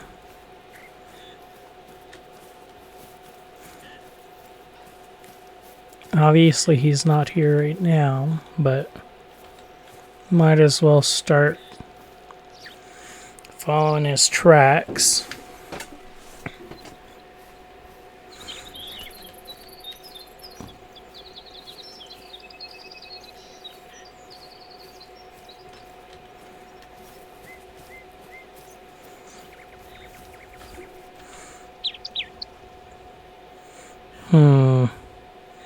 Well, I don't think that's going to help us much. Because I'm somewhat fairly doubtful that he did that and then went back this way.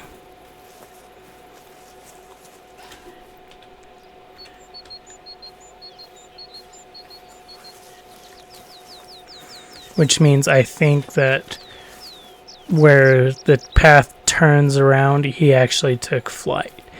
Because I've seen a lot. Yeah, that oftentimes, at least that's what my brain says when I see something like this, where they're going one direction and then suddenly path changes. Oh, no. Well, I guess maybe. The path does continue this way, though. Which makes me believe that he did take flight, at least for a minute there. And that's why.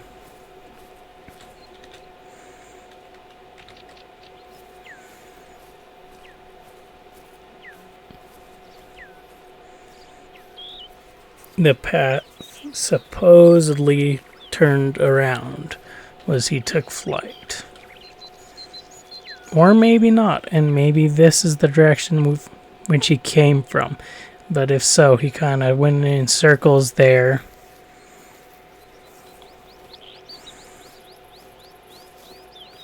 And yeah.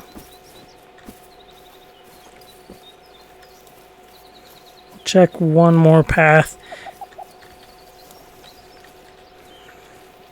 But if this one says it's going that way too, that one does not.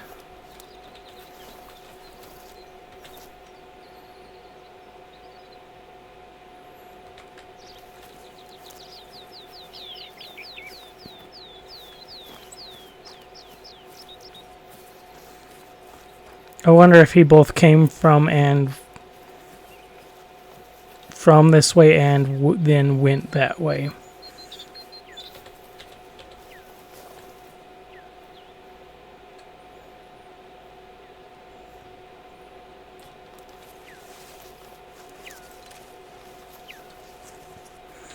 Would actually make a ton of sense to me as to why it looked like he just got lost.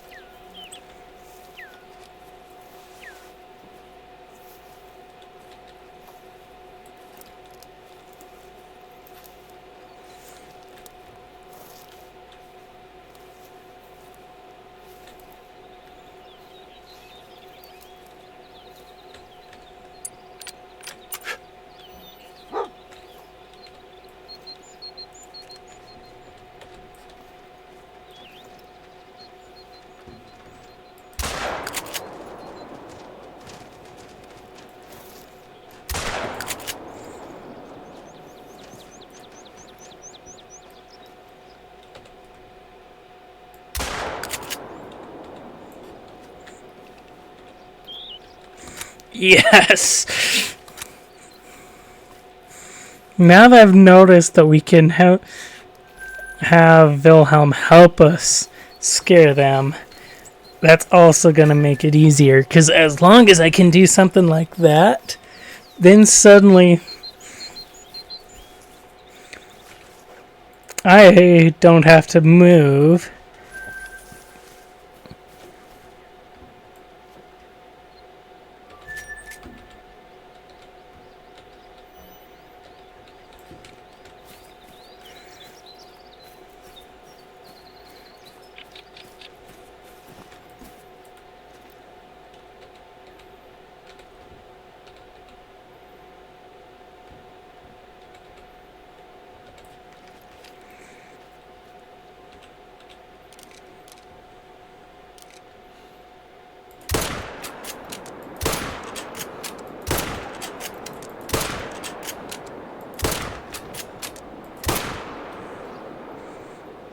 Dang it.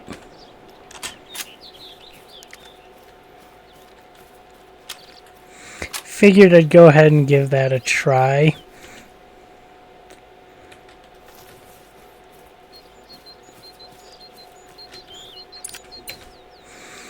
Okay, hunting dog. Okay, he's at 12 out of 15.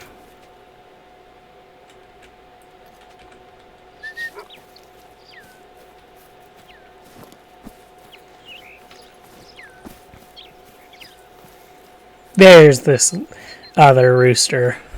I knew I had one more in here.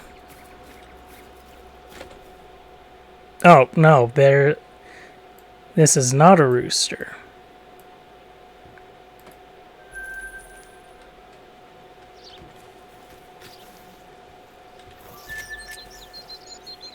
I was gonna say, it did look weird.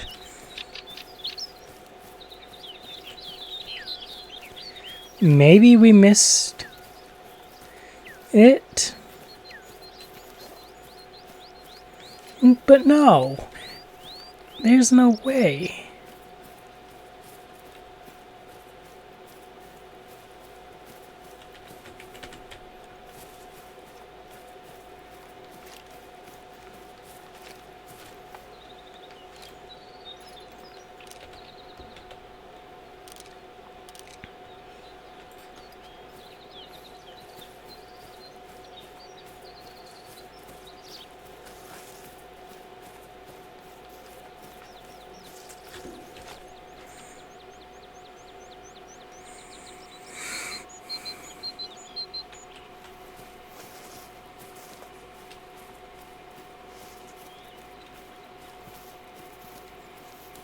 I guess in the end, what we may need to do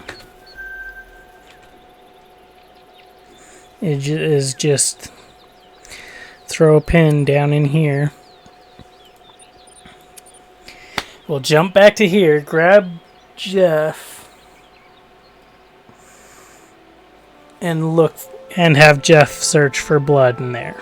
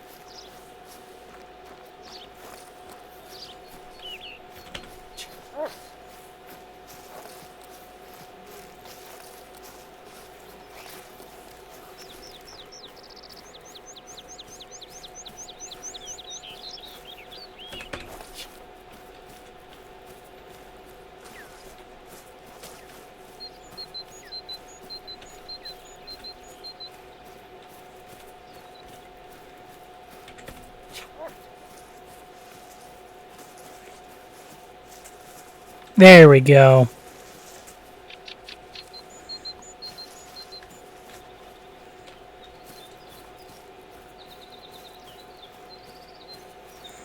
Aha, that's where the third rooster dropped. A lot closer to us than I originally thought.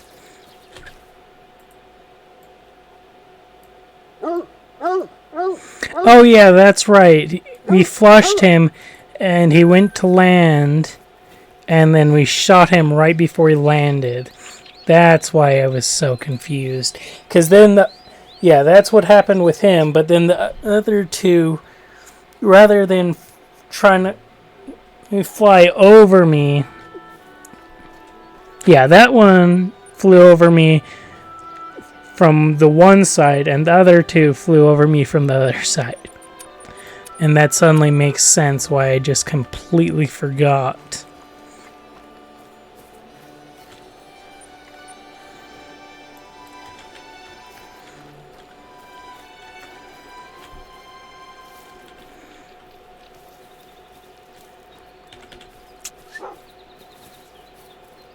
We'll have him search for small, and we'll just run this way for now. But once we find our some pheasant tracks, we'll have him. We'll specify our search, and we'll actually slow down for him and stop sprint running.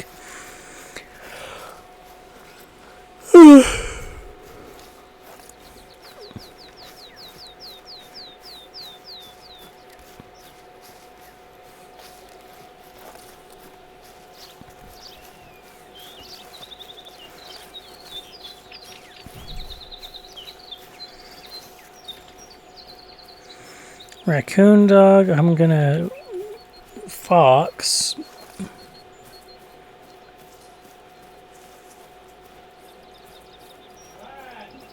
I'm willing to bet this is probably gonna be our pheasant. Nope. And that's also raccoon dog. There we go. And now we'll head in this direction.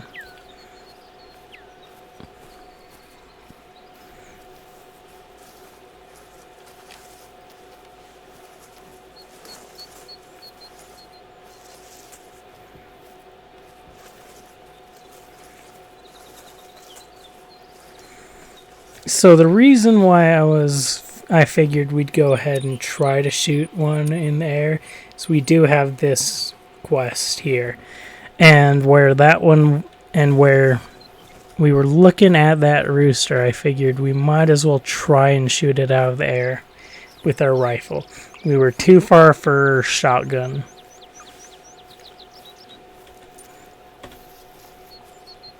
But not for a rifle. And if we'd taken it down, it would have been awesome. Because that would have meant we didn't need to go ahead and chase it down again.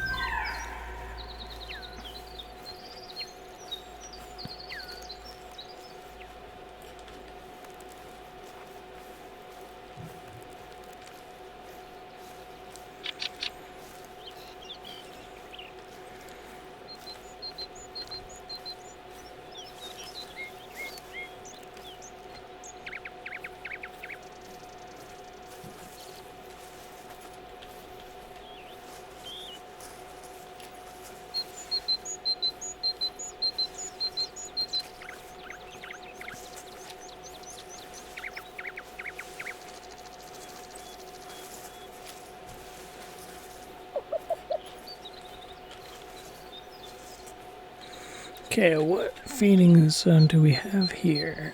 Oh yes, this one's already been explored. This is where that group of pheasants were the first time in reality.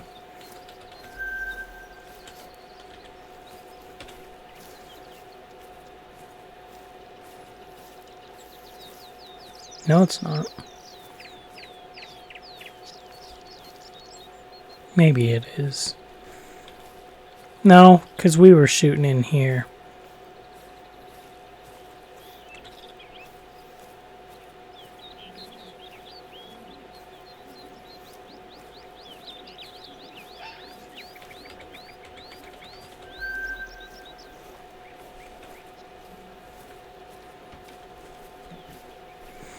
Hmm.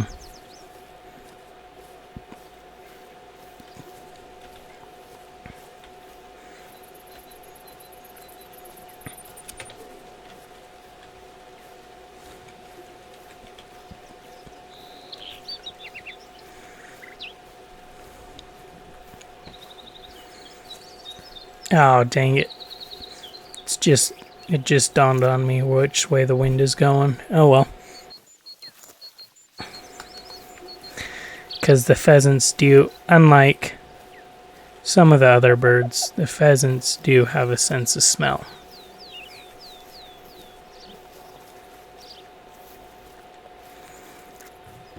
Which means there is a somewhat fair chance that before Wilhelm's had a chance to smell them, any pheasants, as we're walking this way, they've had a chance to smell me first.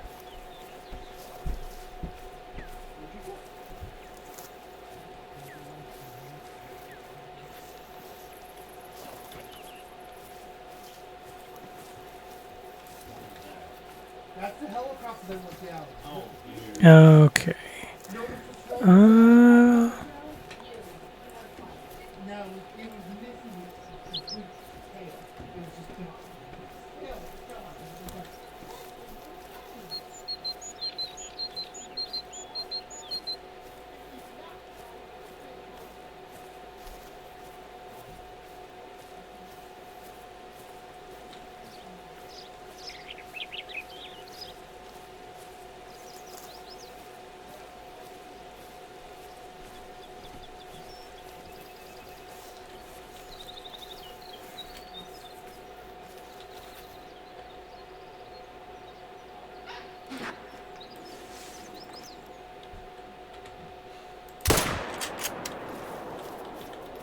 Okay, I was gonna say, there's no way that wasn't at least the one lung.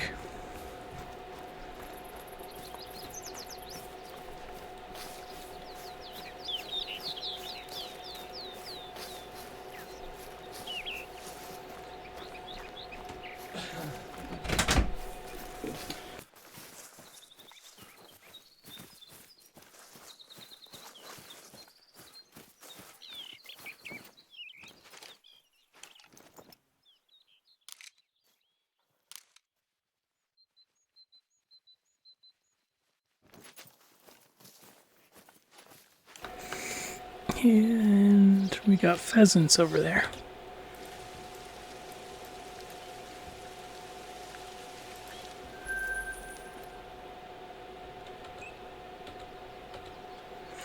We do have a rooster over there.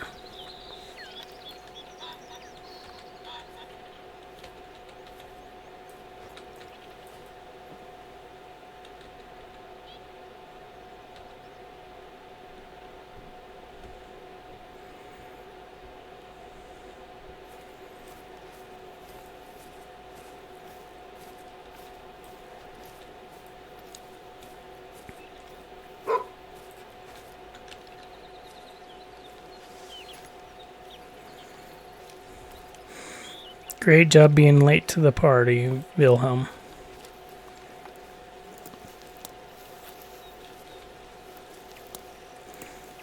I was already aware that they were over here.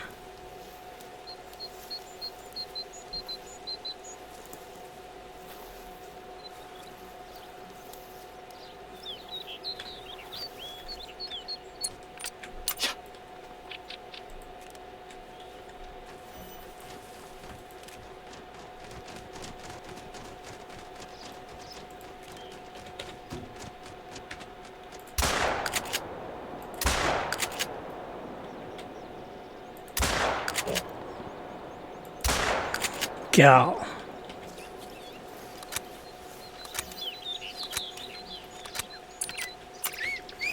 You did your part great.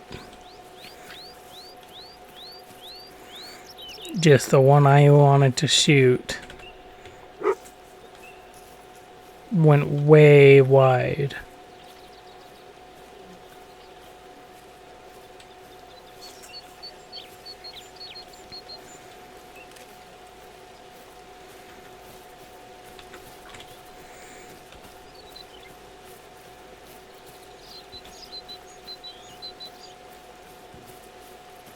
No, we'll keep going down this way, honestly.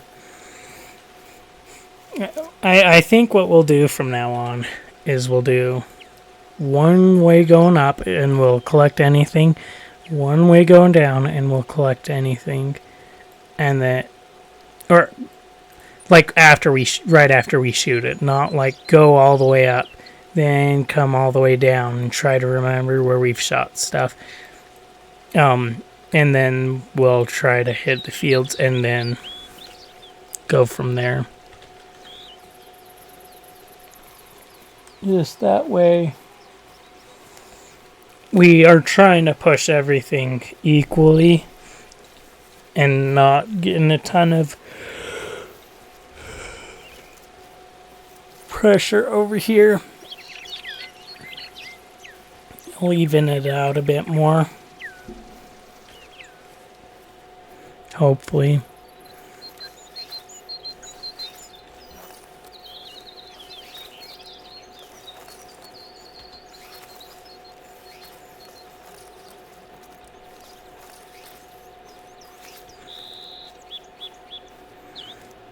Yes, that's the idea.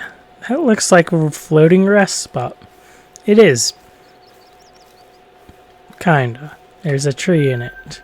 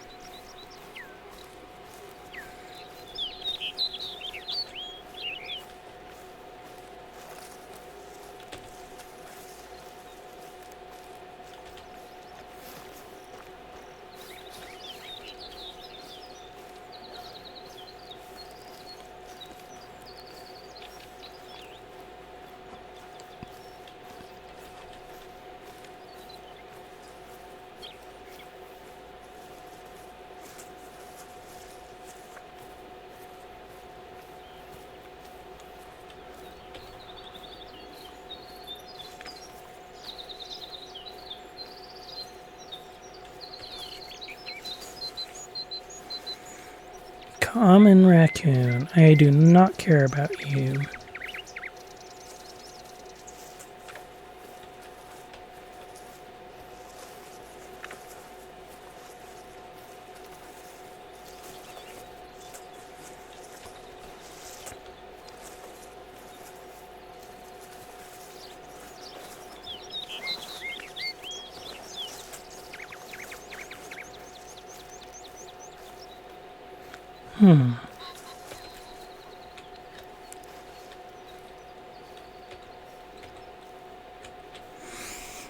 Out of curiosity, what is the max difficulty on a pheasant?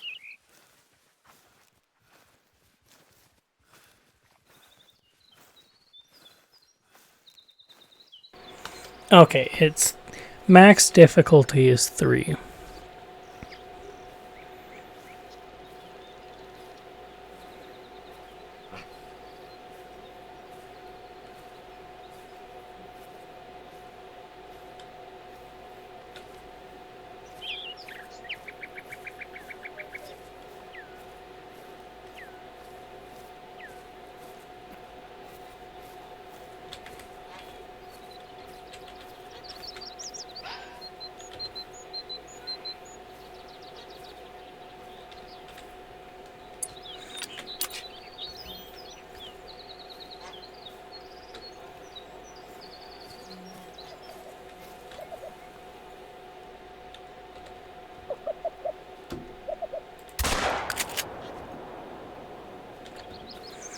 Dang it, they flushed the wrong way.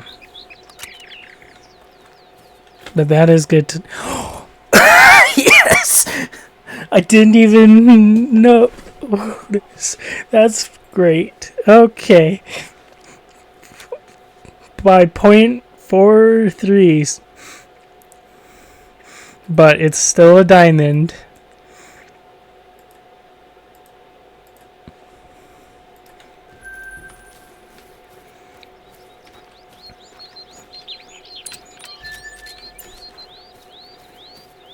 I guess I'll take that. we didn't get the rooster to fly towards us, but we did get the a diamond.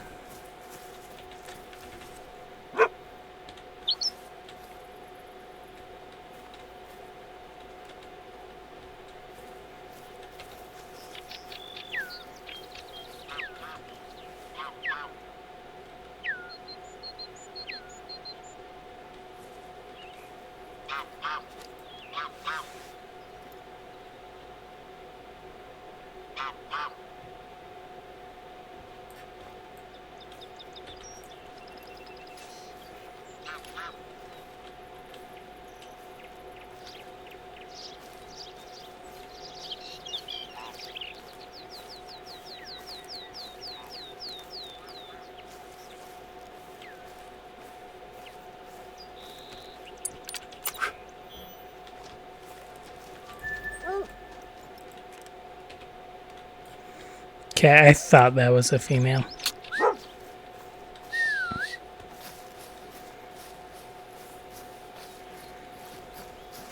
That's why I wasn't like super caring about what it was doing.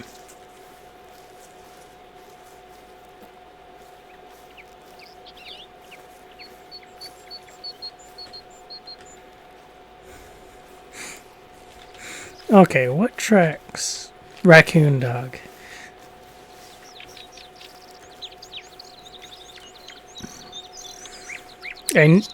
Knew it was a raccoon, or a raccoon dog. I just wasn't positive which of the two.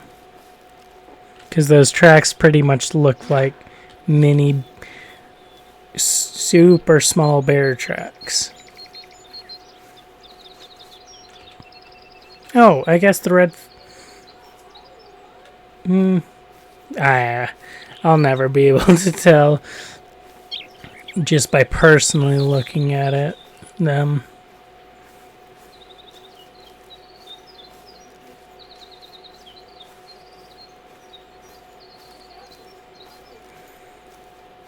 Because there are definitely differences between those fox and the raccoon dog, but I could not tell you what the difference actually is.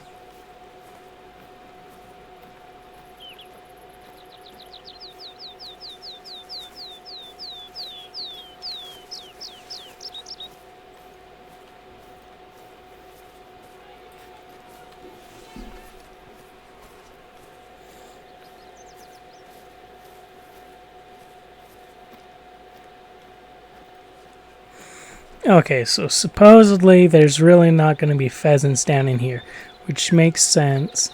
But we're... Because that's kind of what we saw already, earlier.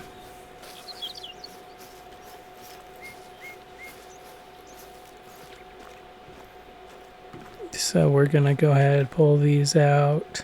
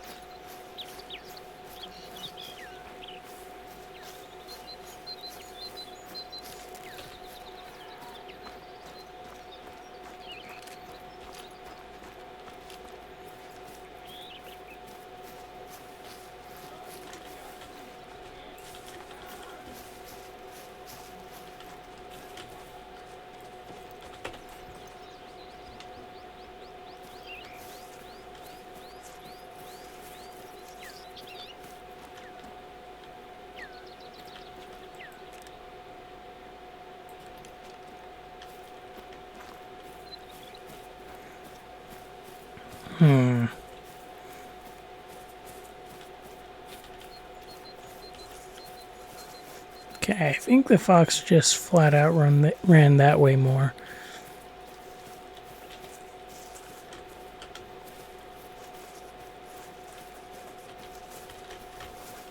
Yeah, they both ran that way more.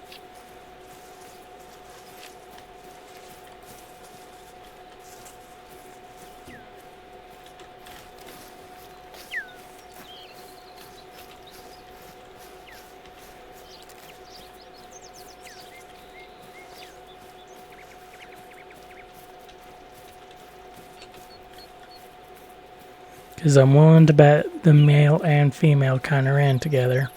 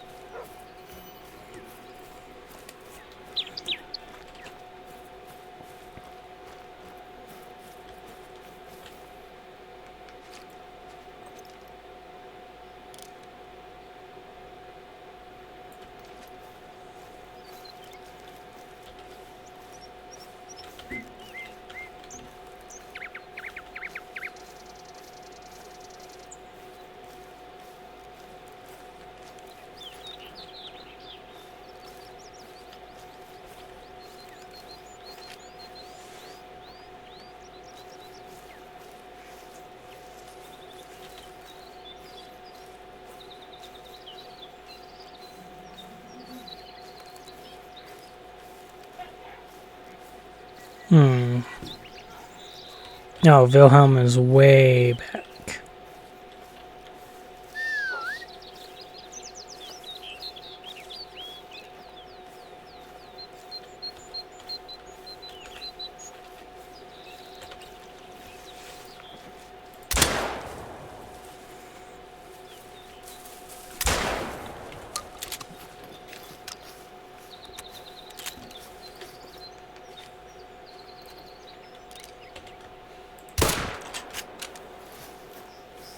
Oh, dang it.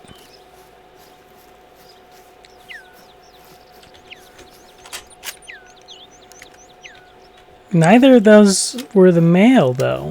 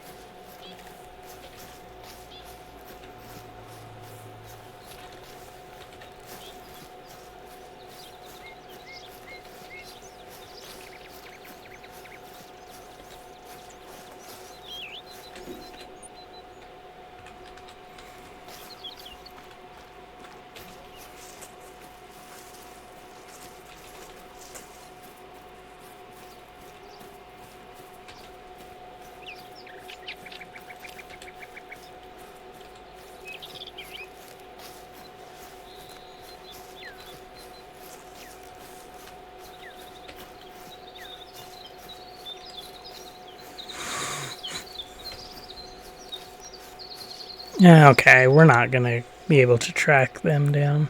So, I want to check my map of Salzwiesen, so be our...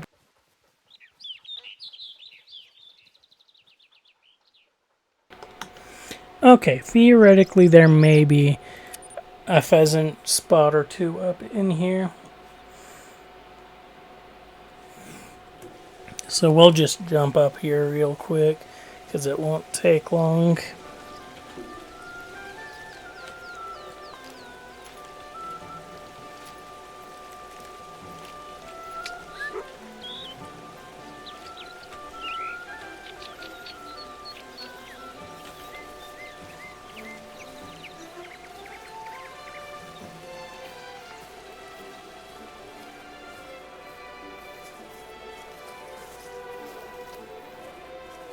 Oh, wrong way. Theoretically, there may be one somewheres in that area.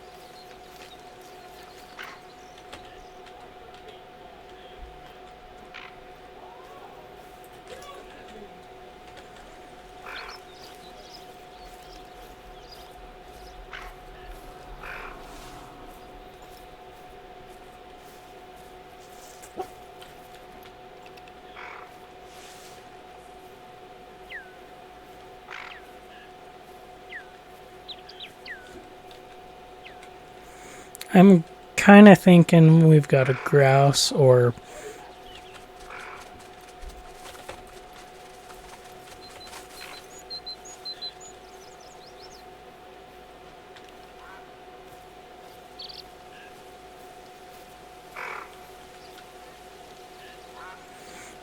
grouse, yeah, or possibly a hen, pheasant.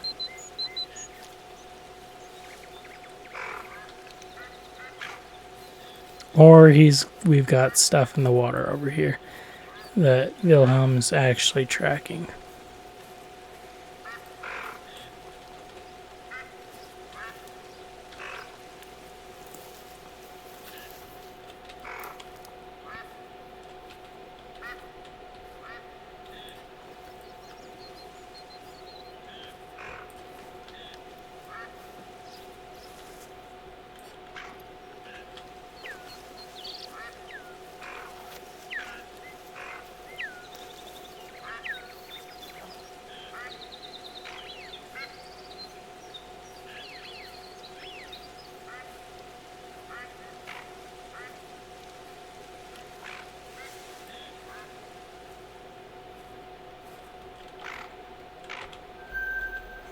Okay, yeah, he's just after these guys.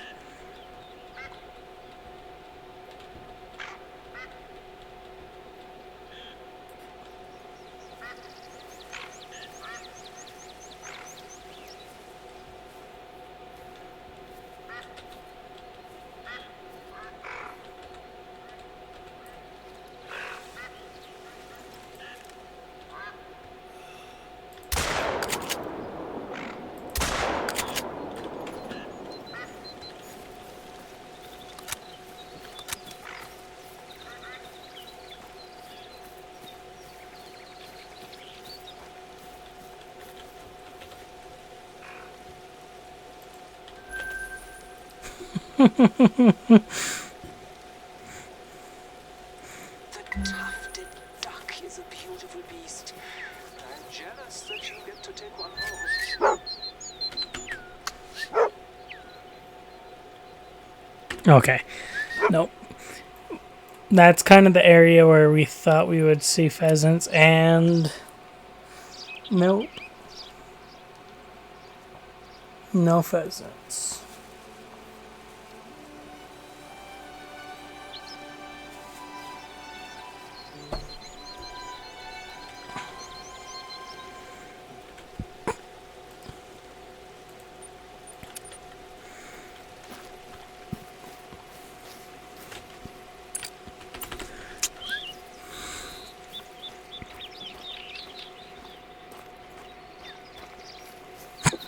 Excuse me. Stupid hiccups.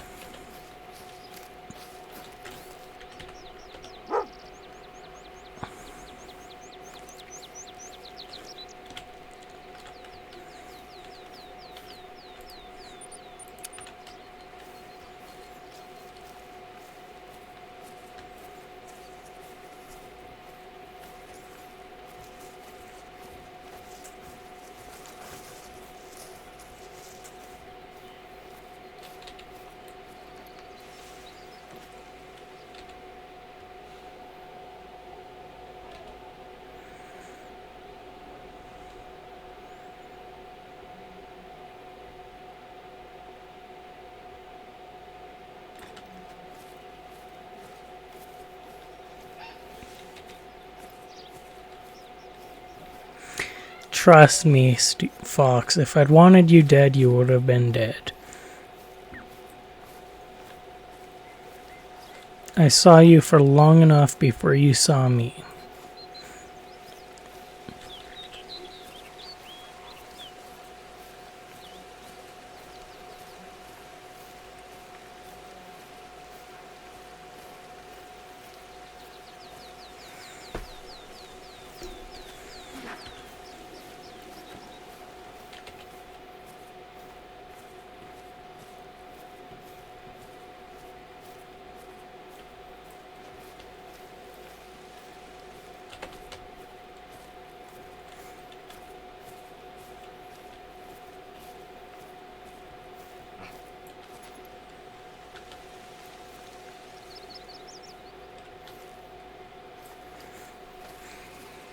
Sneeze coming on.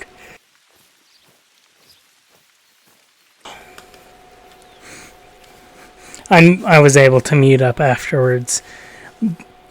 That one I could tell I had enough time to warn y'all that I was going to be muted for a sec.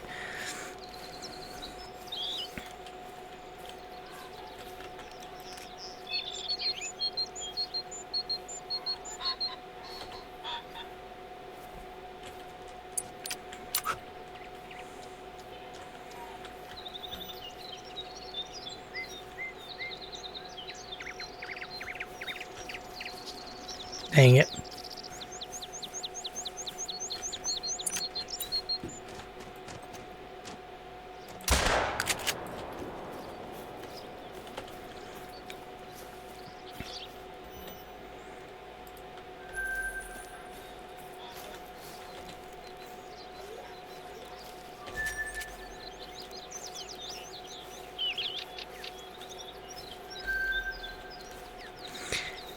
It really ought to tell you with disturbed vegetation what animal you are tracking.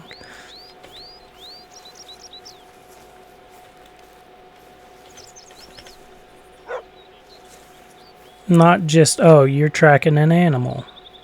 I already know I'm tracking an animal.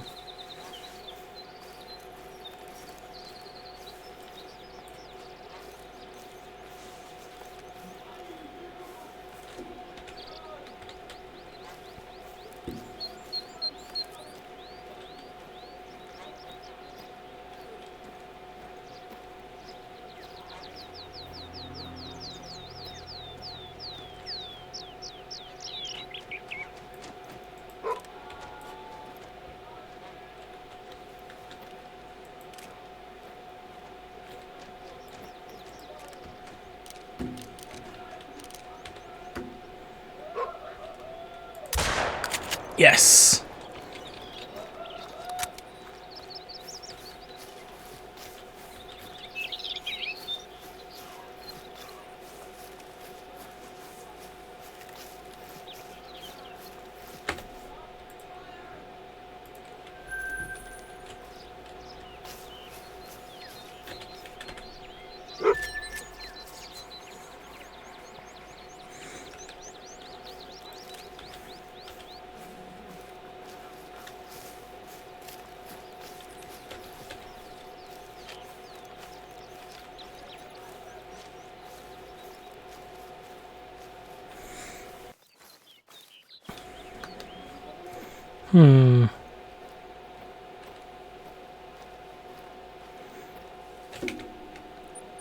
I wish it would actually tell me when he levels up for that, because and maybe it doesn't, it just doesn't have an audible level up sound, or I just keep ignoring it because I'm stalking something actively.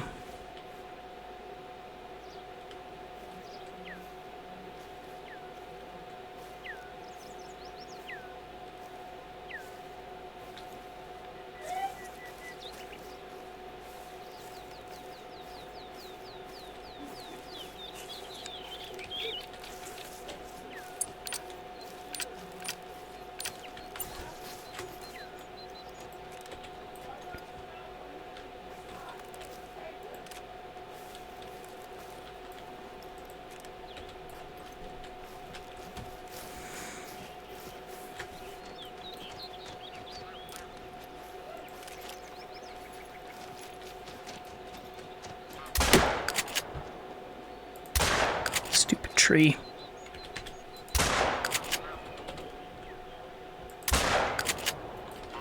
I think I just hit him there with the way he kind of...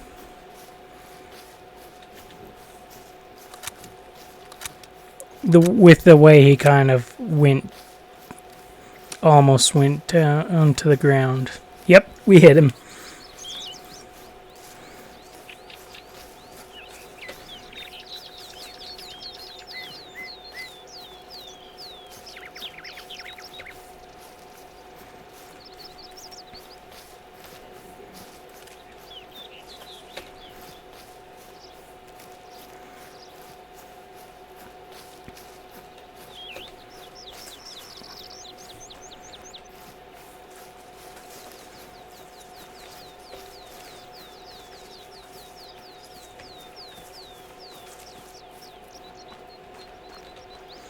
Oh, perfect. It's wide open. I'm going to mute and drink some water real quick. BRB.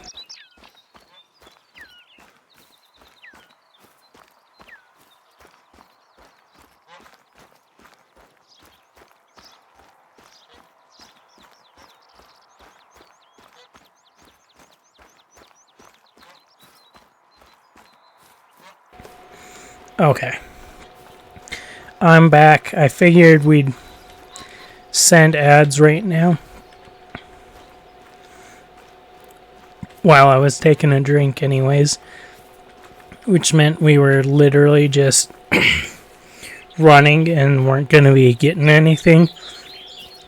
And we're like, yes, I heard the rooster over in there, but I want to harvest this guy first. And then maybe we can go for him over there. Just because if I don't, I'm probably going to forget where he is. And especially since I don't have Jeff and I have Wilhelm, it's a lot safer if I just go ahead and collect first.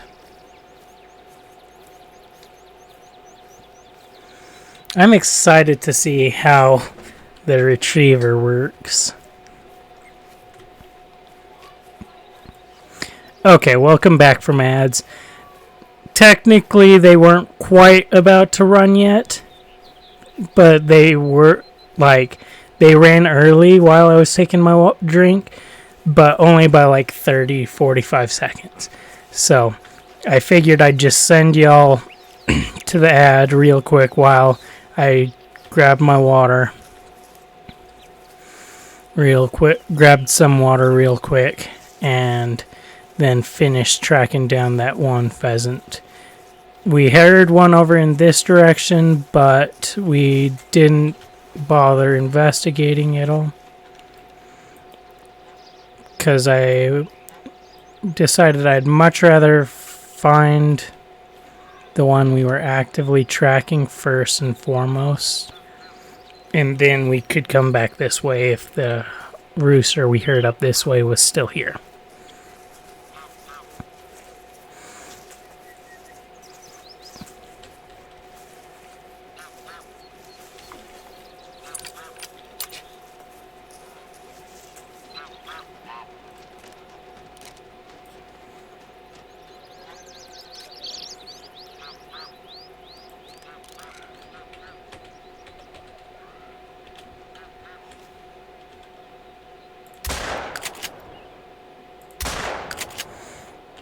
Okay, they weren't all hens, but they looked to be all hens.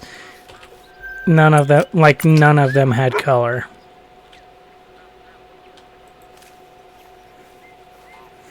And so maybe that one rooster was a special rooster, possibly. But yeah, or maybe it could just be because there were so many I didn't realize that there was a colored one in there. Could also easily be the case.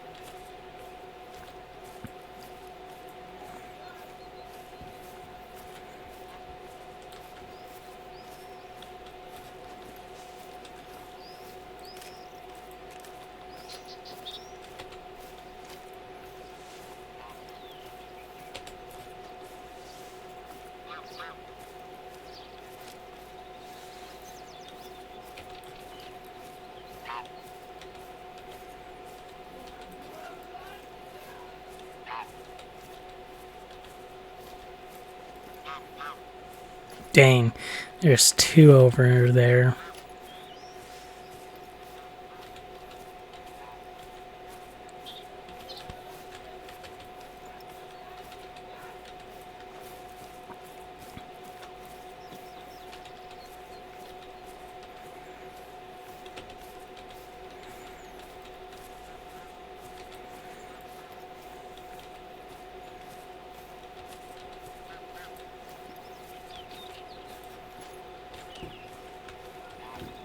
Okay, Wilhelm is right here with me.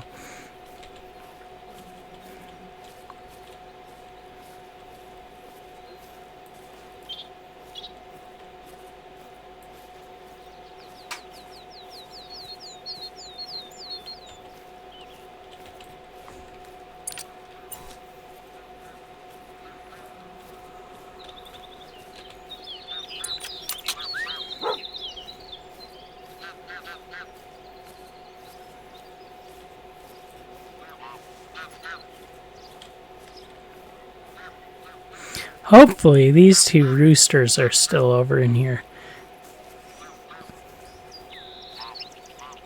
And didn't take flight.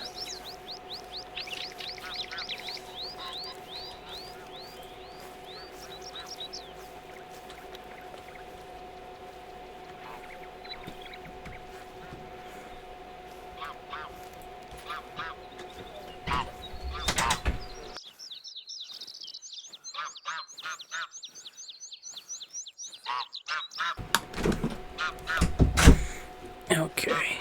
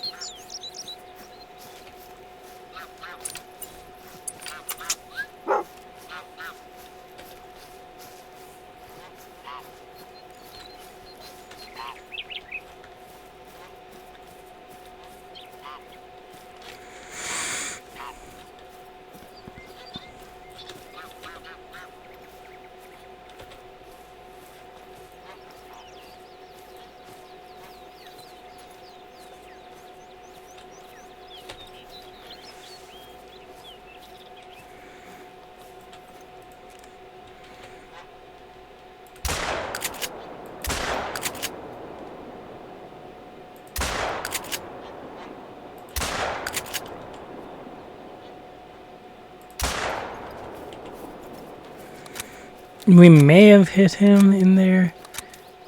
We may have not hit him. The way he had to flutter leaves me questioning. That answers that we did hit him.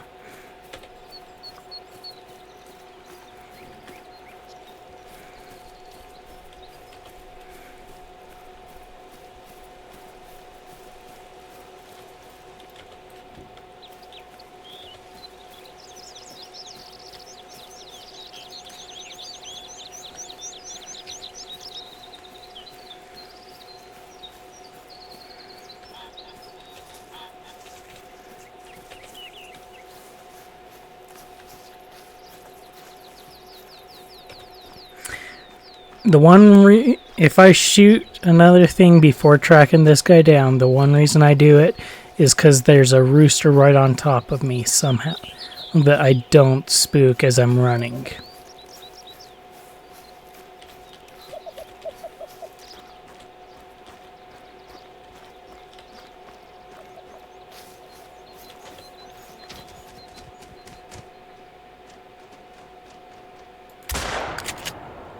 Like that. Or that I do, but I'm able to actually get a good shot on him.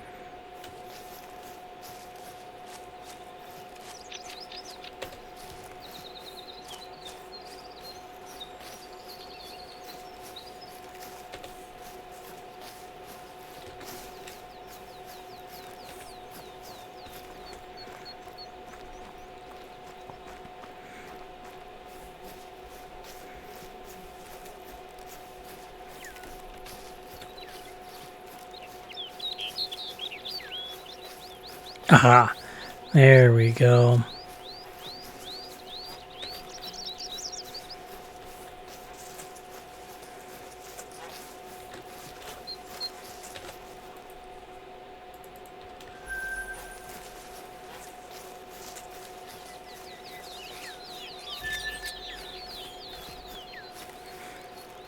Okay. What? Pheasant. That's what I figured.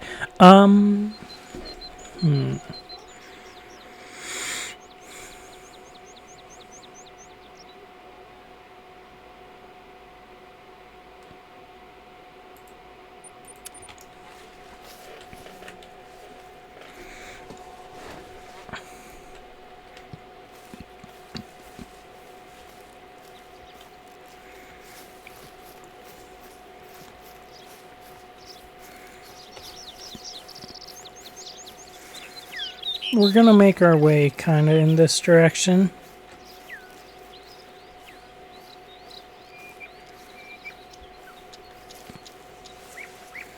For two reasons. First, that'll give us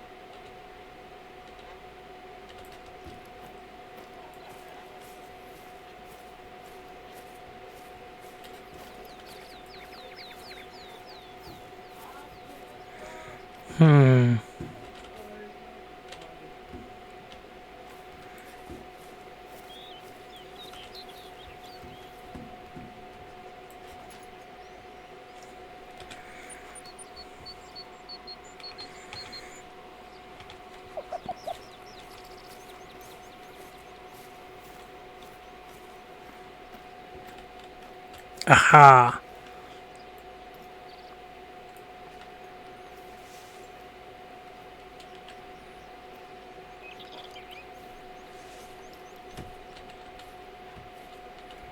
Saw him for a second.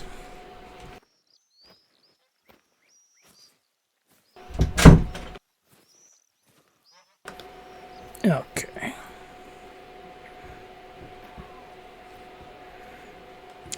did this rooster just go?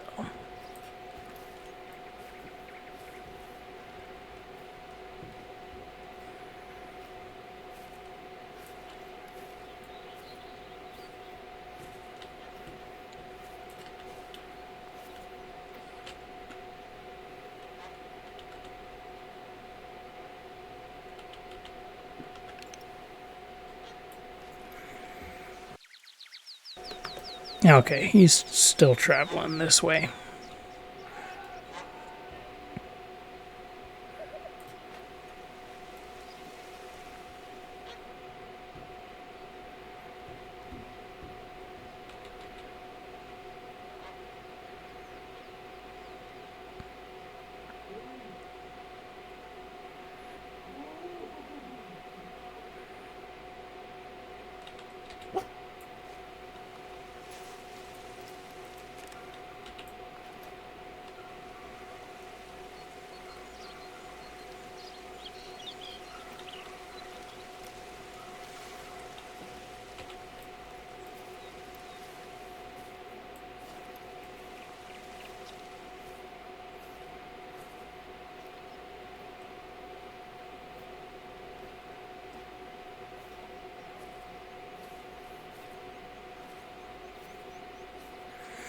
Okay,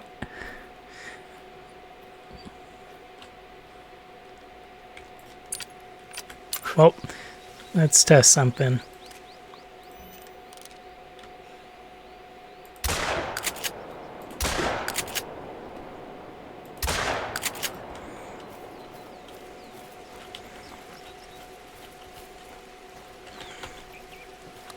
Okay, that is that tested. Just because he is between me and the animal does not mean the animal will not fly towards me.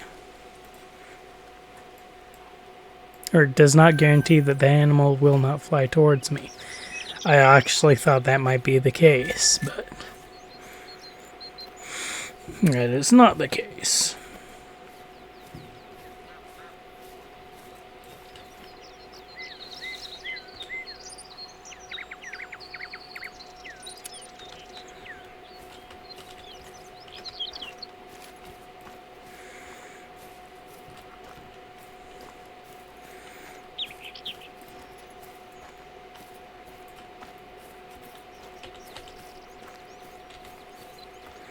Think that the rest of these were all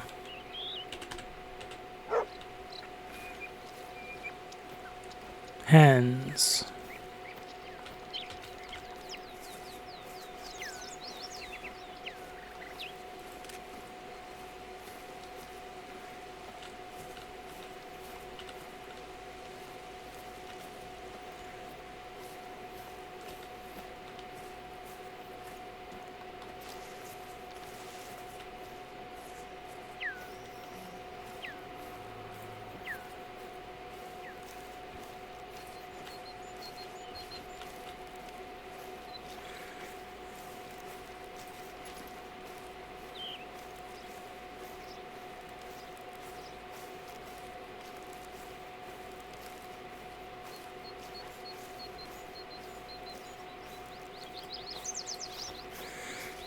Okay, what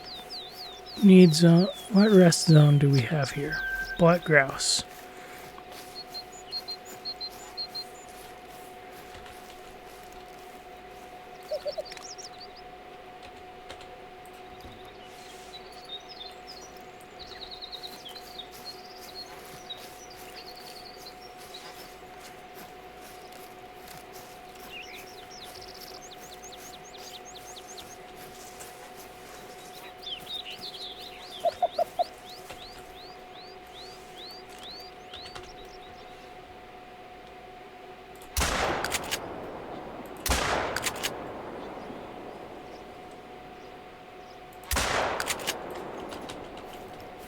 Oh, that's flying away, not towards. Okay.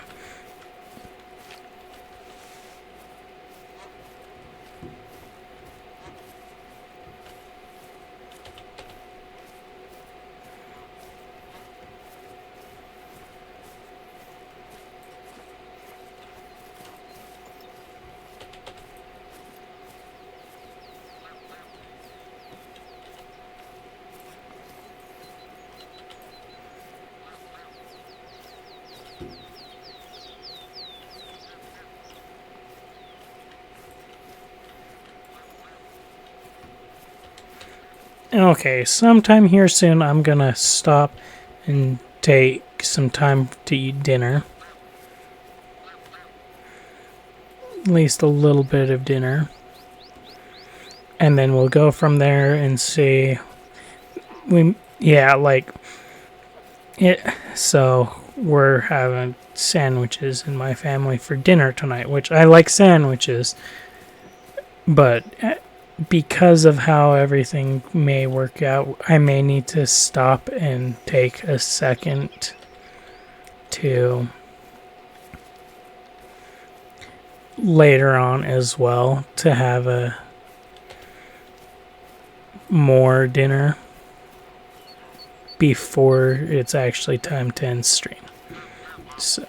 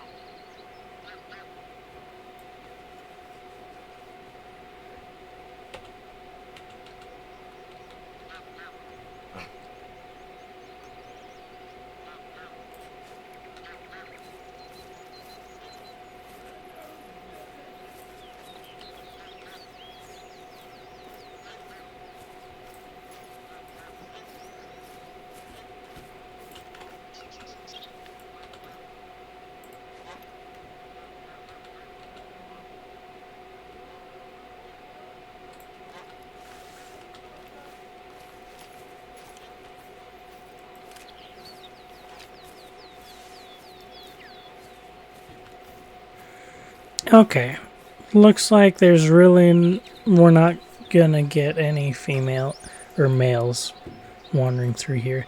So I think what we're gonna do, we're gonna search these fields real quick.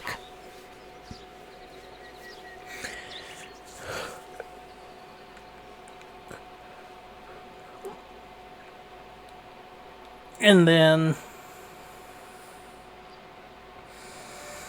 after we search the fields over in this area, and by search I mean glance at them. Oh, hey, we're here.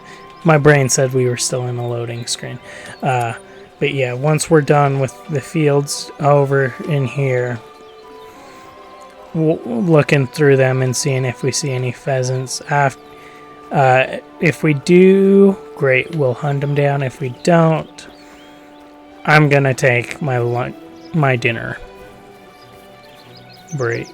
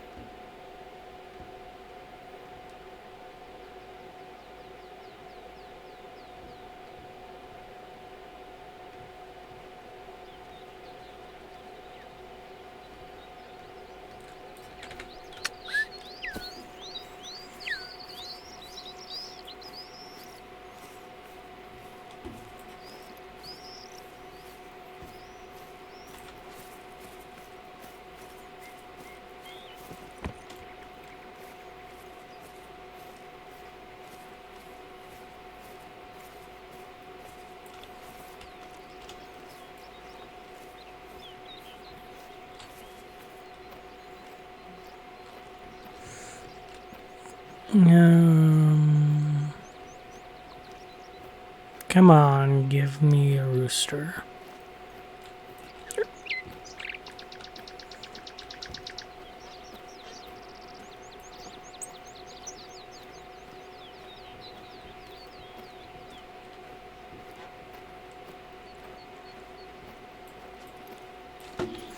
Oh, I guess let's change the title now.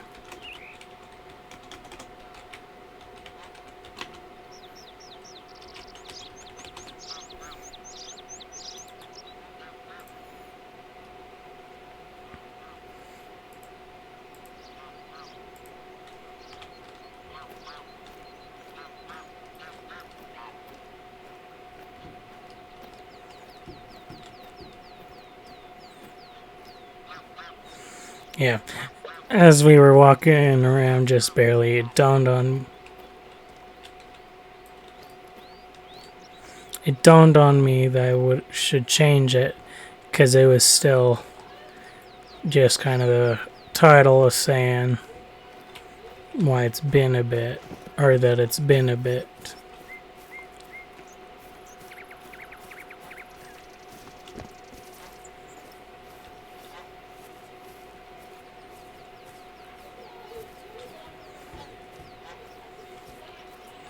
And not actually fully related to anything that we're doing.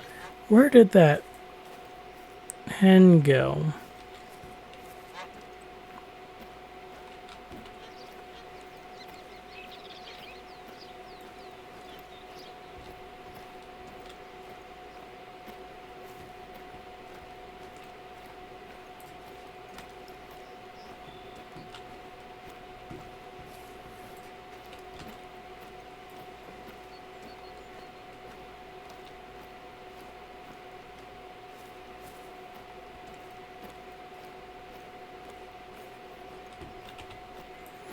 There she is.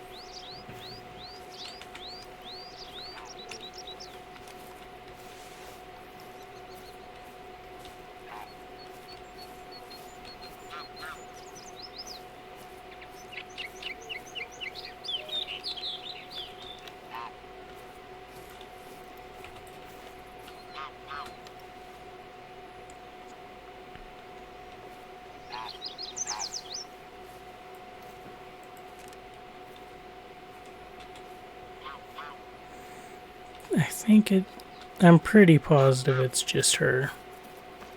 Which means we'll just do this. Rawr.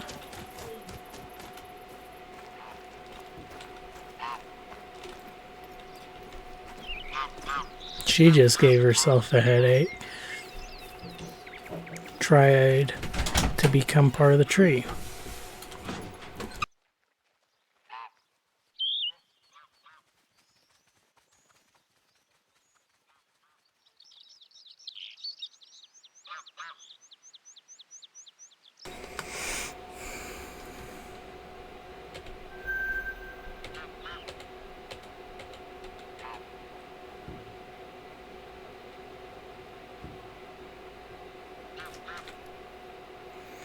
Hunting dog. He's 13 of 15, but almost 14.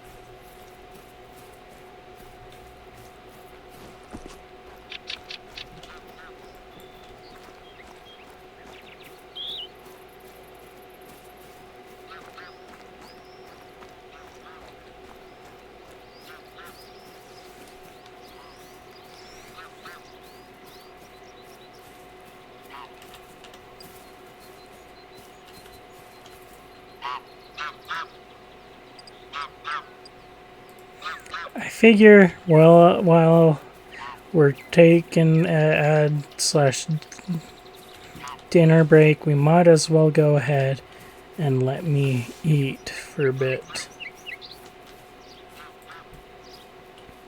Or not eat, but we might as well go ahead and call in some birds too.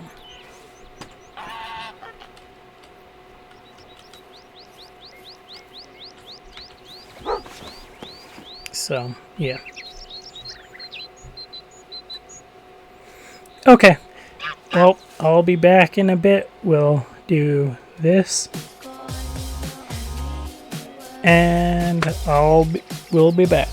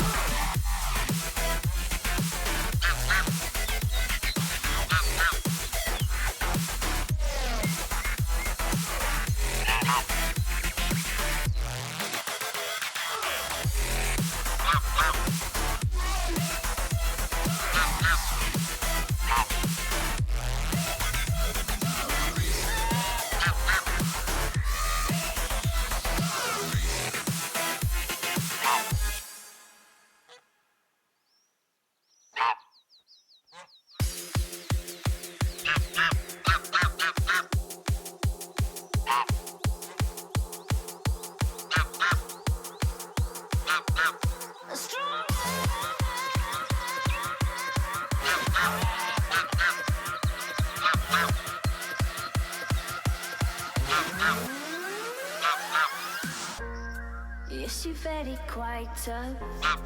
Always having bad luck. You think you're going crazy. Look up, there's a new life waiting.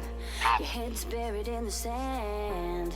You've been dealt the wrong hand. Can't imagine how you feel. Only you know that it's real. Don't look back, just carry on, carry on, carry on.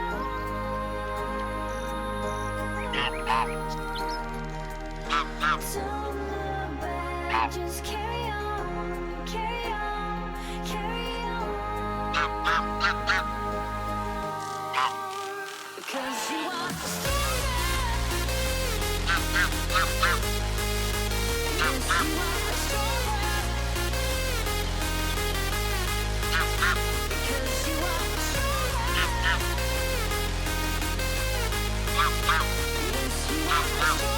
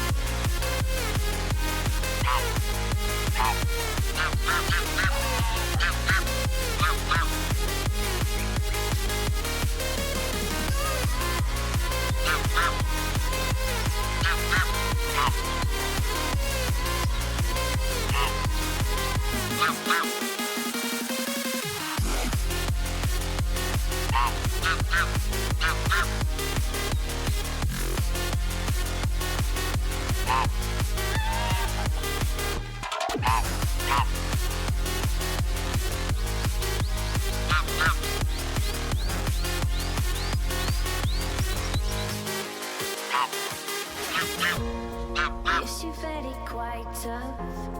Always having bad luck. You think you're going crazy. Look up, there's a new life waiting. Your head's buried in the sand. You've been dealt the wrong hand. Can't imagine how you feel. Only you know that it's real. Don't look back, just carry on, carry on, carry on.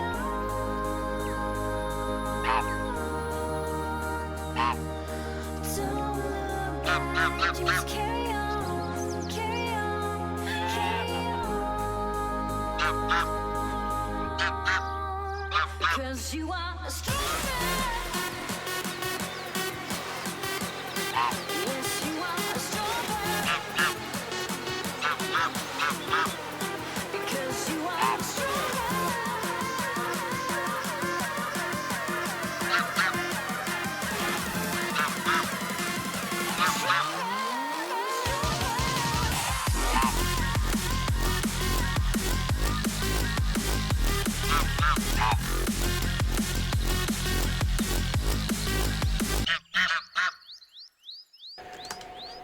Okay, we are back.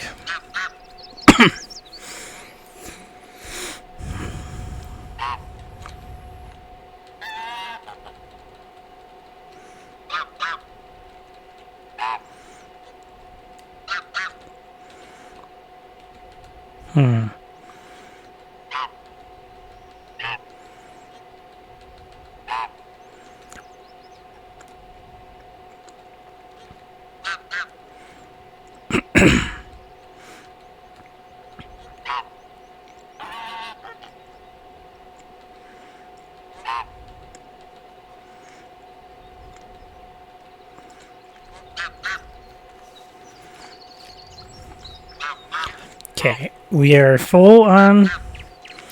The gun is full, so.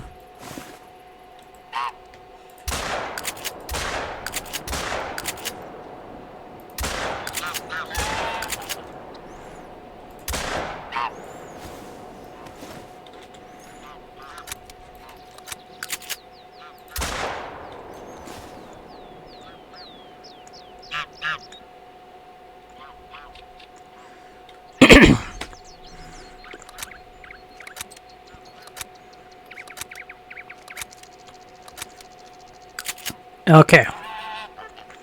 Cool. Well, now we can stop this.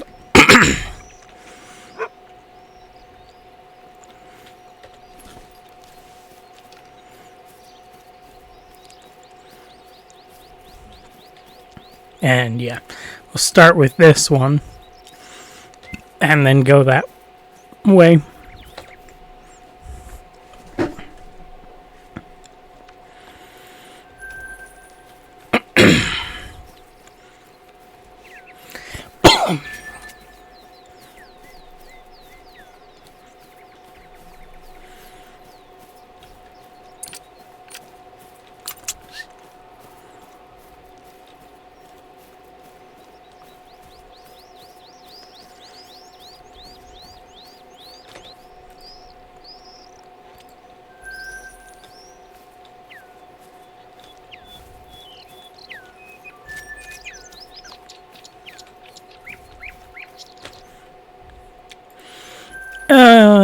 And now we harvest all the things.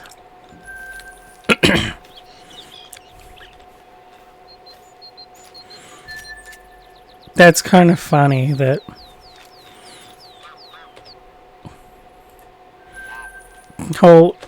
I love this setup because we got way more than 6 with 6 shots. Nah. I didn't think so, but I figured we might as well see.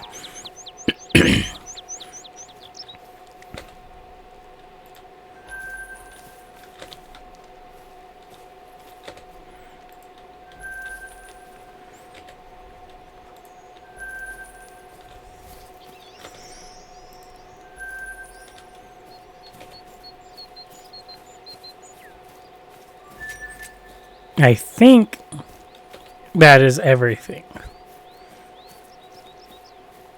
Yeah. Cool.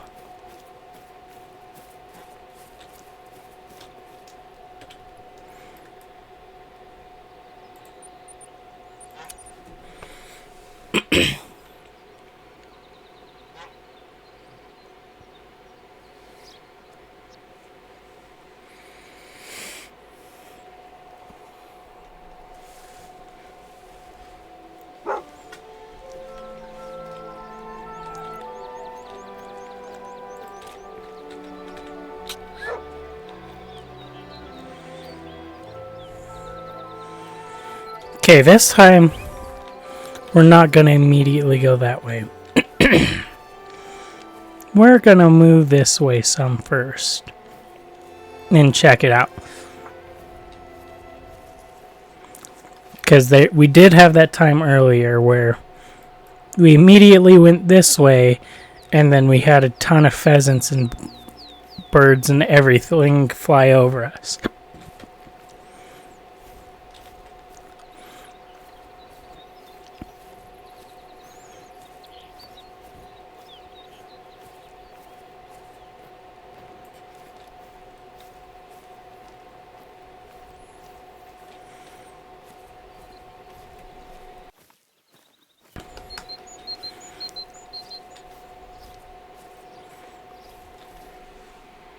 I need to move something real quick.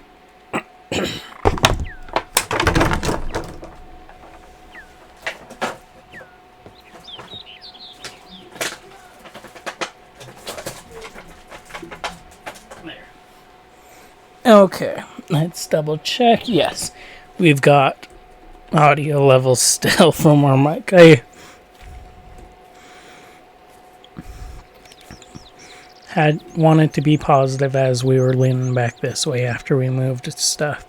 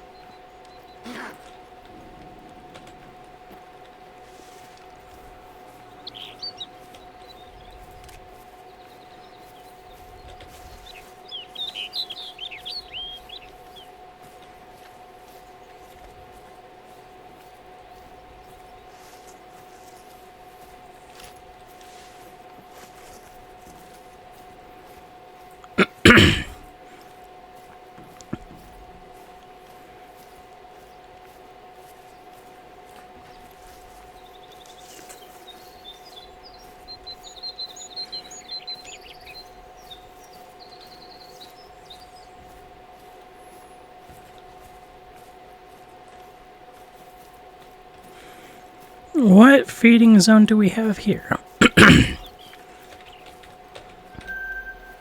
Pheasant. Perfect.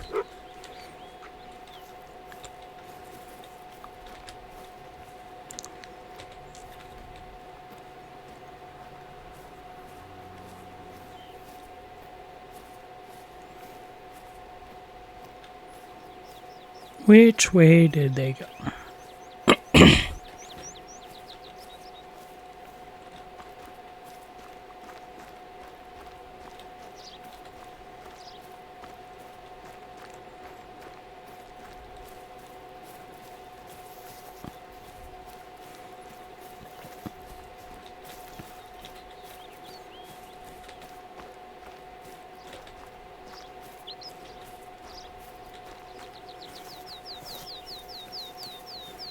Maybe this way?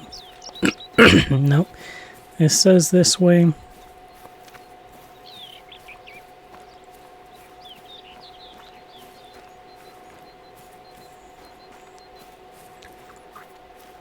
I guess there is the possibility that they fled when we fast traveled to here.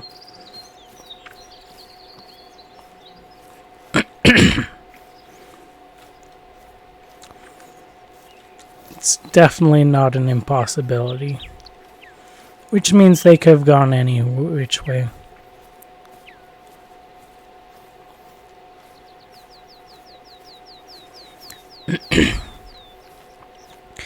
Which point in time I'm not going to spend a ton of time trying to track them down when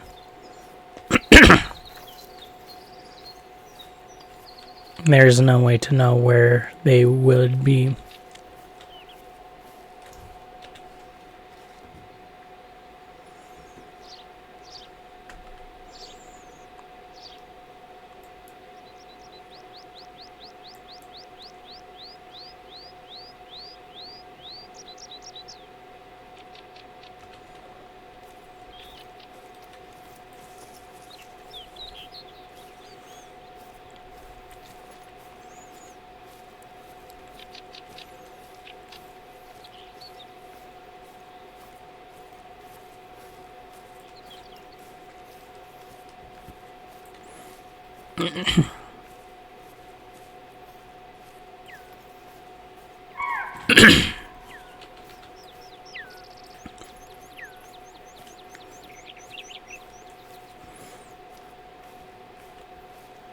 I think we found the pheasant tracks.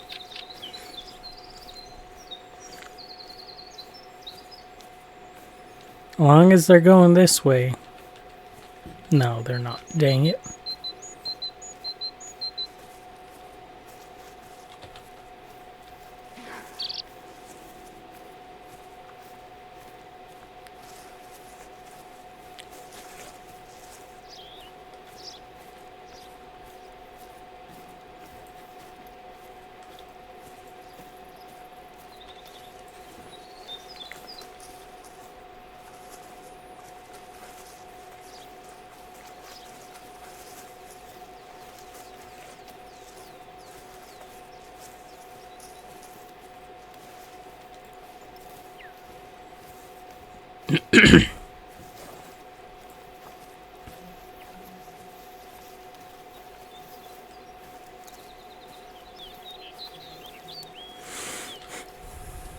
Or I guess maybe he did come this way. Let's see. How recent? Fairly recently. Recently enough that I'm not going to start running.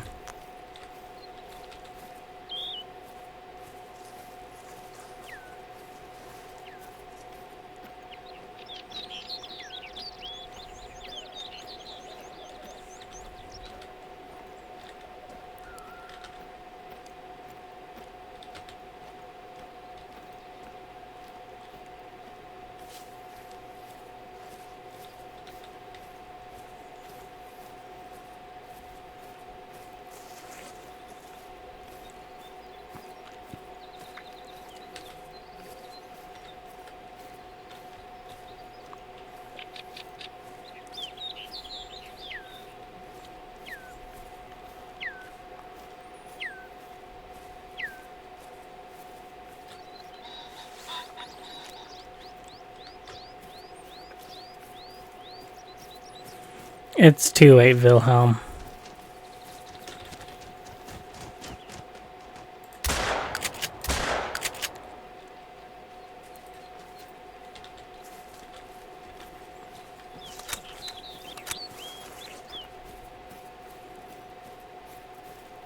Nice.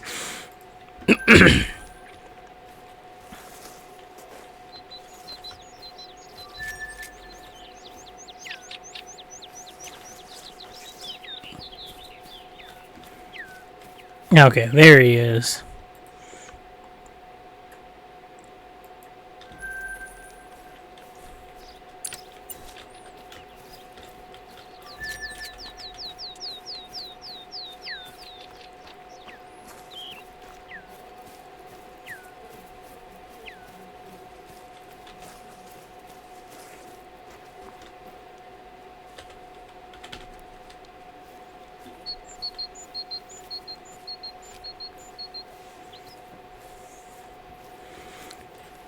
I wish Wilhelm could have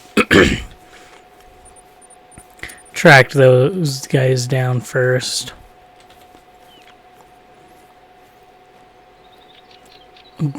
But I guess in the end, the way that worked out, it wasn't bad.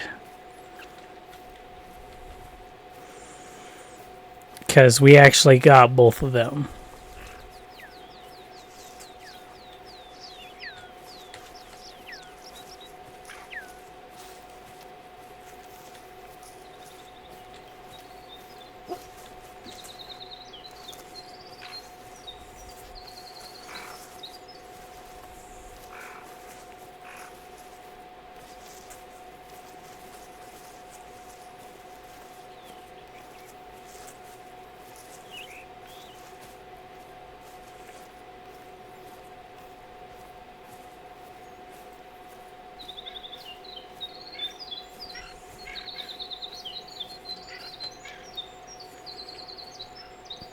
Okay, Wilhelm.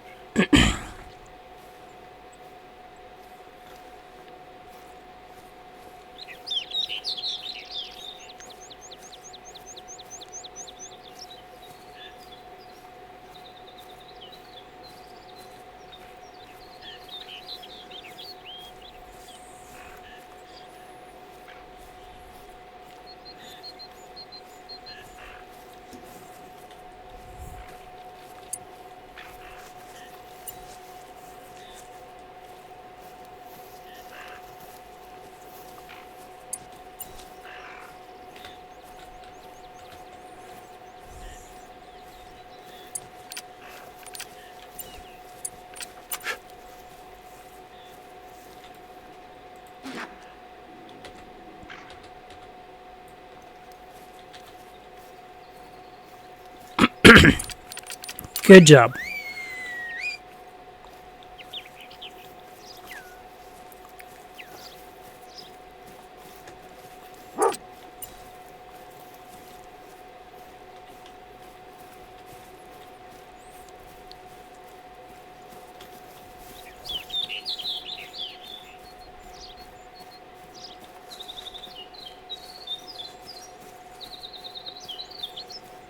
Come on, give me some pheasant tracks.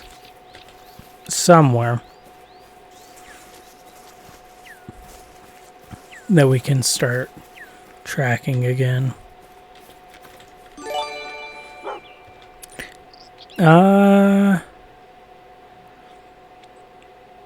Nay 081. I'm gonna say Nao for now. Thank you for the follow. I really appreciate that.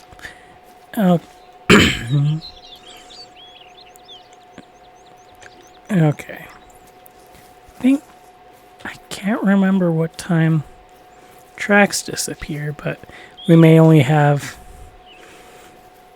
2 more minutes here in game before they do disappear.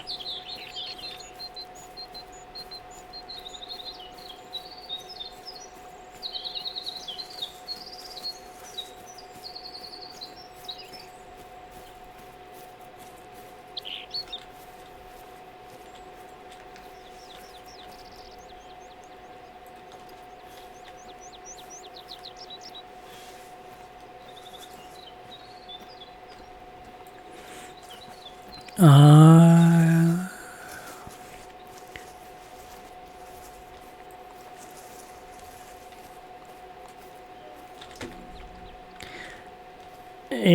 I cannot tell. It looks like it may be 1900, but not 1800. The tracks disappear. Or it could be they just gradually disappear after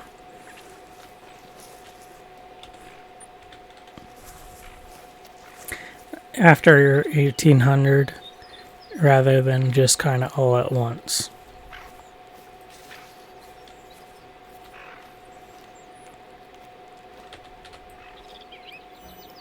Hi, common raccoon. That's not any sort of good common raccoon.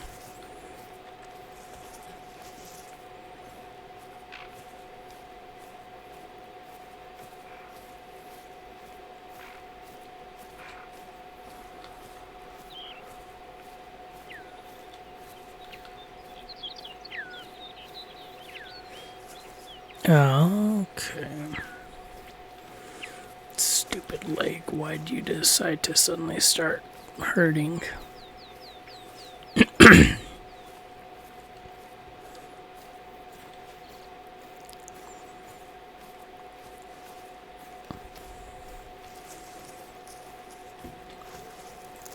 And that it's no small ache either. Okay. Now that I acknowledged it, I'm able to ignore it a lot easier. I can feel I'm still in a fair amount of pain, technically, but I'm able to focus on this. And I do actually mean that I'm full on just actually ignoring it rather than the pain is gone. That's just how my body works. I think the only time when I'm not... Yeah. These days I don't know that there's any time where I'm not in some sort of pain and just...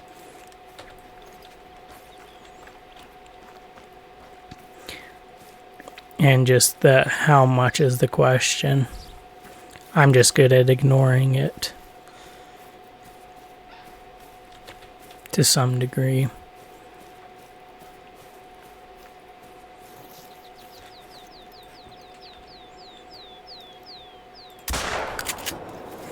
Nice, no sounds of fleeing or anything. I just knew that he was still going to be there.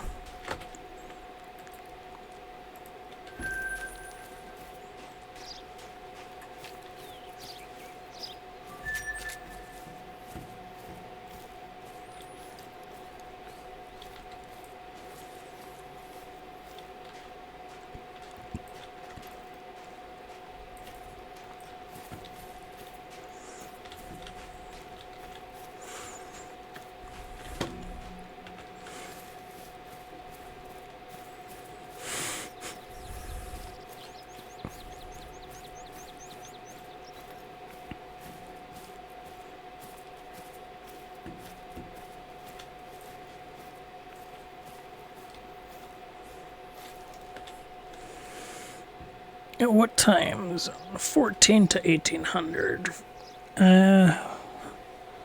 Phone. What time are the feeding times? Okay, so yeah, after we sleep until 6, they're back in their feeding time. For a bit during the night, they have a resting time. But yeah, at which point in time, after we will actually, what we'll do is, once we're unable to see tracks, we'll just jump to here, rest for the night, and then pop over to here and hope that we've got that group there.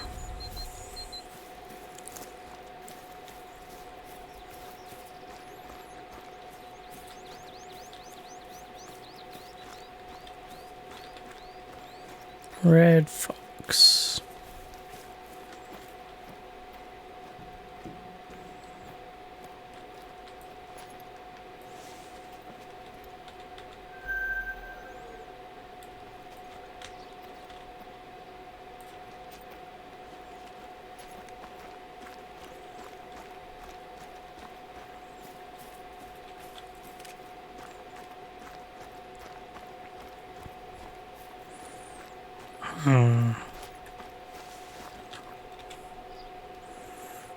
Black grouse. 4 to 8. Sure, why not? We'll head towards that.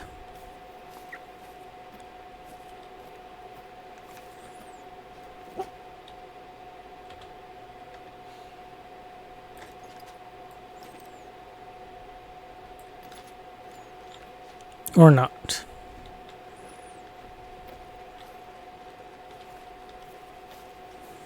We will follow Wilhelm. Because he just caught the scent of a pheasant.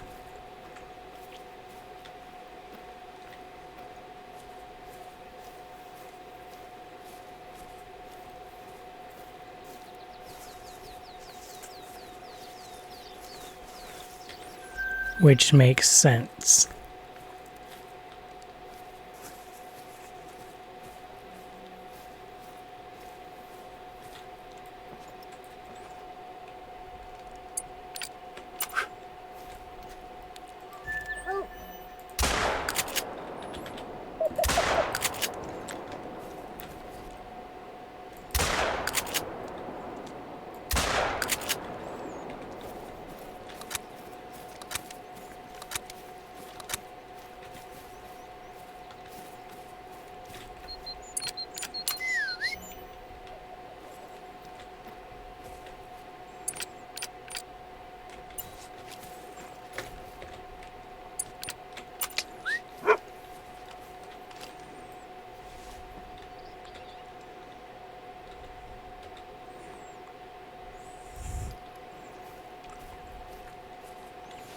Those were grouse, not hens.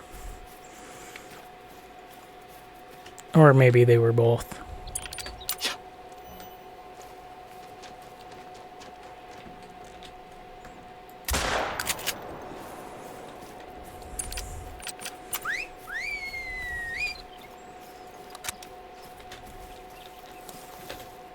That's kind of funny. He came right back to us.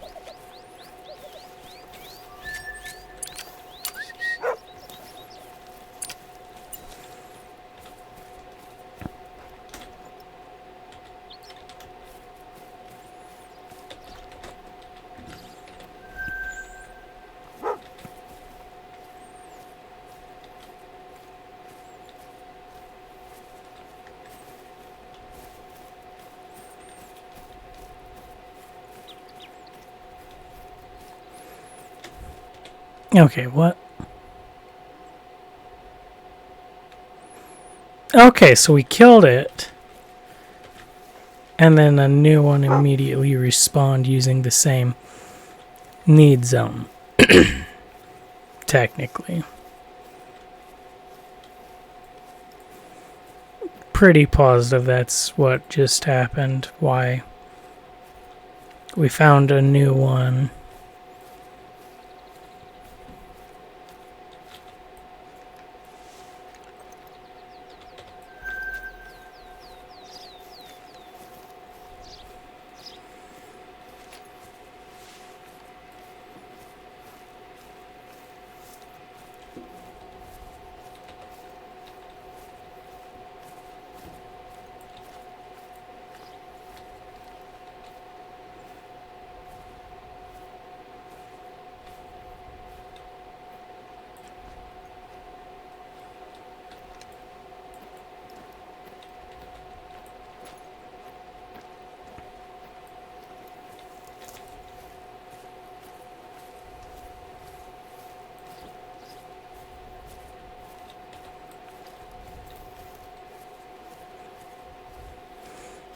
Come on, Wilhelm.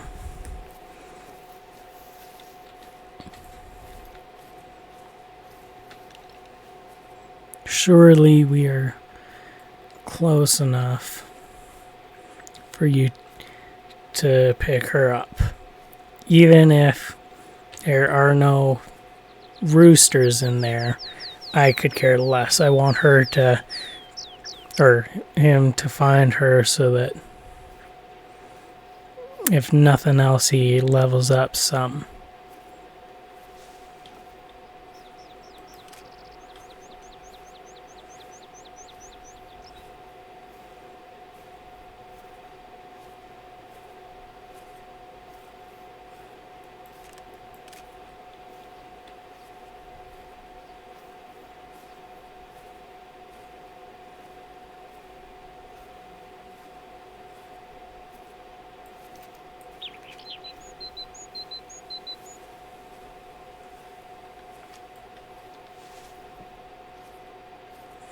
Just saw something down there, I think.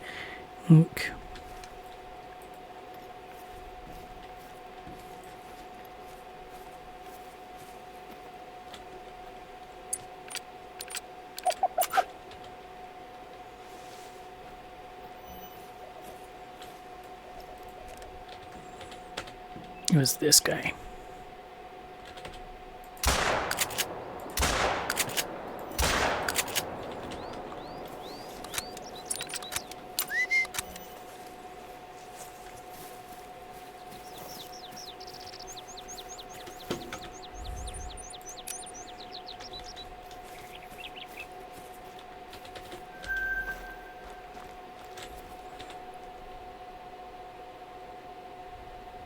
Yep, I was right about this.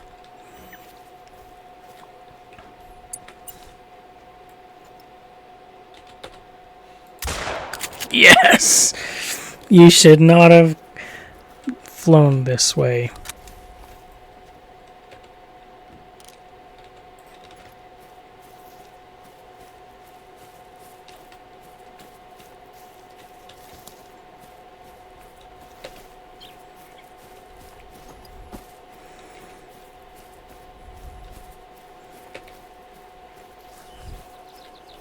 Okay, so it gradually fades out, and then it's just completely gone by 1900, is what I'd assume.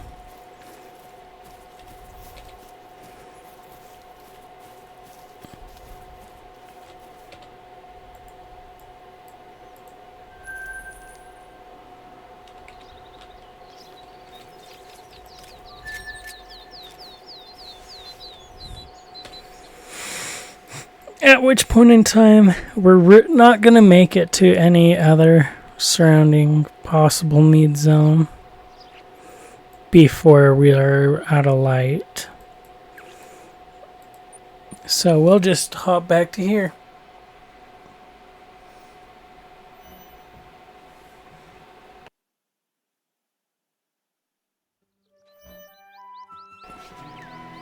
Okay.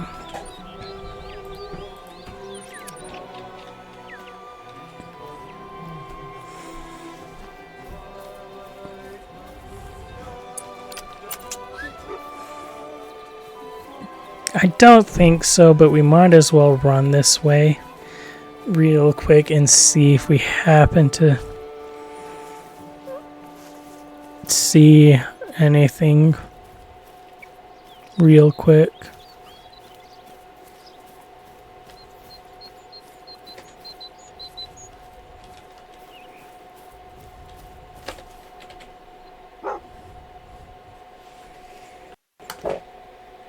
Yep. Okay.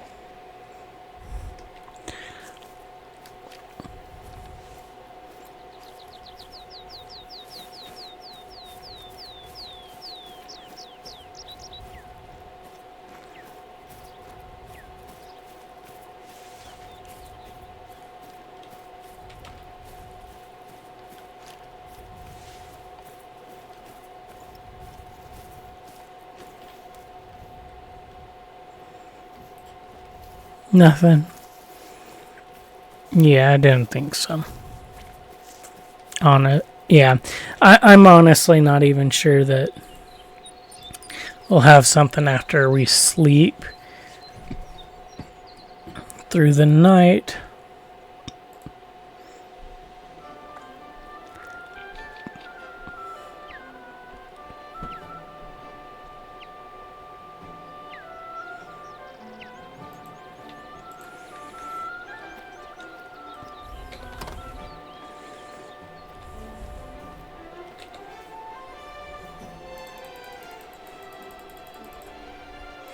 I'm not sure that there, even after we sleep, I'm not sure that there will be any over there, but we might as well, we can definitely hope, and we might as well see.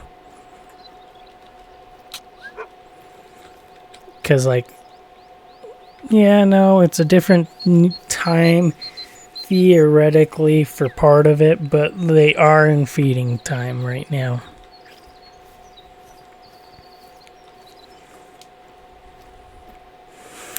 But it is within the 200 meters, so there's a fair chance that they just can't spawn right now there.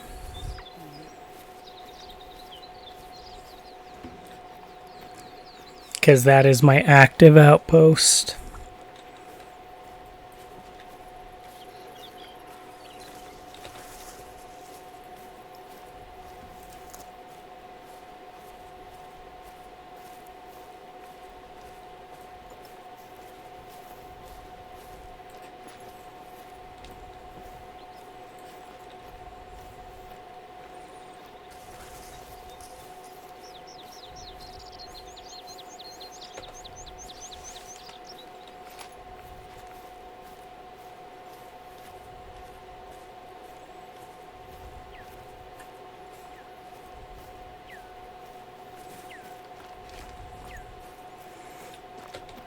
Raccoon dog, yeah.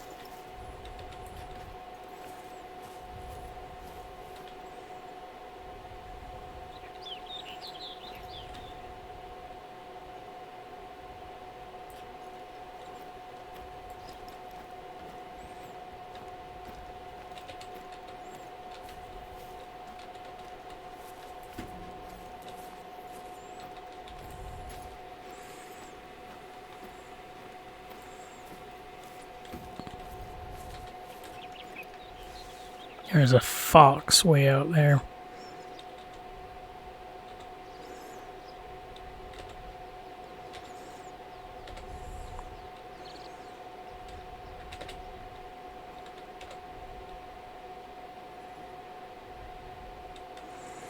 If he stops and turns to his left or his right, we will try and take a shot.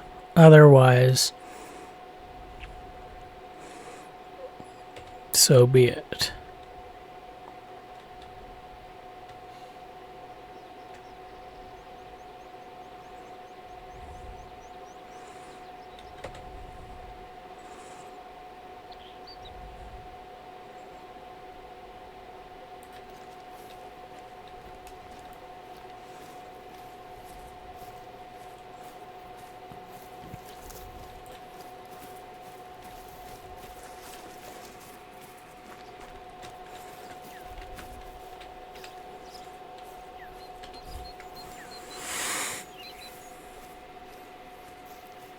Why were the why were the raccoon dogs still there?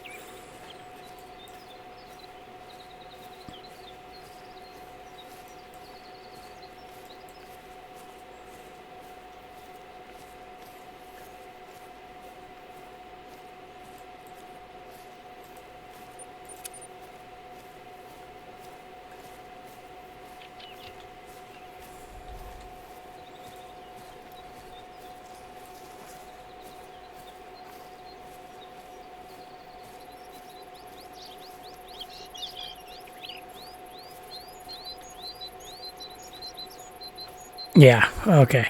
I was about to say we may start to get rain particles here in a sec. Because I saw one or two, then I thought maybe not. It may be just my eyes being weird. And then it happened again a few times, and it was like, oh yeah, definitely about to get rain in game.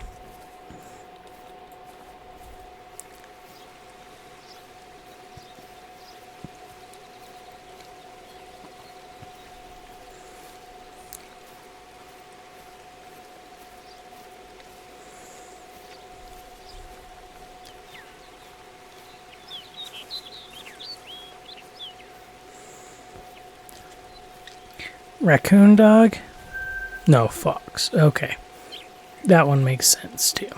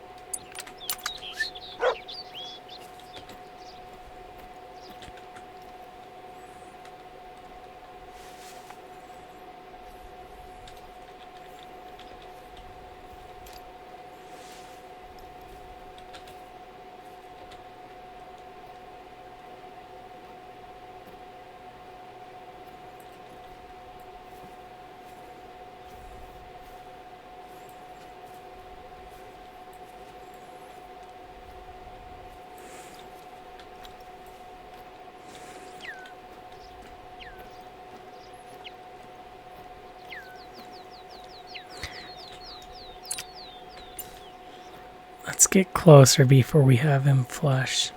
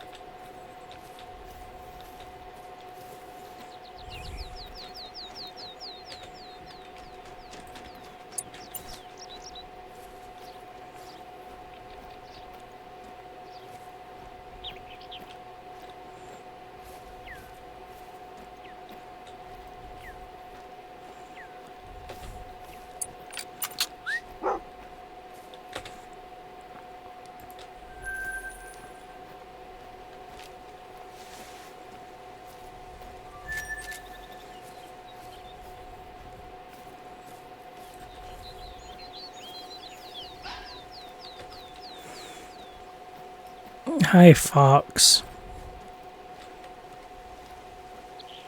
If you're the same one from earlier, I do not care.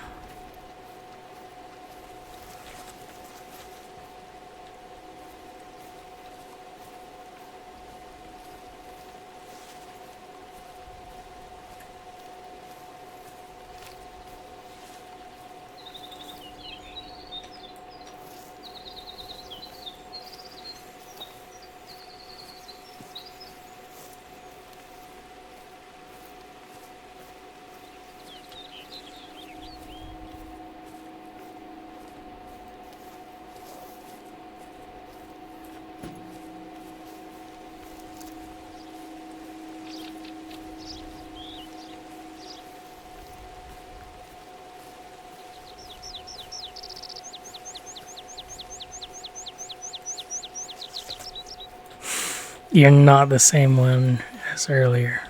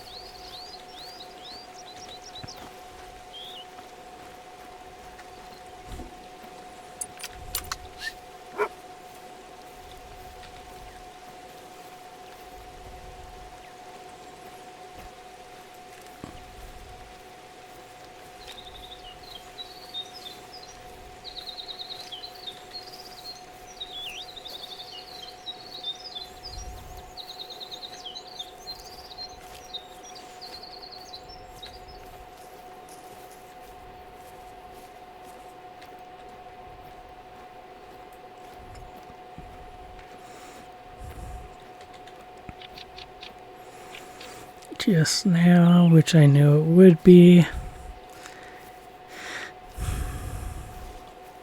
This one we are actually going to track.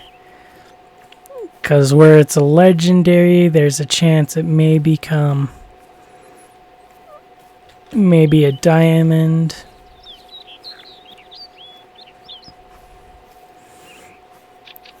As well as if we kill it good, like, chance is low, but the chance is higher for a legendary to respawn as a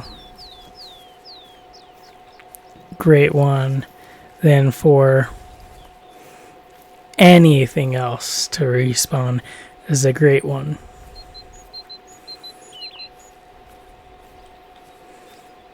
And so this one we are actually gonna painstakingly track.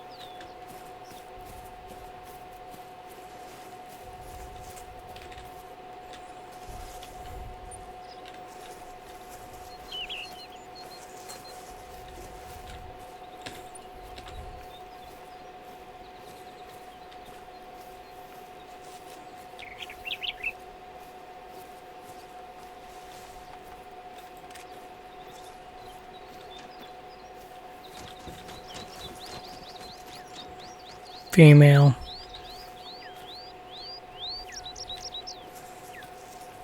Or a grouse, but I don't think it was a grouse. I'm pretty positive it was just a female.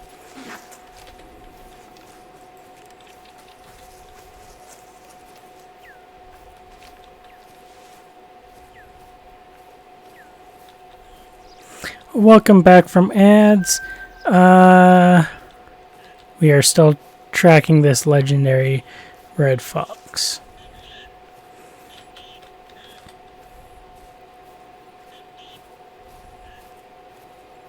Theoretically, Wilhelm is tracking it, red foxes as well. But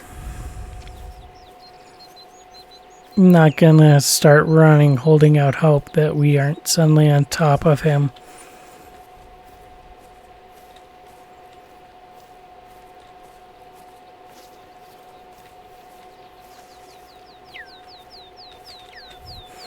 Because it has happened plenty of times where we're tracking something and suddenly it's right underneath us.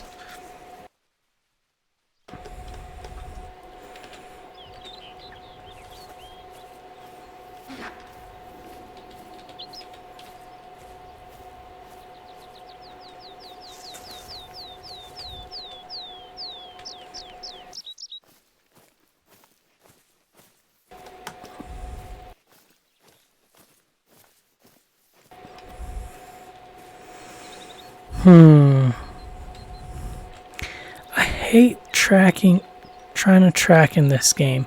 At times like this, when the tracks just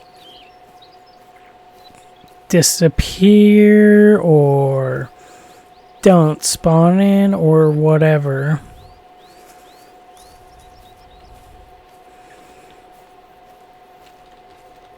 Yeah, whatever the case is.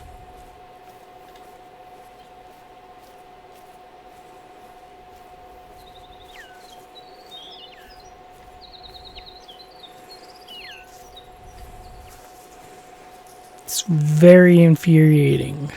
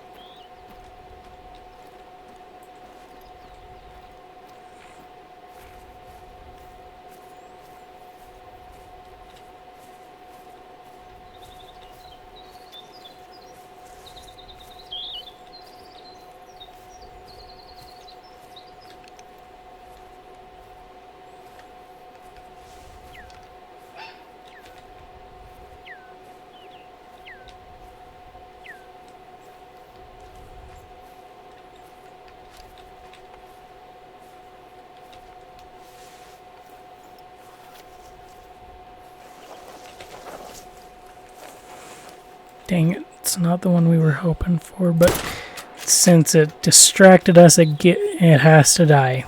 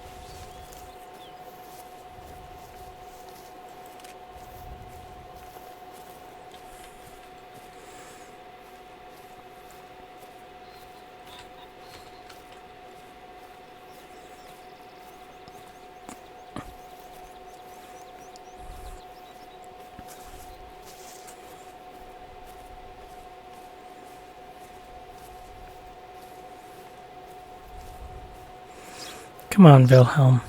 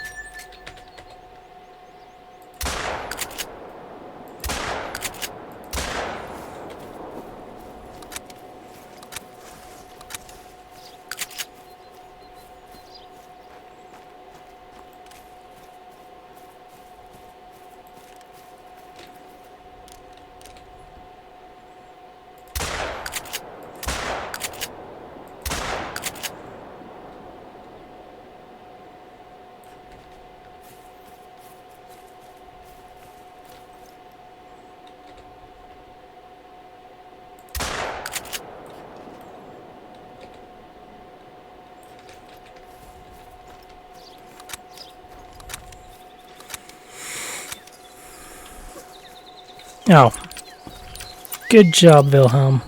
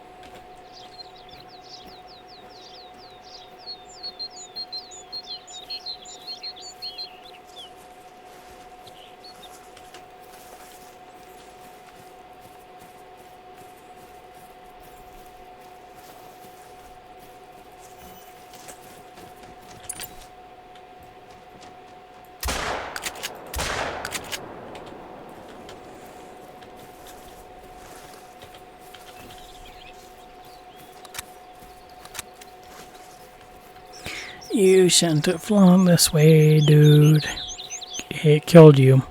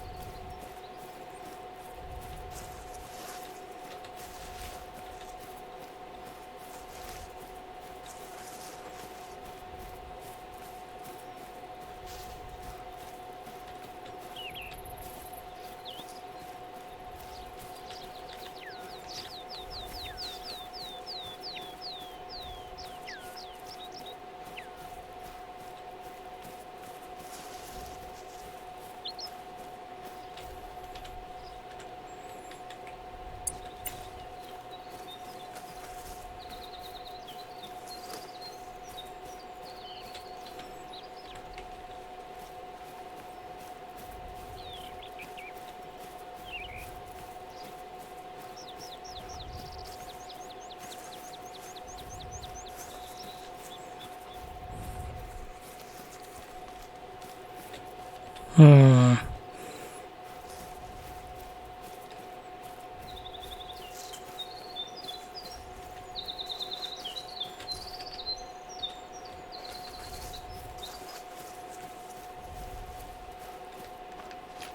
Aha.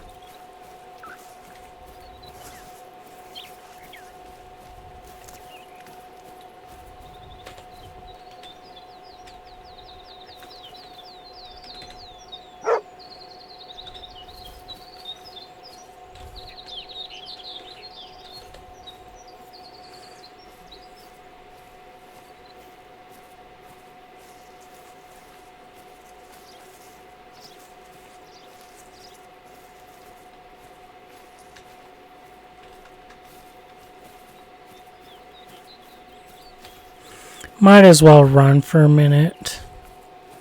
Because we are very definitely behind.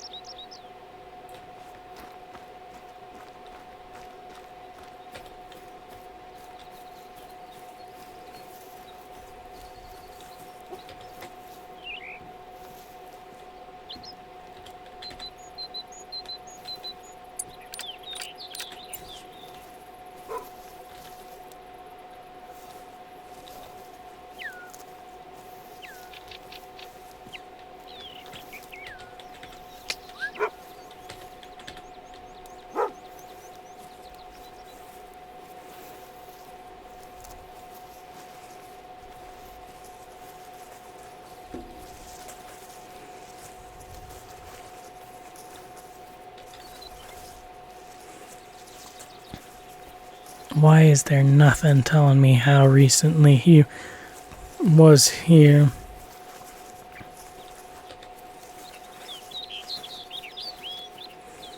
There we go.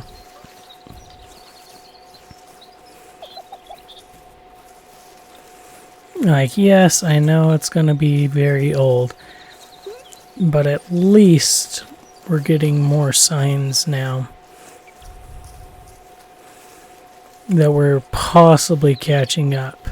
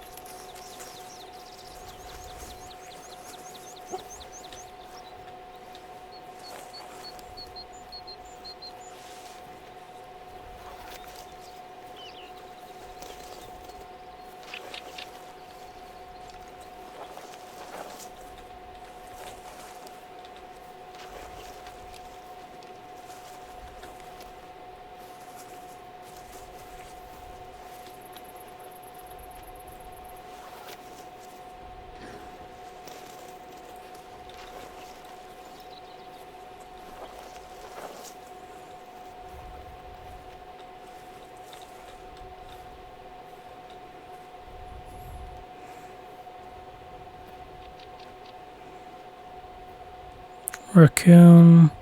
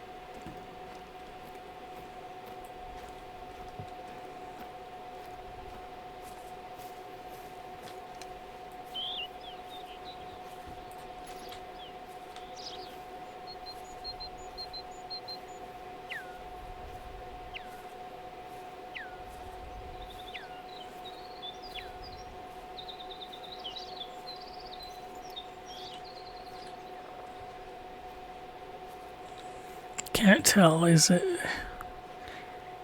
fox's back turned to us, or or is it facing towards us? Facing towards us.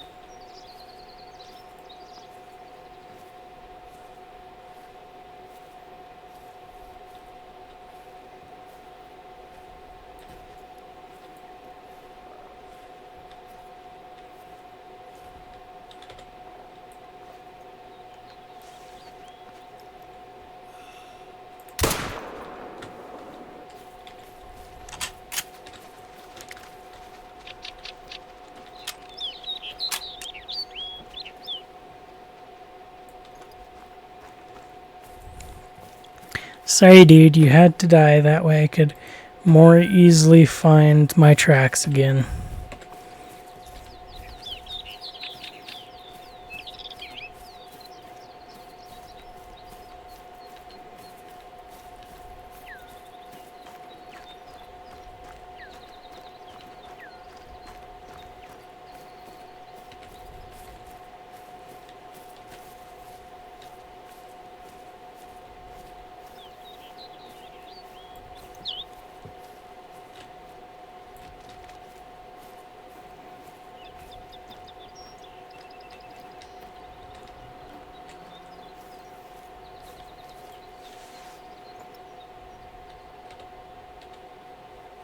Aha.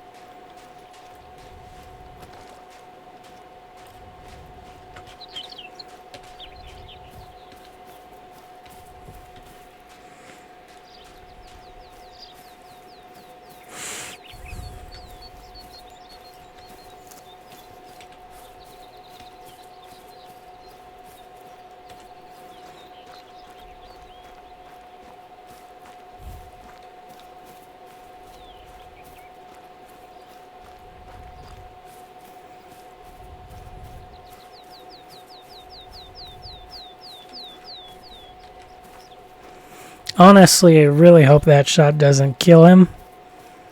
That way we can guarantee we've got an actually good shot on him.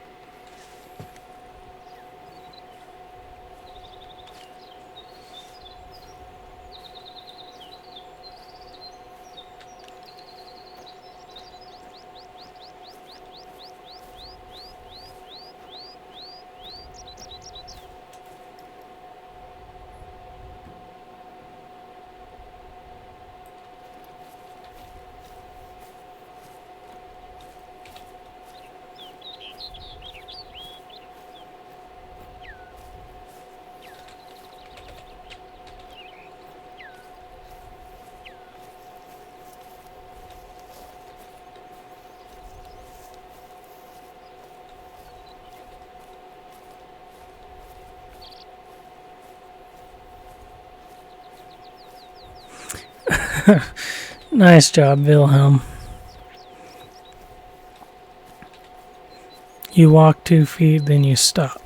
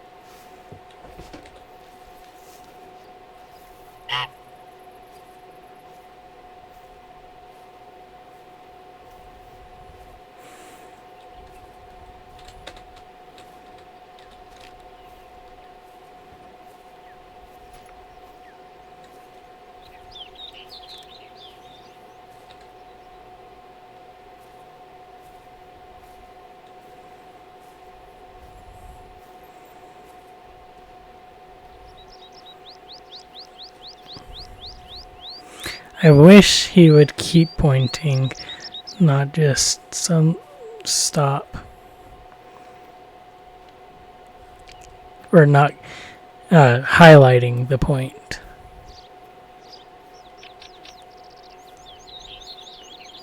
I guess is more what I mean.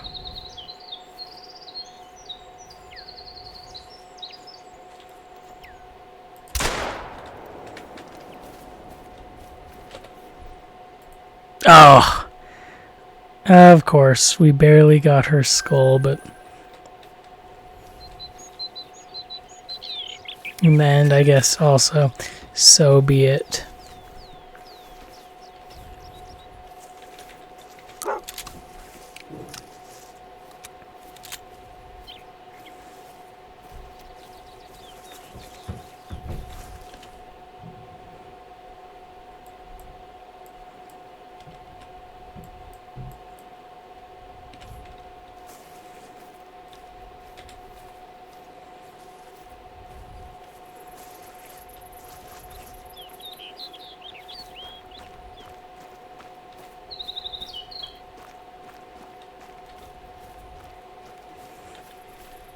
Okay, yeah, he had been waiting there, and then we accidentally scared him off, which makes sense that he's spooked. Where he is legendary, which translates to also quite possibly diamond. They are a lot harder to track. Aha, finally. Something to indicate how recent this was.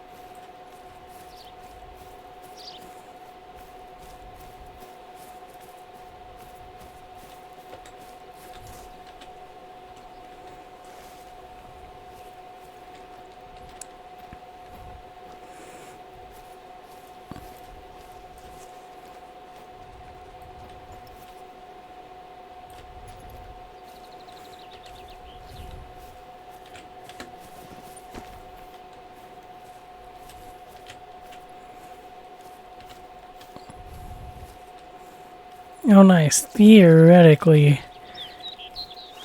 he will be running out of space to run.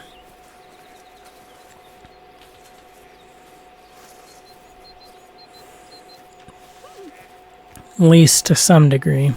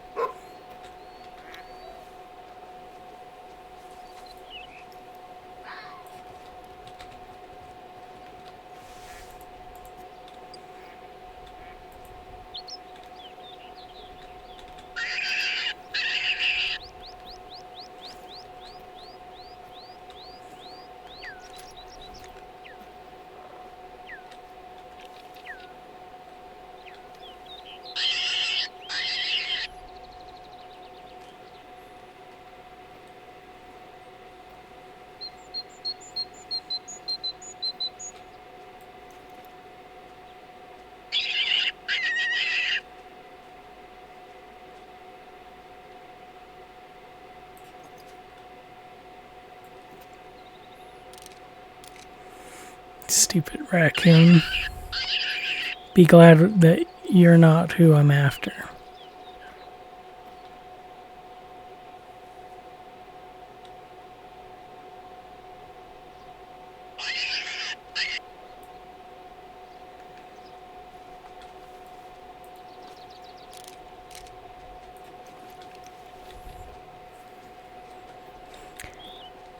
Hey, Daniel.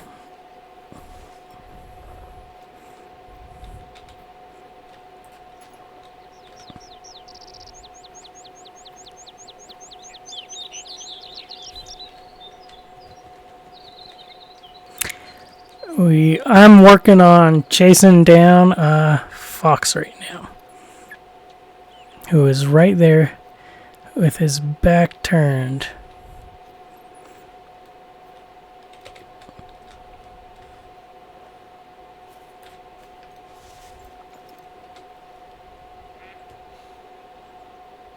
Not his back turned, but good enough.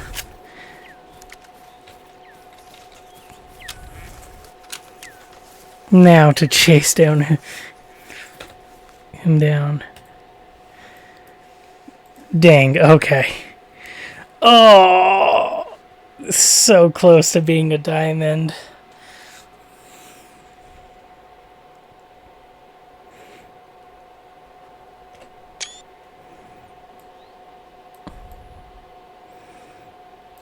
But holy, we completely wrecked him with that second shot. No wonder he died immediately. We got his lung, his stomach, and his intestines. And he was already super low on health.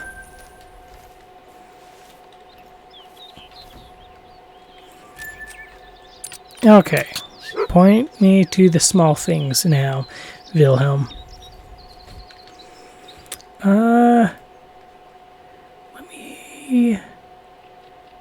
Let's see. I can see you're trying to talk. Oh. User settings, voice and video. Why are you give me a sec. If you're trying to talk, Daniel, I cannot hear you right now. And it's 'cause... Okay. Try talking now.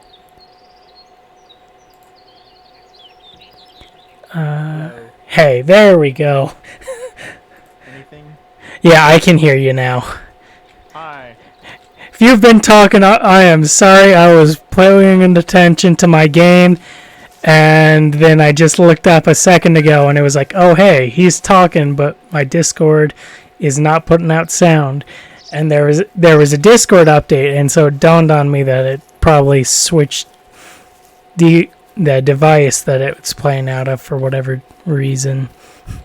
Yeah, it's completely changed the UI for me, so it's like, I don't know. There's a lot of stuff that's made it like I can't open up Helldivers properly because Discord tries to like get on it, and it ends up ruining the opening procedure. Ugh, So it's like really buggy that way. and that sucks.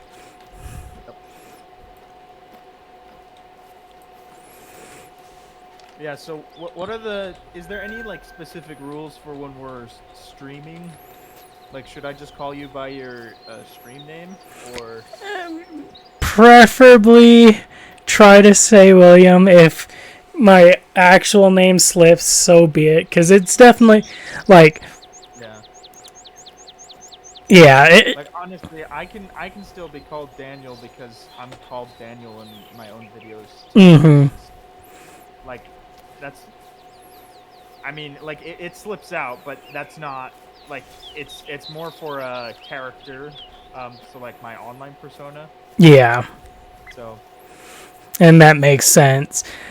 Like if it, yeah, Like people know like I show Speed's real name, but they call him Speed because that's what they know him as and stuff. mm-hmm, exactly. Whereas it's going to be a bit harder for you or any of the guys to necessarily remember quite as easily, because we're all IRL friends, and so we've known each other by our real names. Like Jedi, I call him Jedi, and he still calls me Red. So like, and that's kind of how I feel like it would work out. It's like the more it works, I guess. I don't really know how to describe it. Like the more that you met me with my online persona, the more natural it is. Mm-hmm. Making that adjustment is kind of like really difficult.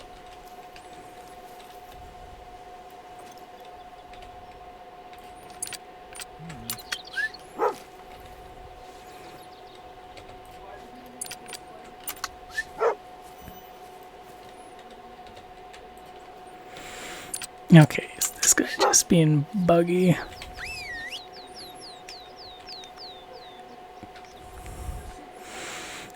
So how's streaming been lately?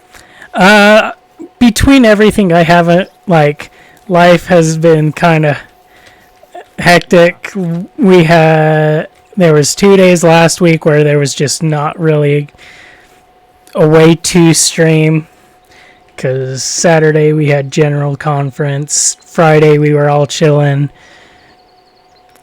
and hanging out IRL, and yeah, so it's been probably a week and a half since I last actually streamed, but I'm happy I finally made it back. Okay. I was a little concerned because I saw the stream today that just life's been rough. Is that it, or is there more that? Part of it has also been I've been waking up and just having no energy. So like Monday, Tuesday, Wednesday this week, I woke up and just I couldn't really do much at all. Like wanted to stream, but at the same time felt and knew that if I tried streaming, I just wouldn't be able to bring enough energy to this stream. Stupid thing. Yeah.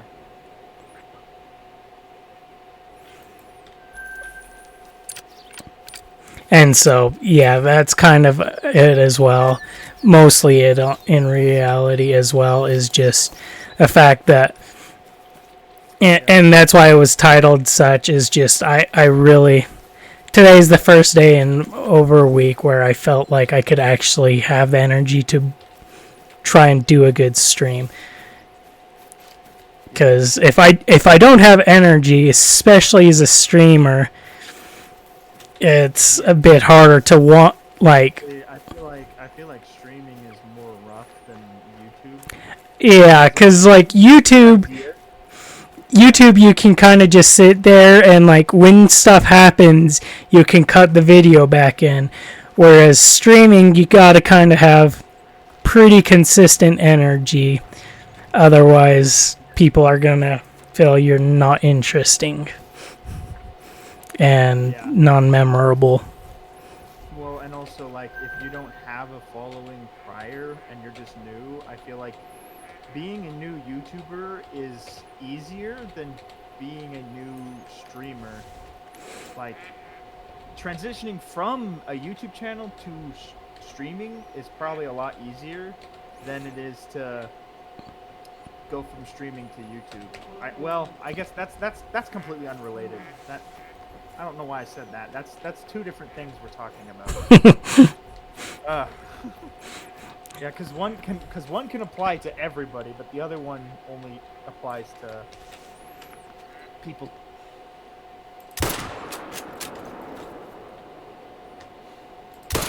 You to start out, like, for people to start out on Twitch or any live streaming service is because nobody knows who you are, and you're not going to have enough people for people to, like, register, like, oh, who is this? Is this someone I want to watch right now?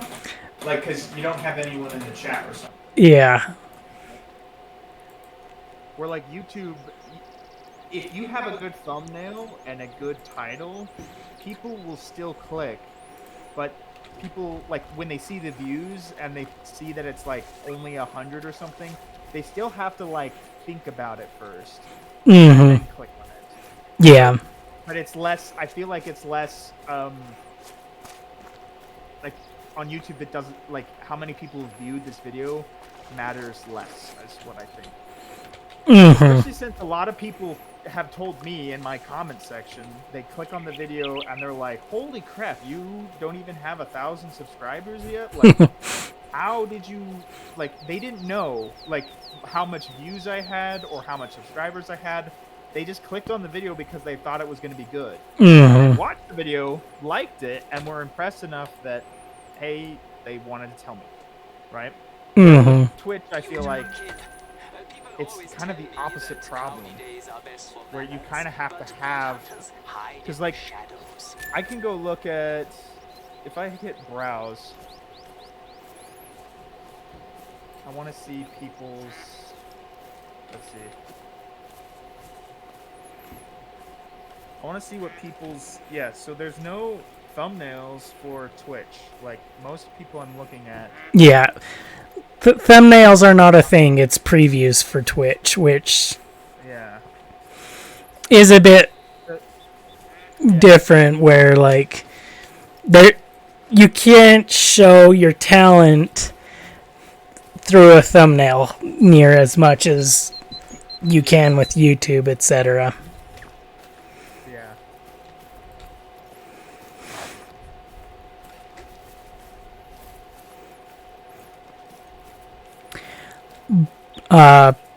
Is Russell at his computer right now? Yeah. Okay. As a heads up, Russell, I don't know if it's a microphone setting got messed up on your side or what, but Daniel is echoing through you pretty bad right now, and so I've got you turned down quite a bit. That way I don't have super echoing a ton. Okay, I think I'm looking here. I don't see how many people are actually watching the streams. Oh, there we go. Now I can see them. When I click on Twitch, most of the streamers that I immediately see only have like 3 viewers. Except for people that I recognize also from YouTube. Yeah. It's just like, like having 30 views in some categories seems to be really, really good. But it still looks like that the ones with the most views have somewhat, like, they have their face and other things to, like, show. Yeah. Which, like, I'd love to do. I don't have a webcam. Not a good enough one that I've got one, but the few times I've tried to use it in OBS, it is so extremely grainy and bad that it would legitimately pull down the quality of the video. Yeah. And so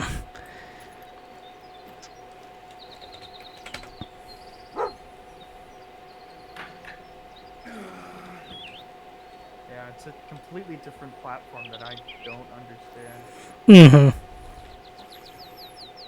But like, especially on like the just chatting side, it's way more like they definitely try harder on the thumbnail. That's what it looks like. Yeah.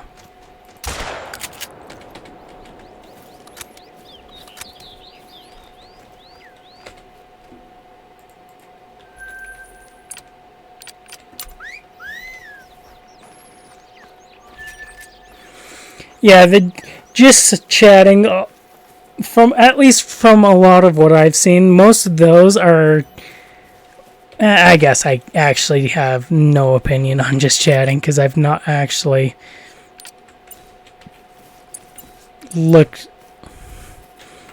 viewed any just chatting stuff Yeah.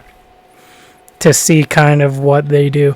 My assumption though would be that those who are in just chatting are generally those who chill and just chat, etc.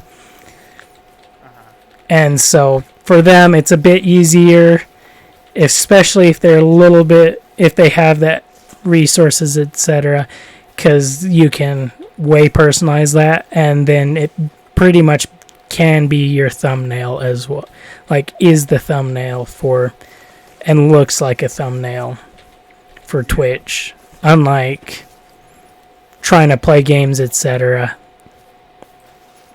Like, it's definitely not like as streamlined as YouTube, where the thumbnails like are as clickable.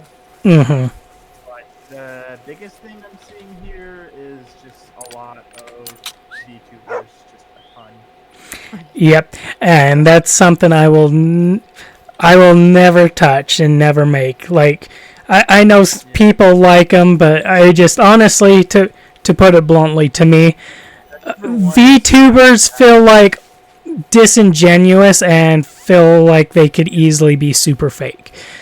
Just because... I think they are just super fake. Like, a lot of them, it's a hand-built model to look the same way every single time. So it's kind of like a cop-out of that. If you don't look good enough, then you can just make a character that does, and then you just get views because of that. And I think that's kind of stupid. Exactly, and like it also just ultimately, as a VTuber, you can pretend to be something you're not a bit too easily for my liking. Yeah, well, the other truth about content creation in general is you are playing into a character, so like... Oh, and I'm not going to disagree, but like,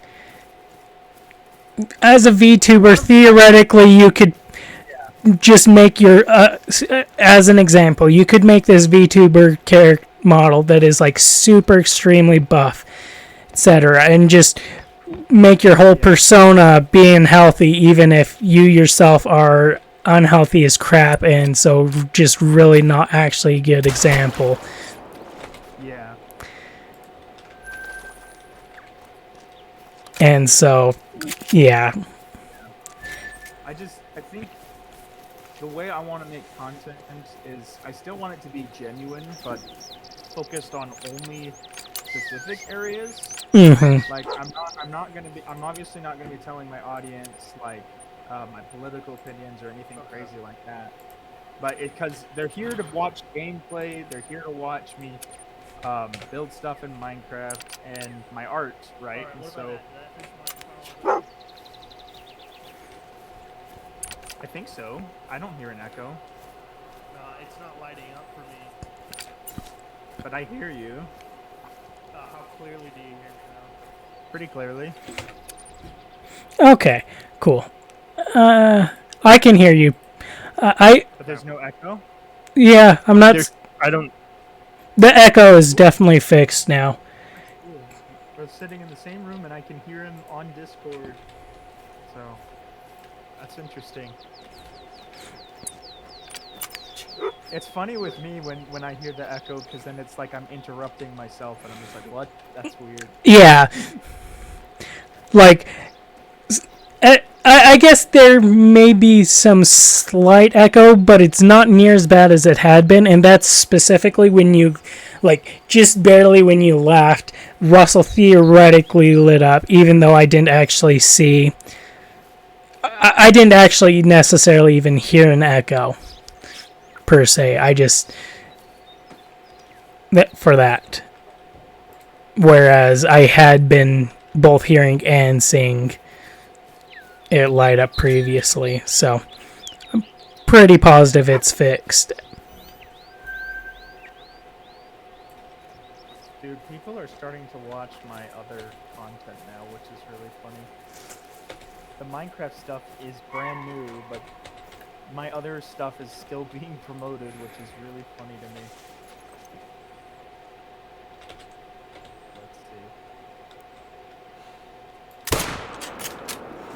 Oh yeah! Wait. Okay, I was gonna say, you're dead.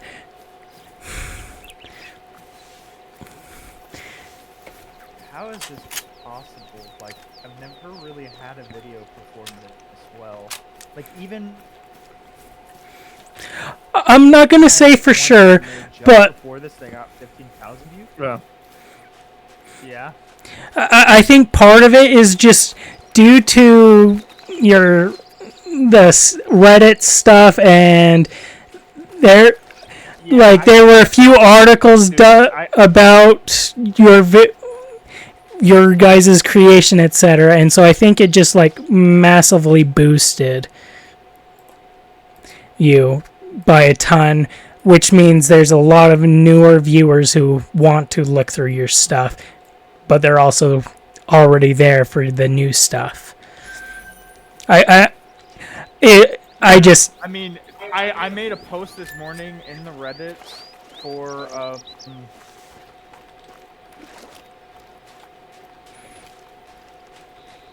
my Minecraft project. Oh, here we go. Let's see. And it got almost 2K upvotes. So that's a lot of views. That's like 57,000 people saw it, and then 2,000 of them decided to give it an upvote. And then other people might have actually clicked on the links. But on Reddit, people don't like to click on links. They just like looking at pictures and clicking the upvote button. So, but it still promotes it because then people see it, right? And that's exactly. So, oh man, I had one post that got removed by the moderators of Helldivers 2. But the funny thing is that it got upvoted very fast and almost got 100 upvotes before the moderators were like, nah, we don't want this. It's like, that was pretty dumb. Like, people actually liked my opinion and you just removed it. And then there's some glitches and whatever. It's just interesting because it's still my highest performing video of all time because it's almost at 500 views in the first day. And even videos where I got like 20k views on them, they were somewhere in the range of like, let's see. I gotta go to the views and see. Yeah, 160 is usually where it's at. So this is like almost four times higher.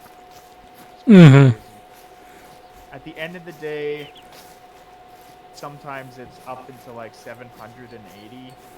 But that's like my highest performing videos. So yeah. So this is like, I think, a number 1 out of 10 video for my channel. and I'm only 100 subscribers away now from actually releasing the world download. So like tomorrow, when it actually starts getting that promotion like it usually does, I might have to release the world download and I might be monetized. Like that's the crazy thing, is that this was all one singular stunt, like one Yeah. video basically. Like I split it up, but the cinematic is part of the video that I released today, and I just cut it, released it there, and put stuff on the Reddit and built up hype, and then kind of created my own trend. Which is like the funny part, is like it's like no, there was no demand for it, and so before I released my whole video, I like made the demand for it by spreading it on Reddit, and the news articles obviously helped a ton. Like Yeah. I was like shocked by that. Like I was like, what? I'm in PC Gamer? Like I've read stuff in that. What? Like I've watched so many different React channels go read articles in PC Gamer, and I was just shocked that I'm like, this is a big deal. Like Yeah. my simple like hobby, like my artwork, I post it somewhere niche on the internet, and then you know, it like the post that they cited wasn't even the post that went viral. It was just the idea was planted, and then they saw the video posted, and they linked the video, and it was like, whoa. Like it didn't go, like the video itself didn't go viral. Like it's Yeah. only at 15K, but the next video might not, because like it might stretch to like 50 or 100 if that's thinking optimistically, right? But I mean, it is a good thumbnail. Like I copied some of the best thumbnails I could find, and just try and mimic that. Yeah. So, but I used my thumbnail, kind of like on the right side, and then just kind of mixed it in its own thing. It was just very interesting. But we'll see. I'm planning on making a third video in this series, and it's going to be titled how I got 1,000 subscribers with one video. There's a lot of people, like most of the YouTubers out there that are trying to help you get 1,000 subscribers tell you that you won't get 1,000 subscribers immediately, right? That you kind of have to do it over the course of a year. Yeah. And then you'll get 1,000 subscribers if you do it consistently, right? In this case, I'm like, this literally happened to be where I made one video, and then enough hype was built around it that I almost got 1,000 subscribers, because I had people hooked. Like they wanted the world, I could give them something they wanted, and then in return, I'm just like, do this thing for me that's free to achieve this certain goal, and it's done, right? Like, it's a win-win for both my audience and me. And it was I think it was incredibly creative, because you took this idea that, I guess the right way to say it is, you do this idea and you tell people that if they subscribe, you can actually give them something that you know they want, right? And then that's how you convince people to engage with you. And I don't know how to do that again. Like, that's the other thing, is like all my other Helldivers content that I made, it got views, but it didn't get subscribers. Like the one that got me the most subscribers was my tier list video, and that's because my tier list video was completely unique, where I made a tier list video that nobody else was making by changing the entire rating system from like S rank, like S, A, B, C, to just my own thing. Yeah. That just detailed descriptions of why I'm putting it in this category, right? And so a lot of people like that. People even started to share it in the Reddit. Like, I didn't make a post about it in the Reddit, but other people definitely did. So it's really interesting to see that. But like, I'm trying to think about how would I approach like streaming as like a new person. And I don't think you're new to streaming at all, right? No. How long have you been doing this for? I've been affiliate. So I've streamed off and on since 2018 when I got home from my mission. In reality, I hit affiliate back in 2020. What does that mean? Affiliate. It's something that theoretically they may be phasing out, but affiliate is just the ability to make money from Twitch in the first place and be That's like hitting 500 subscribers on YouTube. But it, people can pay you money. Yeah. yes and no. So Okay. to some degree it's actually being an affiliate, at least. So the reason why I say kinda, it sounds like they may actually be doing away with the affiliate status, and pretty much it's like for those who are affiliated, I don't think they'll remove it, but pretty much they'll make it so that anyone can make money if they would like. But pretty much it's the 1,000 from YouTube actually, because I can like theoretically the memberships from YouTube that unlock at 1,000 is what I have.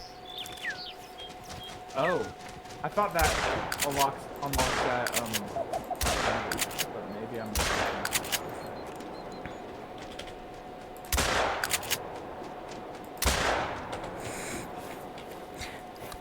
Yeah, so like I have the ability to have people subscribe, which is the same deal as just being a member on YouTube.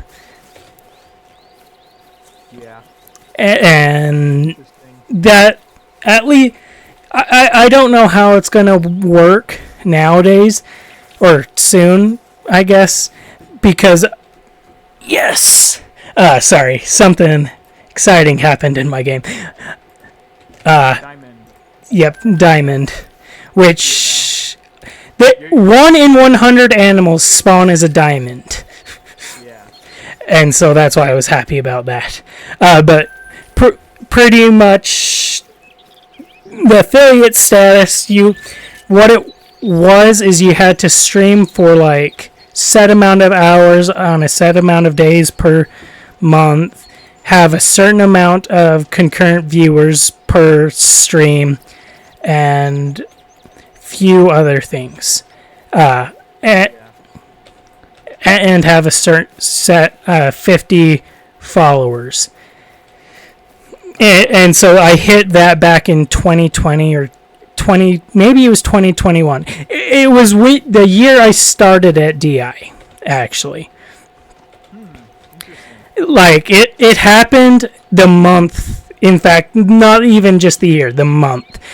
And DI gave me so much burnout for my content creation. Like Yes. you guys might not have known this, but I actually had like a channel.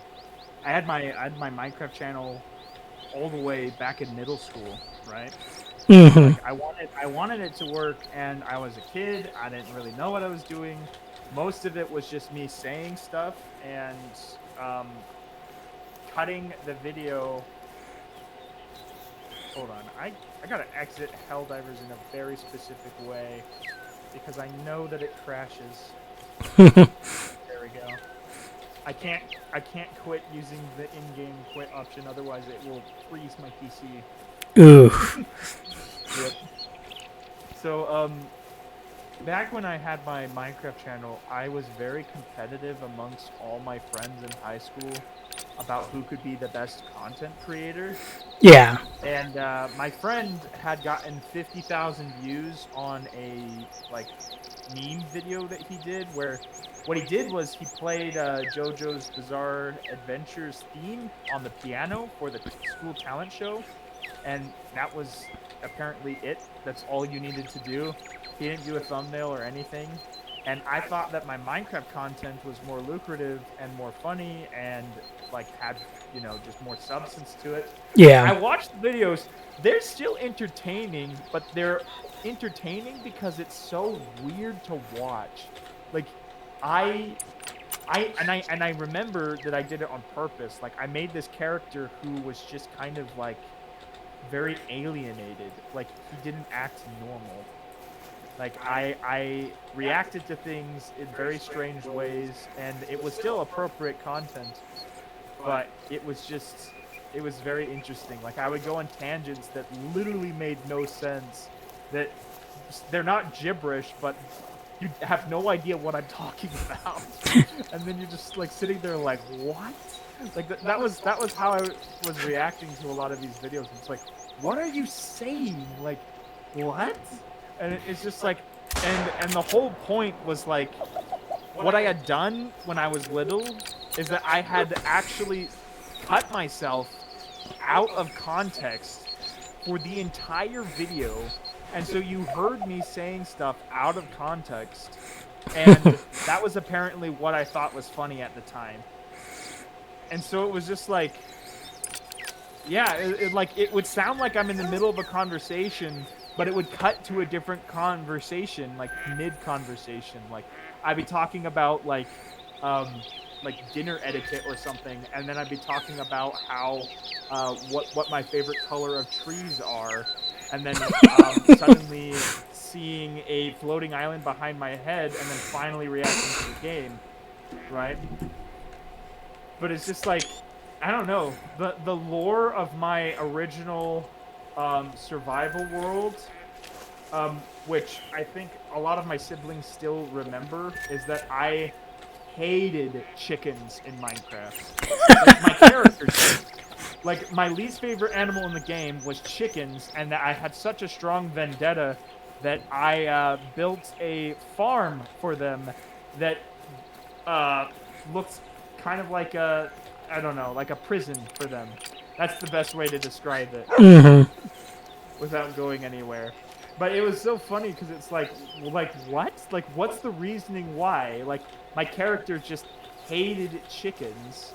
Like, that, and you would hear it, like I see a chicken and then like, oh, I have to kill that. And then I explained that I can't kill pigs because, like, a specific reason, but then I never give the reason.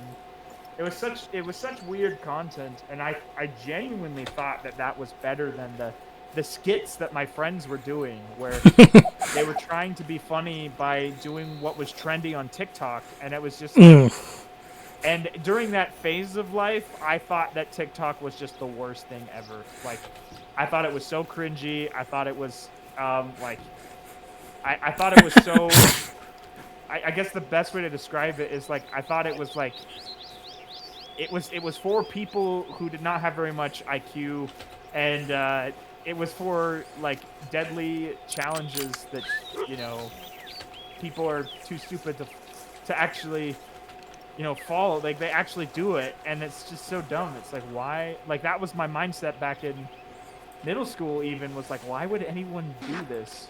Like, this is so dumb. And my friends weren't doing that. They weren't doing anything crazy. Like, but they also weren't getting views. Like, they were getting like 30 views on average. Like, my friend Camden is primarily the guy that I was focused with, and he wasn't making thumbnails. His content was very, very like low, like bottom of the barrel jokes that were just kind of not great. But my stuff was so much worse still. Like, I don't know how I made it worse, but I was doing it out of competitiveness. Like, I thought that I was better because I was trying harder.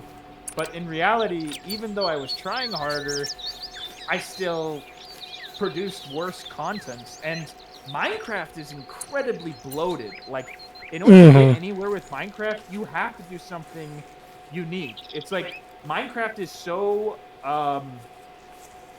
big that it's almost the equivalent of posting a YouTube video in general. Like, you have to impress the Minecraft community now, and that's pretty hard.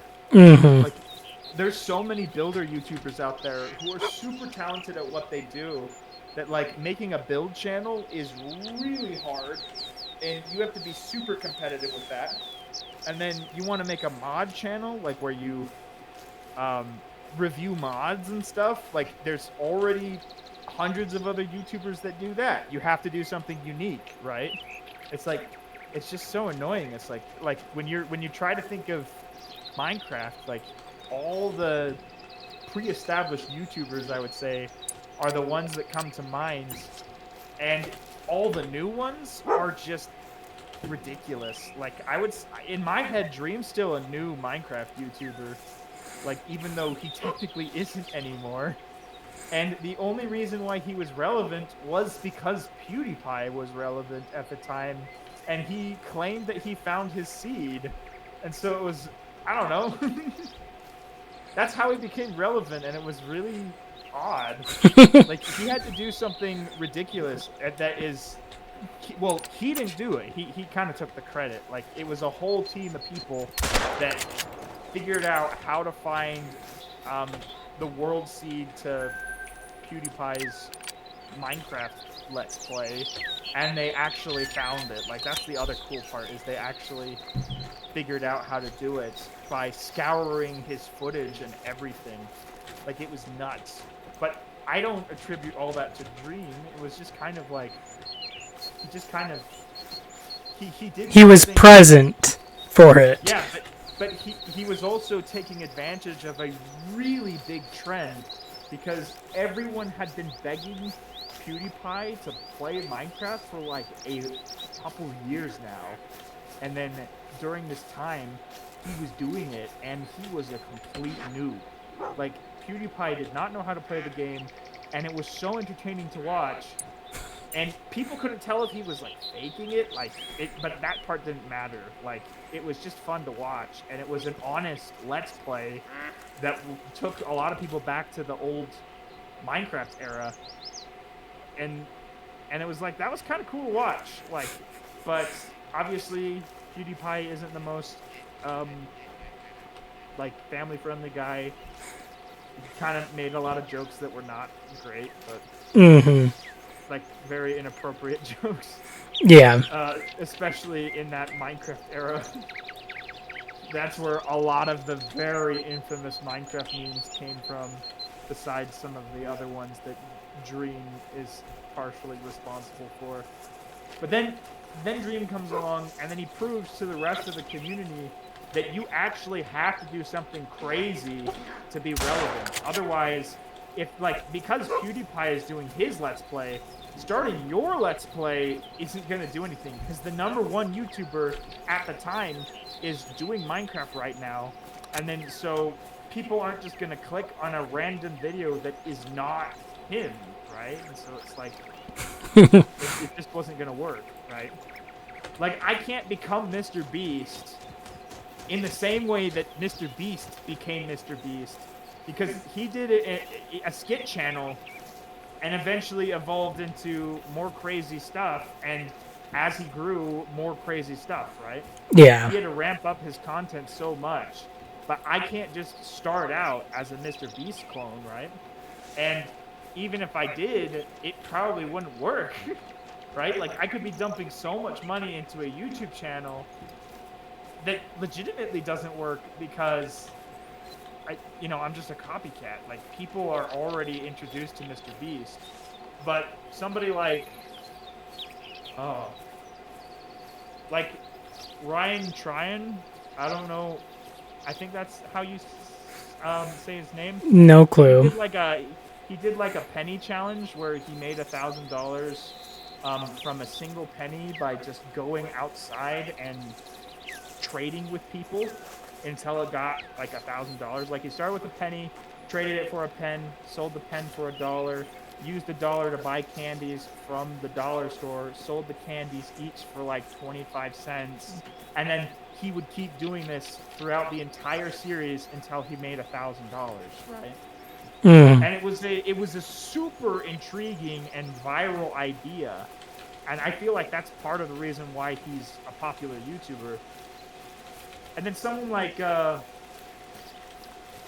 Mark Rober, he started with being an ex-NASA engineer. Like, he basically made inventions that surprised people, and that made him viral, right? So, like the concept of content creation is you have to have a unique idea that literally no one has done before, but is somehow going to be lucrative as well, right? Mm-hmm. Oh, yeah. Sorry, I'm also watching your stream. Okay. That wasn't quite as good as I wanted it to be, but because it was so obscured, I wasn't gonna take a chance, because that may be a rare for. Yeah.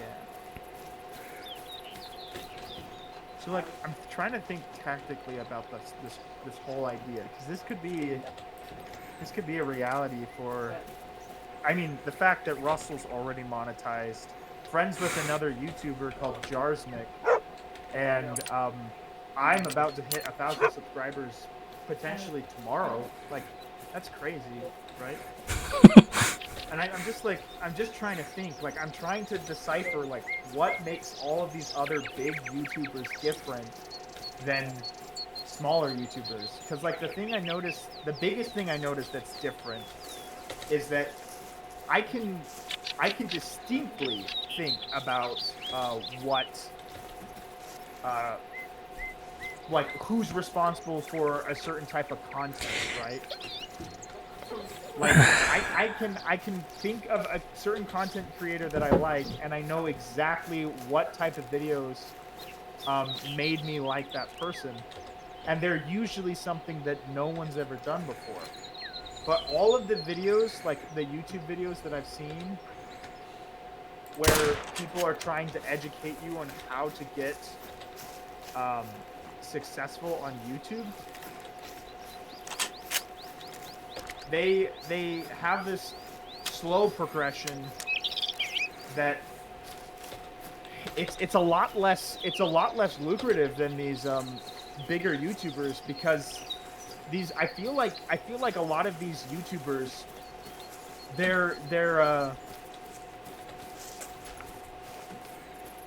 so like I hang on, let me think a bit before I keep talking. Otherwise I'm gonna keep stumbling over my words here. With a lot of the YouTubers that I watch who are trying to educate you about YouTube and how it works, usually they tell you to follow the trends, make like and find out what your niche is and try to be the best in that category, right? Where the people that I see are the most successful, that like the best way to describe it is they are actually creating a niche within their niche, right? Yeah. So like Minecraft is technically a niche despite how broad it is, but and then there are certain categories that are still broad, like say you're a Minecraft horror channel where you go over horror mods. You still have to do something unique. Like, you still have to do something that impresses people. Mm-hmm. And it's just like, when I tried to do that, I just did what everyone else was doing, and it didn't get views because nobody knows who I am, right? Mm-hmm. And because I did something that everyone's already done before, you don't. But if you want to get introduced into that content and part of that niche, like one of the better ways is to make a mod, do something extra other than making a video, right? You're not just making a video, you're actually doing something in reality that's also impressive, right? Like, I think that's the thing that a lot of these YouTubers completely miss, is that the content is not all it, right? Like, you have to impress people by either your performance, like you're either so funny people can't stop watching you and they have to share your content with somebody, or you're actually doing something so incredible and so unique that there's just no way it won't get attention, right? Like, Yeah. people will see it, right? So like if I say I made a sculpture, a real life sculpture of like a Star Wars, like some sort of Star Wars spaceship that was life size, right? And I just did that for fun, right? It would be expensive for me in real life and a lot of resources poured into it. But if I made a video about how I built that, I guarantee you people would watch it, right? Like if you do something crazy, right?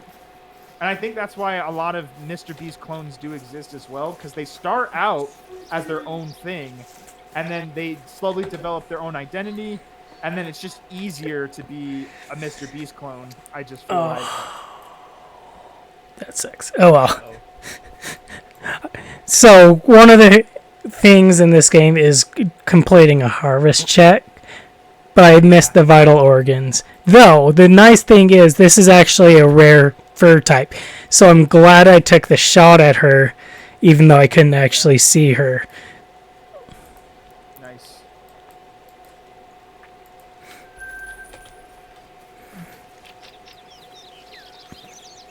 Yeah, so it's like, I think a lot of these YouTubers that they give you good advice on how to understand, like they teach you how to understand YouTube a lot better, and they do it all for free.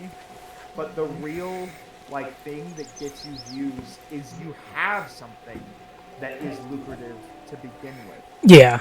right? Like you have something to offer to your audience that no one else is offering at the time, right? Making a better thumbnail than the other guy is still like good. Like you still want to be the guy with the best thumbnail, but your title and your idea is, I think, more important, right? Like saying that I built the world's fastest gaming chair, and then you show a gaming chair with wheels on it, and it's hooked up to an engine. Like, people are going to be intrigued regardless of your thumbnail. Well, like, your thumbnail has to show the chair, right? The truth is that the idea is so lucrative that it's no wonder people are going to click on it, right? Or like, I was an extra in the Hunger Games and I specifically ruined the scene. That's also really lucrative. And the thing about both of those videos that I'm mentioning, they don't have great thumbnails, in my opinion. Like, their thumbnails aren't super good, but the idea is so lucrative that it pushes it forward enough, right? So it's interesting, and it's just, you have to have something interesting about you, right? Like, and I don't mean to talk bad about every small creator out there, because you do have to start YouTube somewhere. Yeah. You can't just start content and be that guy, right? You can't just like, realistically, you can't just do that. Like, I'm not that guy, even. Like, there's no way.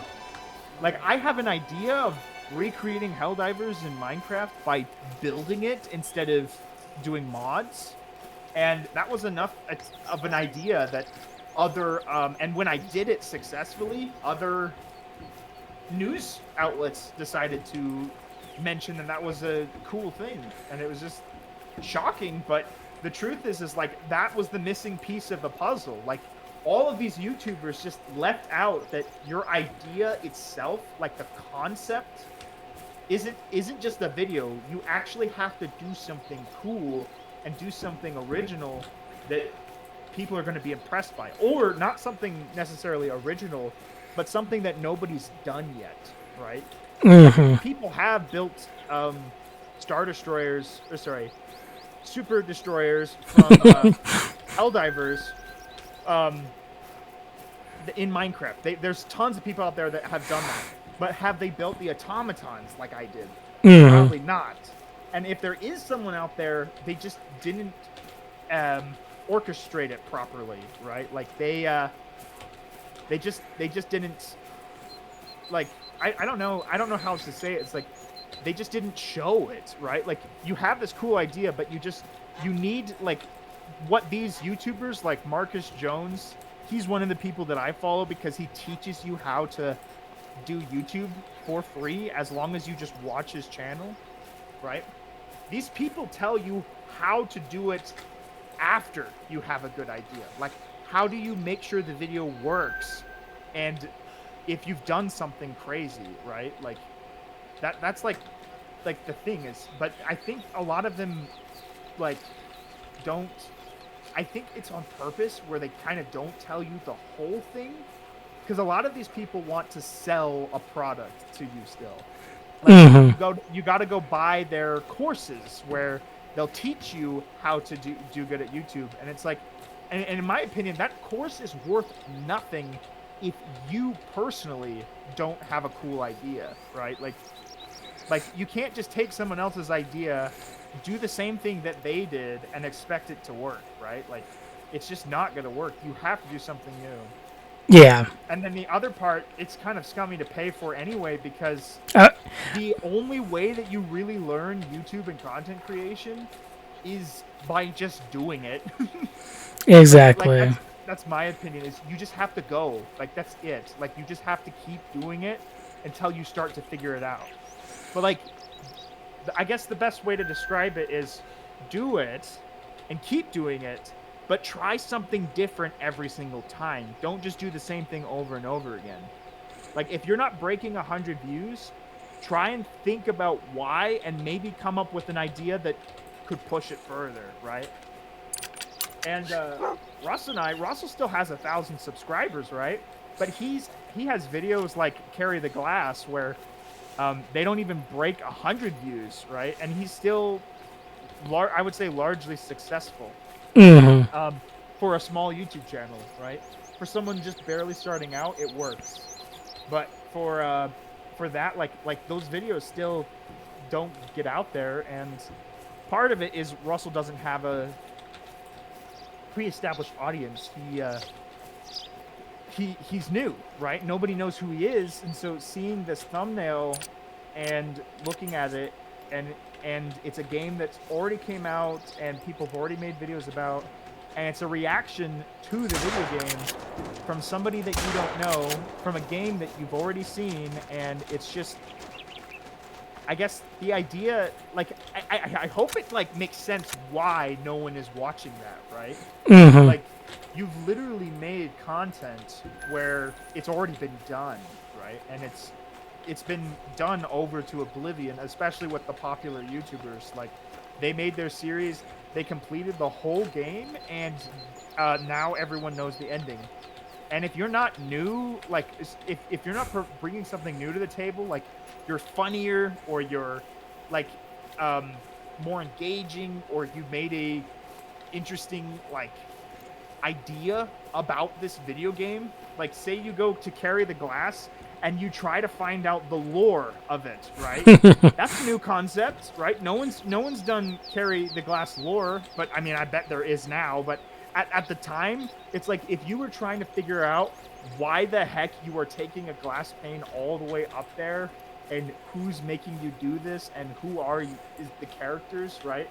That would be a little bit more interesting, especially if you could drag out the theory and make it more wild. Or you could just make it satire and pretend like you have a crazy theory, but then use every piece of evidence, and it's just completely ridiculous and wild, and people would think it's so funny, right? And so it's like, yeah, it's like you just have to do something new. And because otherwise you blend in right with the crowd. Because there's always, I guess, what's the right word? There's always scavengers with content creation.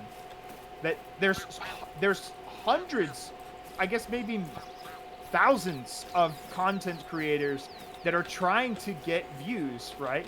There are thousands of, you know, people in the same spot that you are, where they don't have 1,000 subscribers. They're trying this thing for the first time.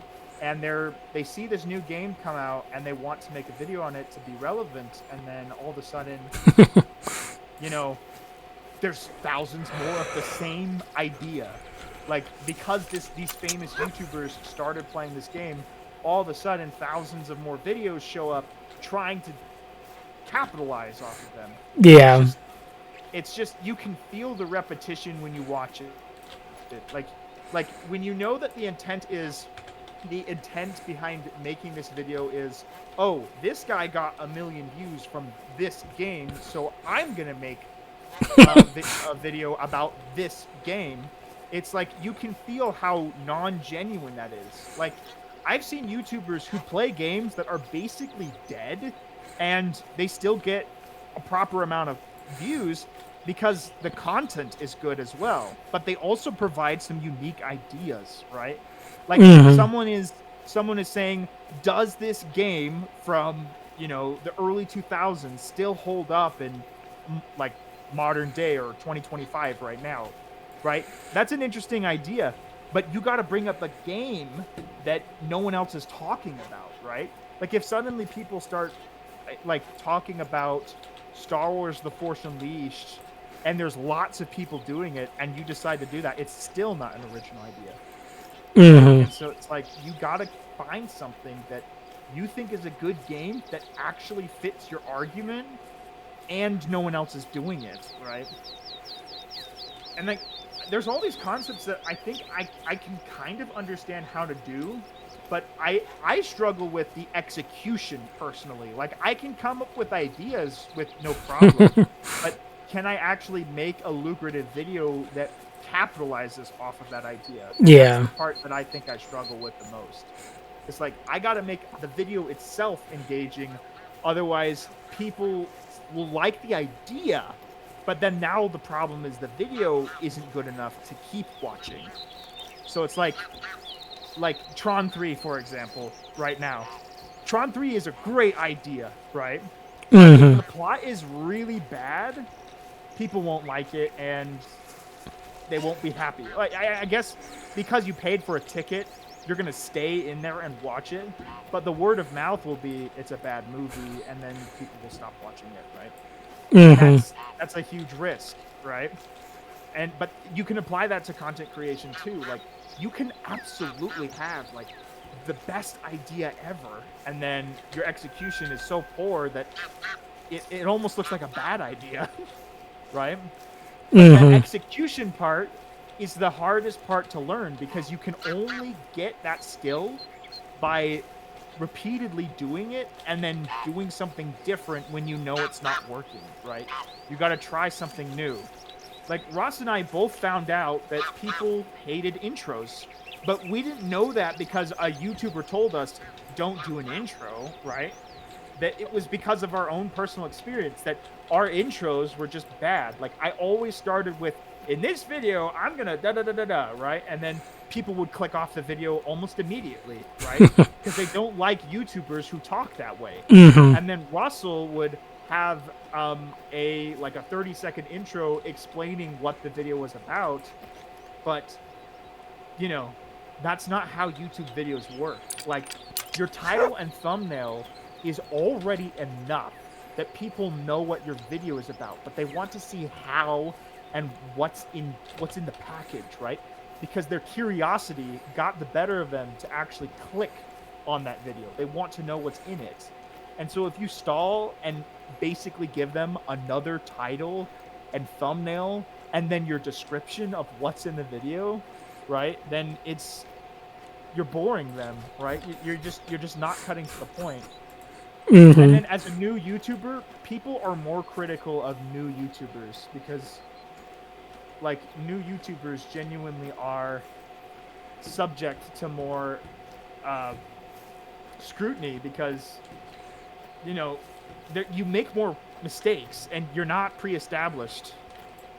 So it's like, that's kind of about all I have to say about what I think. Like, I genuinely do think that a lot of these like helpful YouTubers, and I say that with quotation marks, they still help you, but a lot of it is still a scam, especially if you pay for what they're offering. Because like the truth is, you need an idea, and the thing is that the only person that I've seen that I've watched who's actually said this like on camera to their audience is actually Mr. Beast, which I'm really surprised about because I still don't like him that much, but he does know how to do content creation right. Like he does know that if you have an idea that's lucrative, the idea is the core of the project. It's the core of the video, right? Mm-hmm. You have to center the whole video around that idea, and basically do not go on tangents, right? Don't go on tangents. Don't try and waste the audience's time. But if you want to tell a story about it, make the story detailed and engaging, right? So a lot of problems that people have is they want a 10-minute long video because they want to be monetized. And well, not just monetized. They might already be monetized, but they want the most amount of revenue that they can get. Yeah. And so a 10-minute video is like the most lucrative video. The algorithm loves it. It likes to promote those videos more and stuff like that. So like the longer your video is, the better it is for YouTube. But if you're just filling it up with nothing, you're just trying to reach the 10-minute mark, people will tell, and it's just not enough, right? Like most of the content on my channel is like 3 to 5 minutes, and the reason why is because that 3 to 5 minutes is enough to share my idea and then be done with it. It's also easier for me to edit. I don't get very much views and I don't get very much subscribers, but it's still honest content that way. And like in the sense of I don't get very much views, as in I don't break like 5,000 views, right? Like it's still a lot of views for someone starting out. Like getting 1,000 views is still kind of impressive for someone who doesn't really know what they're doing. Mm-hmm. It's not impressive for a YouTuber who's been in the game, you know, since basically YouTube started, right? Like it's crazy.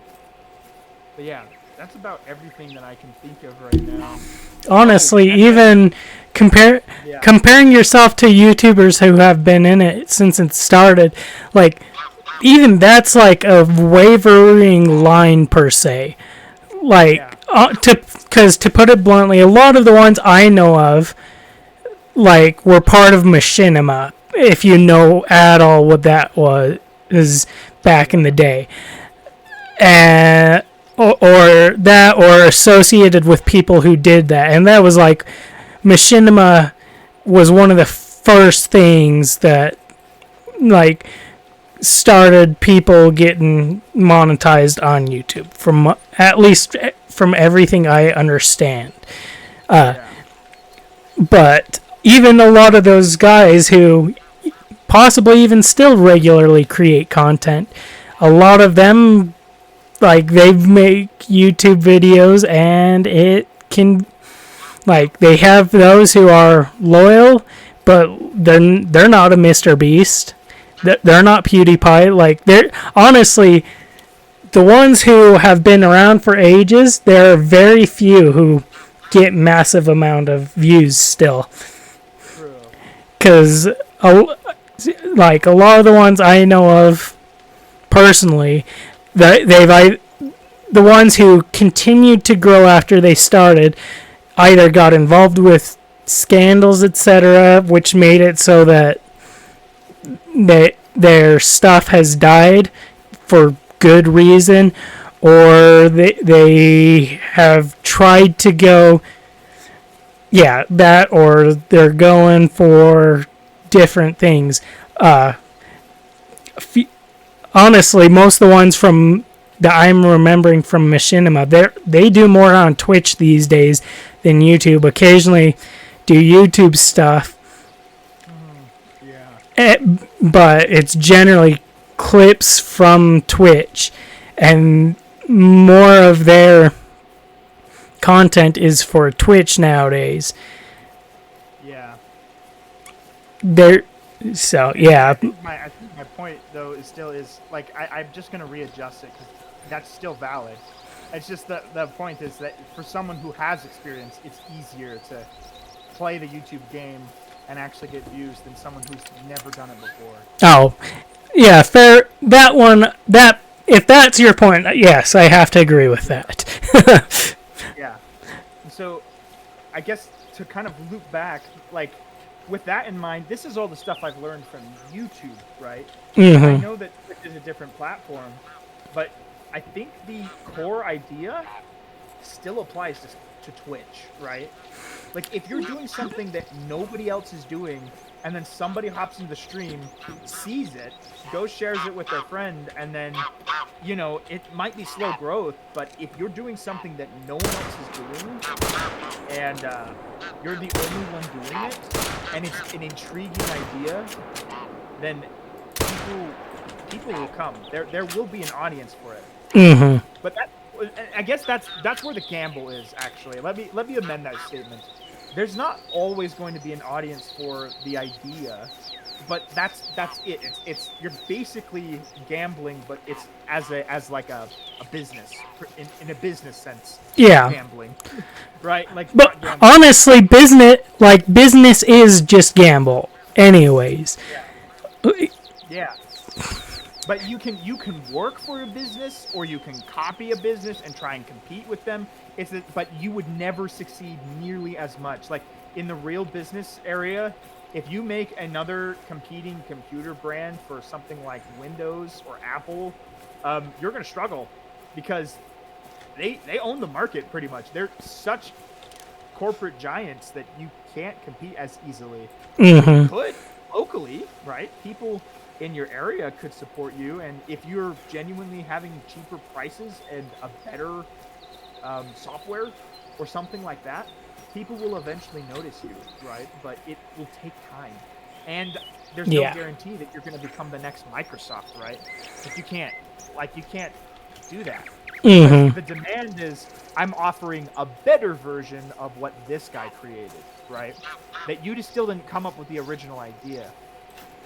And I think, yeah, and so the idea is still like that gambling idea, that you're trying to create demand for something that doesn't exist yet, right? Mm-hmm. It's just like you're legitimately trying to do something new. And I'm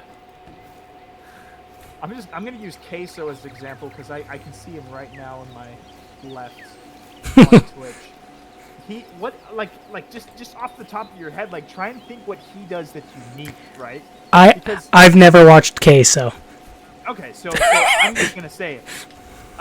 The reason why he's famous is because people fat shame him, right? But it's a bit, because he's not that fat. Like, he's not like I guess I can say Nikado Avocado, because he's skinny now. So he's not like Nikado Avocado when he was really big, but he's he goes with the joke, right? Like, he has this super high intense reaction of being super offended, and he yells at the chat, like, he yells at the moderators, like, ban this guy now, right, or something like that. And then you know, he's not serious about it. Mm-hmm. He's banned for that. But it's so funny to watch his reaction. It's just hilarious.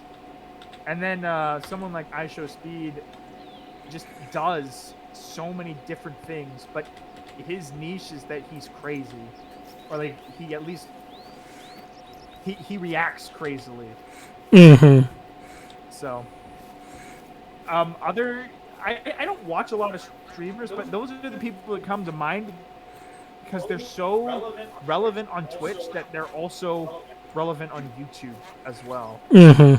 Like, other people are making money off of them. Like, that's how you know that you've made it, is when other people are profiting from you, like just your face, right?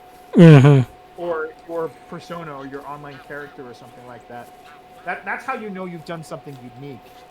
But it's also like, I see people, like, especially in the Minecraft industry, not quite the same thing happens, but there's a guy who, what's his name? Let me think. Trixie Blocks, that's his name. He recreated all of the, like, popular Minecraft YouTubers' bases, but he made them really cool and, like, advanced. And that was a niche that nobody else was doing. And when he did it, the YouTubers that he was making it, like, for actually reacted to him. and that made him go really viral. And yeah, it was really cool. But his most viewed video was he built like the ultimate survival world. Like it wasn't even his viral moment that made him his most views. It was this giant Minecraft world that he made because it was his own personal passion project that people wanted to see. That's what happened. So.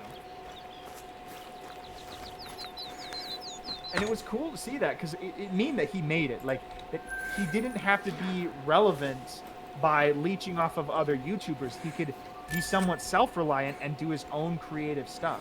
Yeah. So that was the cool part. And that's kind of what I want to do. But the other truth is that I really like Helldivers, and that's where I want to make my content for.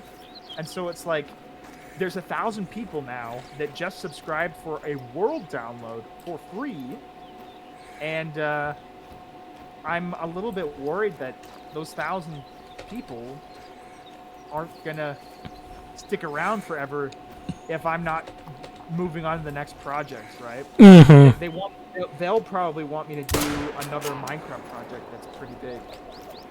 So.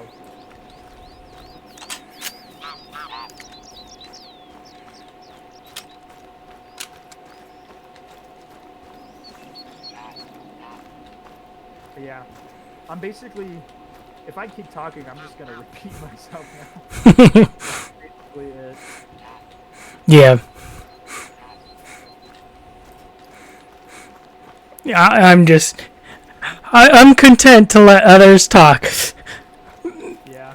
Cause as I honestly, like, I really do like the kind of like almost podcast aspect which is why I do the open comms pretty much, is I like to try and have, especially in a game like this, that it's not super intense. I'm not calling stuff out every 2 seconds, but there's also not necessarily anything new happening every 10 seconds either. And where I don't have a super active chat, it's like it just makes it a lot nicer. Well, and there's natural engagement there. And that's my exact point. Is like they hop in and they see what's going on, and you're actually verbally talking to someone. Then there's like that natural curiosity of like eavesdropping that kind of happens, even though it's open. Like we both, I could probably even address the stream too if I'm ever joining you on these. Oh, 100%. Like yeah. Yeah. I think the best way to do this is, like, one, I think collaboration would be fun. Like, I don't think I'm gonna stream, but if I'm allowed to at least join you, like in games and play the game with you, and if it's a chill game even, it doesn't matter. But as long as like I can partially engage with the content that you're showing, then it would make it even better, right? Like, because then we're talking about something casually, but we're also relating it to the game as well. Like, we can communicate like that. Mm-hmm. I think the way it would work, like in a podcast, like in the most lucrative podcasts that I've seen, they are talking about something really specific the whole time. Like D&D, they're talking about like a character type for like the whole time, or certain stereotypes, or a story, but it's all about the topic still. Yeah. So like that's the part that I want to make sure that when I join you in the future, that's something that I do just for etiquette, right? Like chat etiquette. Yeah. I'm not just going on a random tangent about something that happened to me like today at the grocery store or something, right?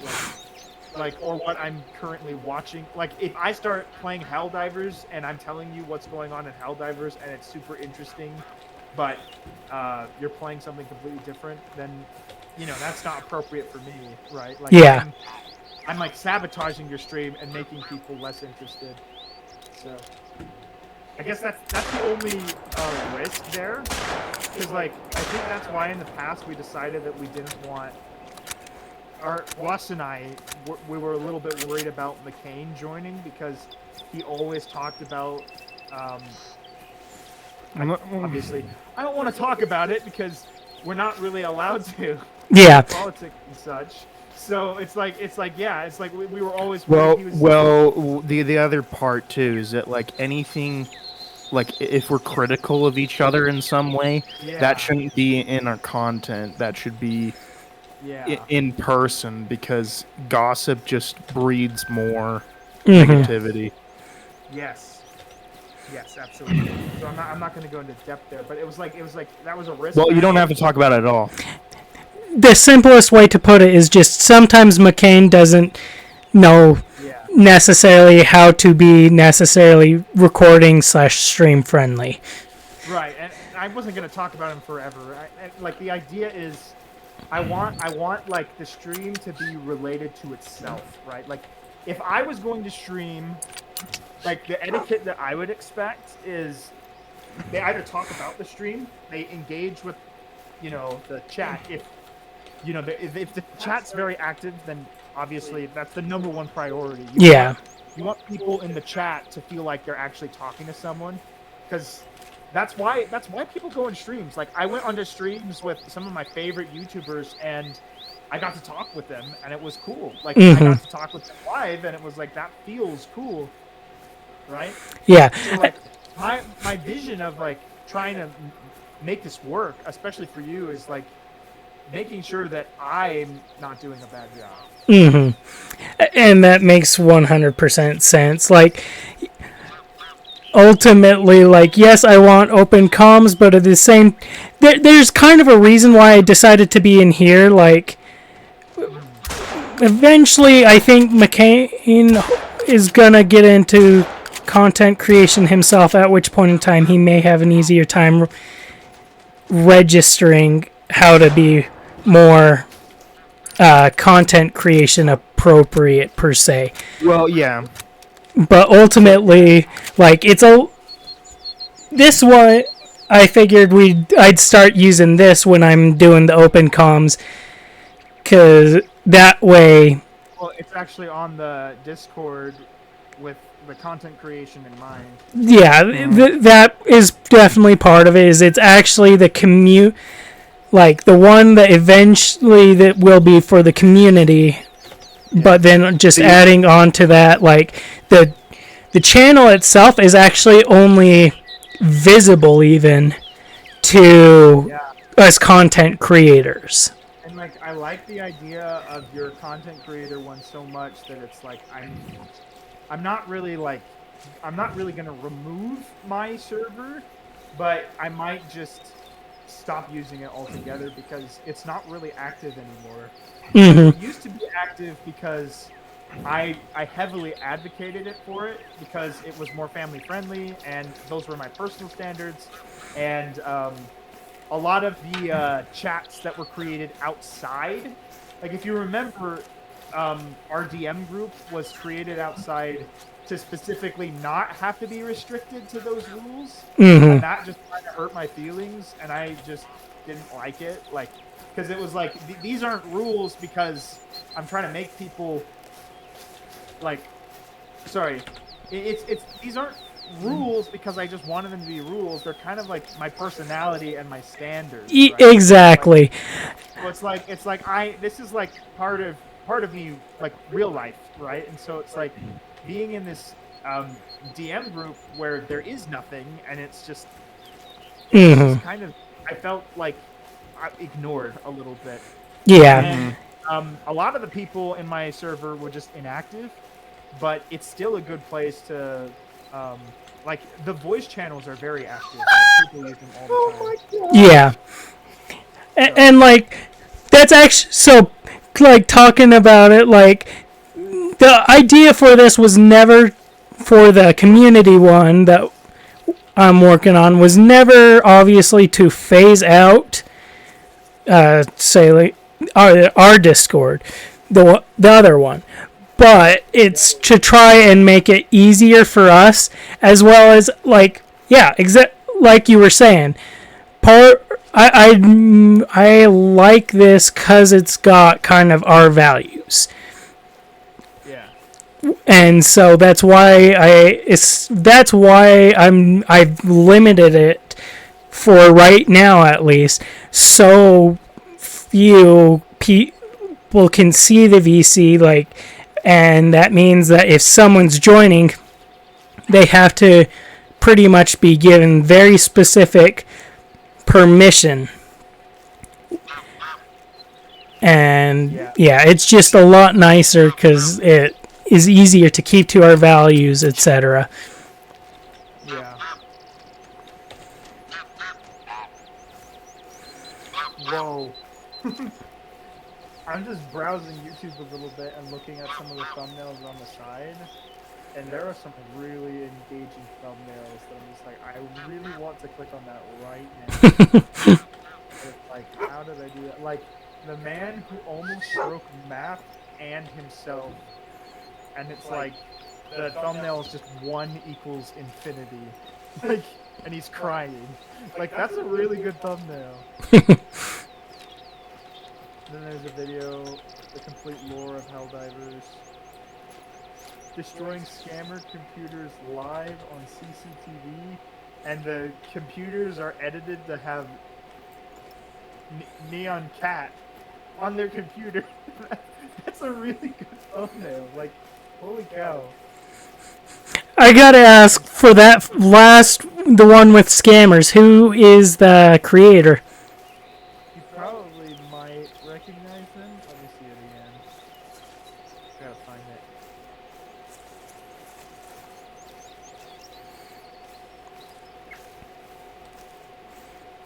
Come on. There's so many.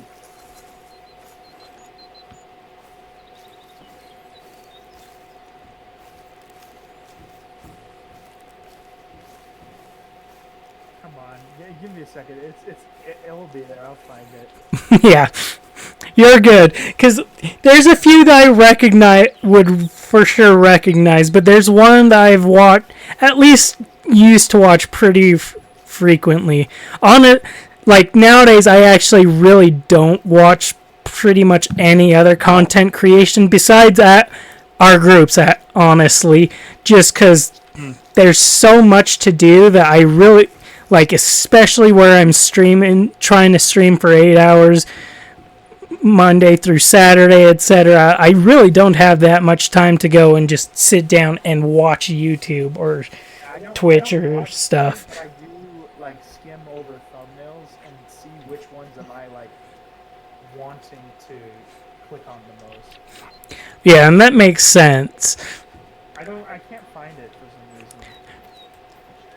Okay. Yeah, the main one I used to watch is Scammer Payback, but... Yeah. Oh, Queso is playing Repo.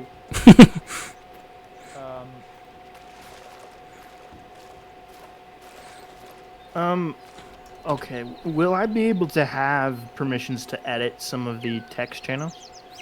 Some of the general ones, or do I only have permission to edit mine? So just, like, to put it bluntly, the general channels, I feel like, are ones that we should agree kind of as a group that we should add another general channel, which is why I was saying for that sort of stuff, just mention it in the moderators tab, and then, like, if I'm hearing enough people vote in favor of a specific channel, then we can add it. Then I will add it. Like, just that way we don't have a lot, to put it bluntly, don't have a lot of bloated general channels that maybe only one. No, yeah, I'm advocating for just one, right? And then if there's something specific, like it's a channel called Scam Baiter. Okay. Like I'm advocating for like all the general, like the like a general chat is going to be for everybody, but then there's specific chats for like individual thing, which means they have a specific goal in mind. So like you go to this specific content creator to suggest videos or to talk about videos. Or Yeah, something. and that's why ultimately, for at least right this moment, that's why ultimately I'm the only one who has the ability for the general stuff, for the general tabs, to create channels, is just because ultimately it should be one that either like someone mentions it and it's like, oh yeah, duh, we should definitely have that. So like our pet pictures channel that's in there right now, is like Daniel mentioned that and I was like, oh no, that is a very good one to actually have as a general channel, because that's one that a lot of people have and a lot of people love to share and wouldn't necessarily be locked to one content creator, which that's also why I threw the art in there, whereas some of the other ones definitely should be. And so that's why ultimately it was like, I'll take the time out of my schedule to go ahead, and if we vote on and say someone has a good idea for a general channel, I'll go ahead and easily just add it myself. But yeah, just as the Discord expands, etc., the community expands, eventually I may decide to just add that to our content creators specifically to be able to create general channels. But for now, I kind of want to keep it kind of closer. That way we can all have better communication. So, yeah. Were you asking because there was a specific general channel that you had a suggestion to make, or just making one in the first place, because there's not one. There's multiplayer game suggestions. There's art. There's pictures, okay. So just a full. I see what you're saying. A full-on general tech.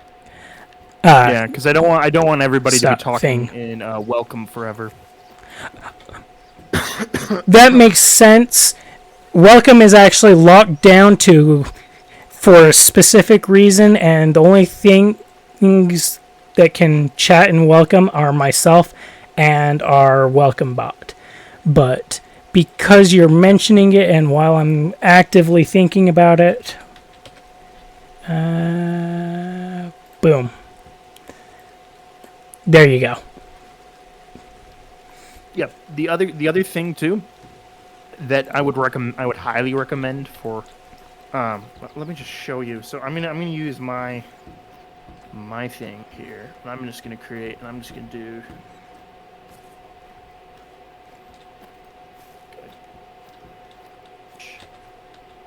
how do I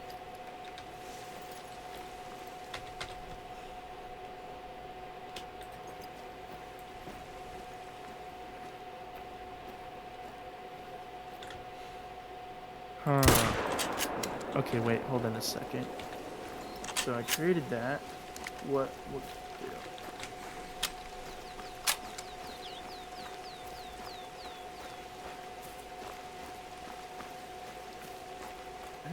Okay. I don't know how. Maybe it's a Nitro thing, but like other bigger YouTube channels, they have or YouTubers, on their Discords, they have emojis on their chats, so that it's easier to recognize. But like in that screenshot that I showed you, every single one has an emoji before it. Okay, I'll take a look here in a sec. I'm chasing down a dead animal that I just shot. So, okay, there we go.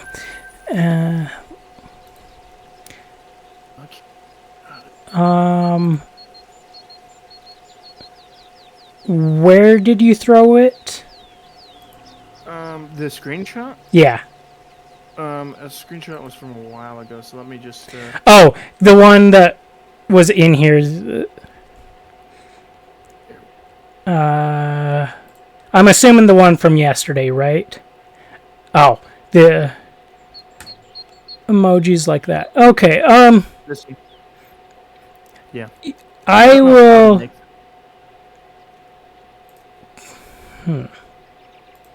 Excellent question. I'm not sure.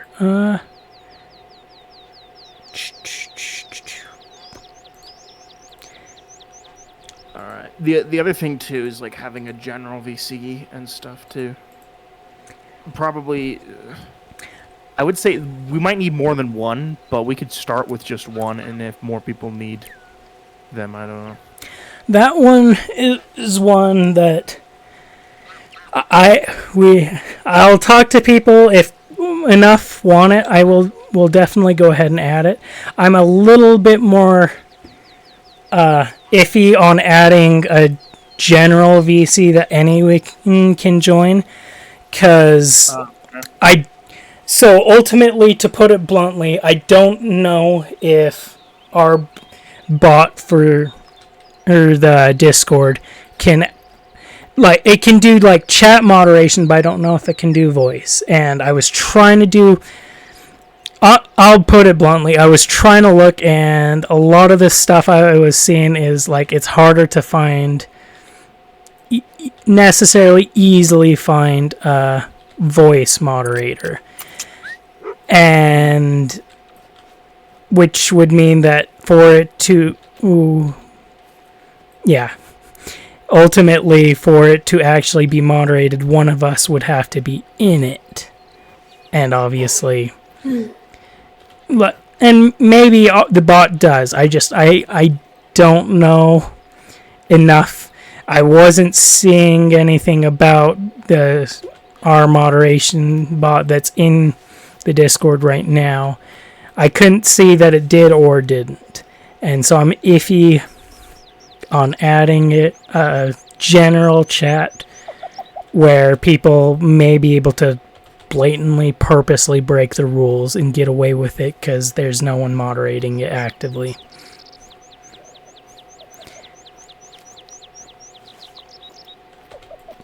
Okay. Like if I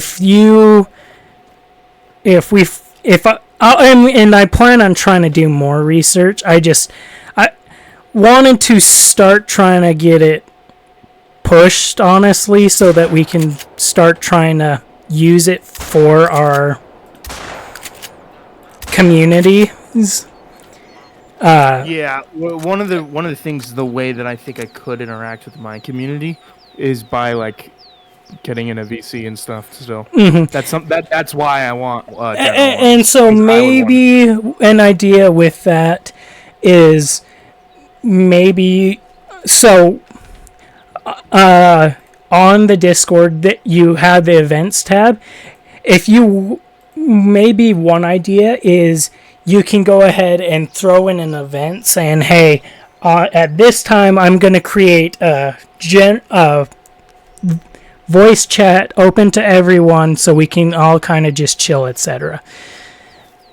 And like make it so that it's public, and like if either under yours, or maybe I can throw like for whatever, I can give you permissions to edit a specific like temporary general chat or something. But pretty much what we could do with that one specifically, if that's kind of what you're thinking you want to do and that's why you're asking, is we can limit it to only be open when one of us are active temporarily, and then when we are all out of the channel and leave, we close down the channel and say, okay everyone, we're going to close down the channel and go from there. That way it's moderated, etc. Now again, I will try to continue doing research for voice moderation. A lot of what I was seeing on Google, etc., it's a bit harder to do voice moderation than text moderation. The simplest thing, well, this is just going to be the reality anyways, so is that like even through text and stuff, the bot's not going to be able to catch everything and stuff, so yeah, and it's definitely we would not. have to do a lot of it manually anyways. Yeah, but the text moderation, even if the bot misses it, that's a lot easier for us to go back in person. Whereas a voice channel, if none of us are present, someone can full on be getting bullied and be like hardcore bullied, and none of us would know and be able to take action. And so that's the other part of the reason why I'm super iffy is just it, like, even with a bot, it would be so hard to detect that stuff because none of us have a ton of time to go and, like, even if there was a bot and it to sit there and record the whole channel the whole time, it would be so hard for us to go through the whole time, especially we'll say we even get 100 people who actively use the Discord. Suddenly it becomes very hard for us to try and moderate what's happening in voice when some people, like, I know a few of my viewers that I've seen somewhat regularly are from way different time zones in reality. Like looking at my stats on YouTube and on Twitch, a lot, like, probably a tenth or more is from, like, Europe and Russia area. Of those who are, like, watching my VODs on YouTube and watching the VODs on Twitch after I'm done streaming. And so if we take that into consideration, maybe one of them join where it's nighttime for us, daytime for them, or like nighttime for us, morning for them, it's suddenly still way hard for us to moderate. And so that's why I ultimately want for, like, one of us content creators, or like maybe eventually if one of us becomes like super successful, or multiple of us become super successful, maybe we can start asking moderators to, like, be extremely active to the point where we can do general VCs because we have a moderator who is multiple moderators who are available to jump in every so often, pretty frequently. But yeah. Anyway, I'm gonna mute for a minute in Discord. I'm gonna end my stream because I can feel I'm running out of streaming energy. At least I probably will still chill for a bit. But yeah. Okay, stream. Let's go ahead. System, exit to main menu. We're gonna go ahead. Actually, no. I'll grab my thumbnail after I finish, as I just chill with Daniel and Russell for a bit longer. Let's go ahead and find someone for us to raid.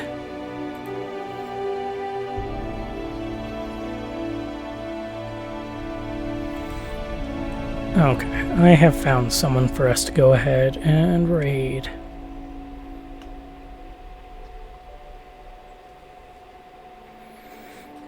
Nope. Maybe. We'll look.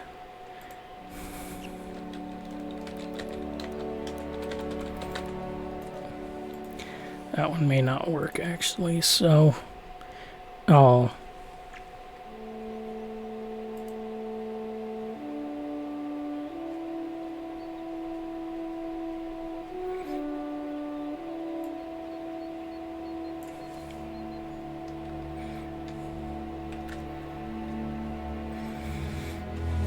Okay.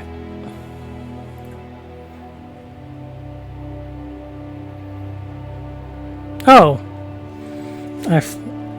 Oh, never mind.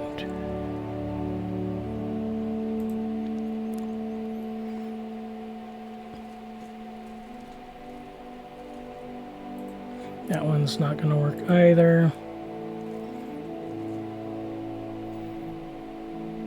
Nope.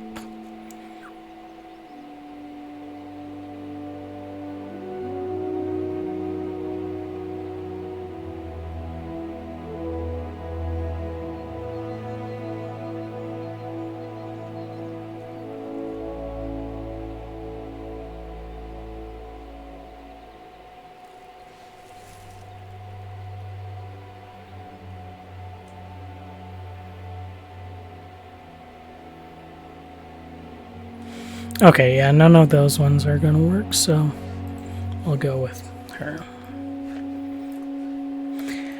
We are gonna go ahead and raid JC Girl Sarah. We've raided her honestly a fair amount of times previously, but yeah. So slash raid, control V.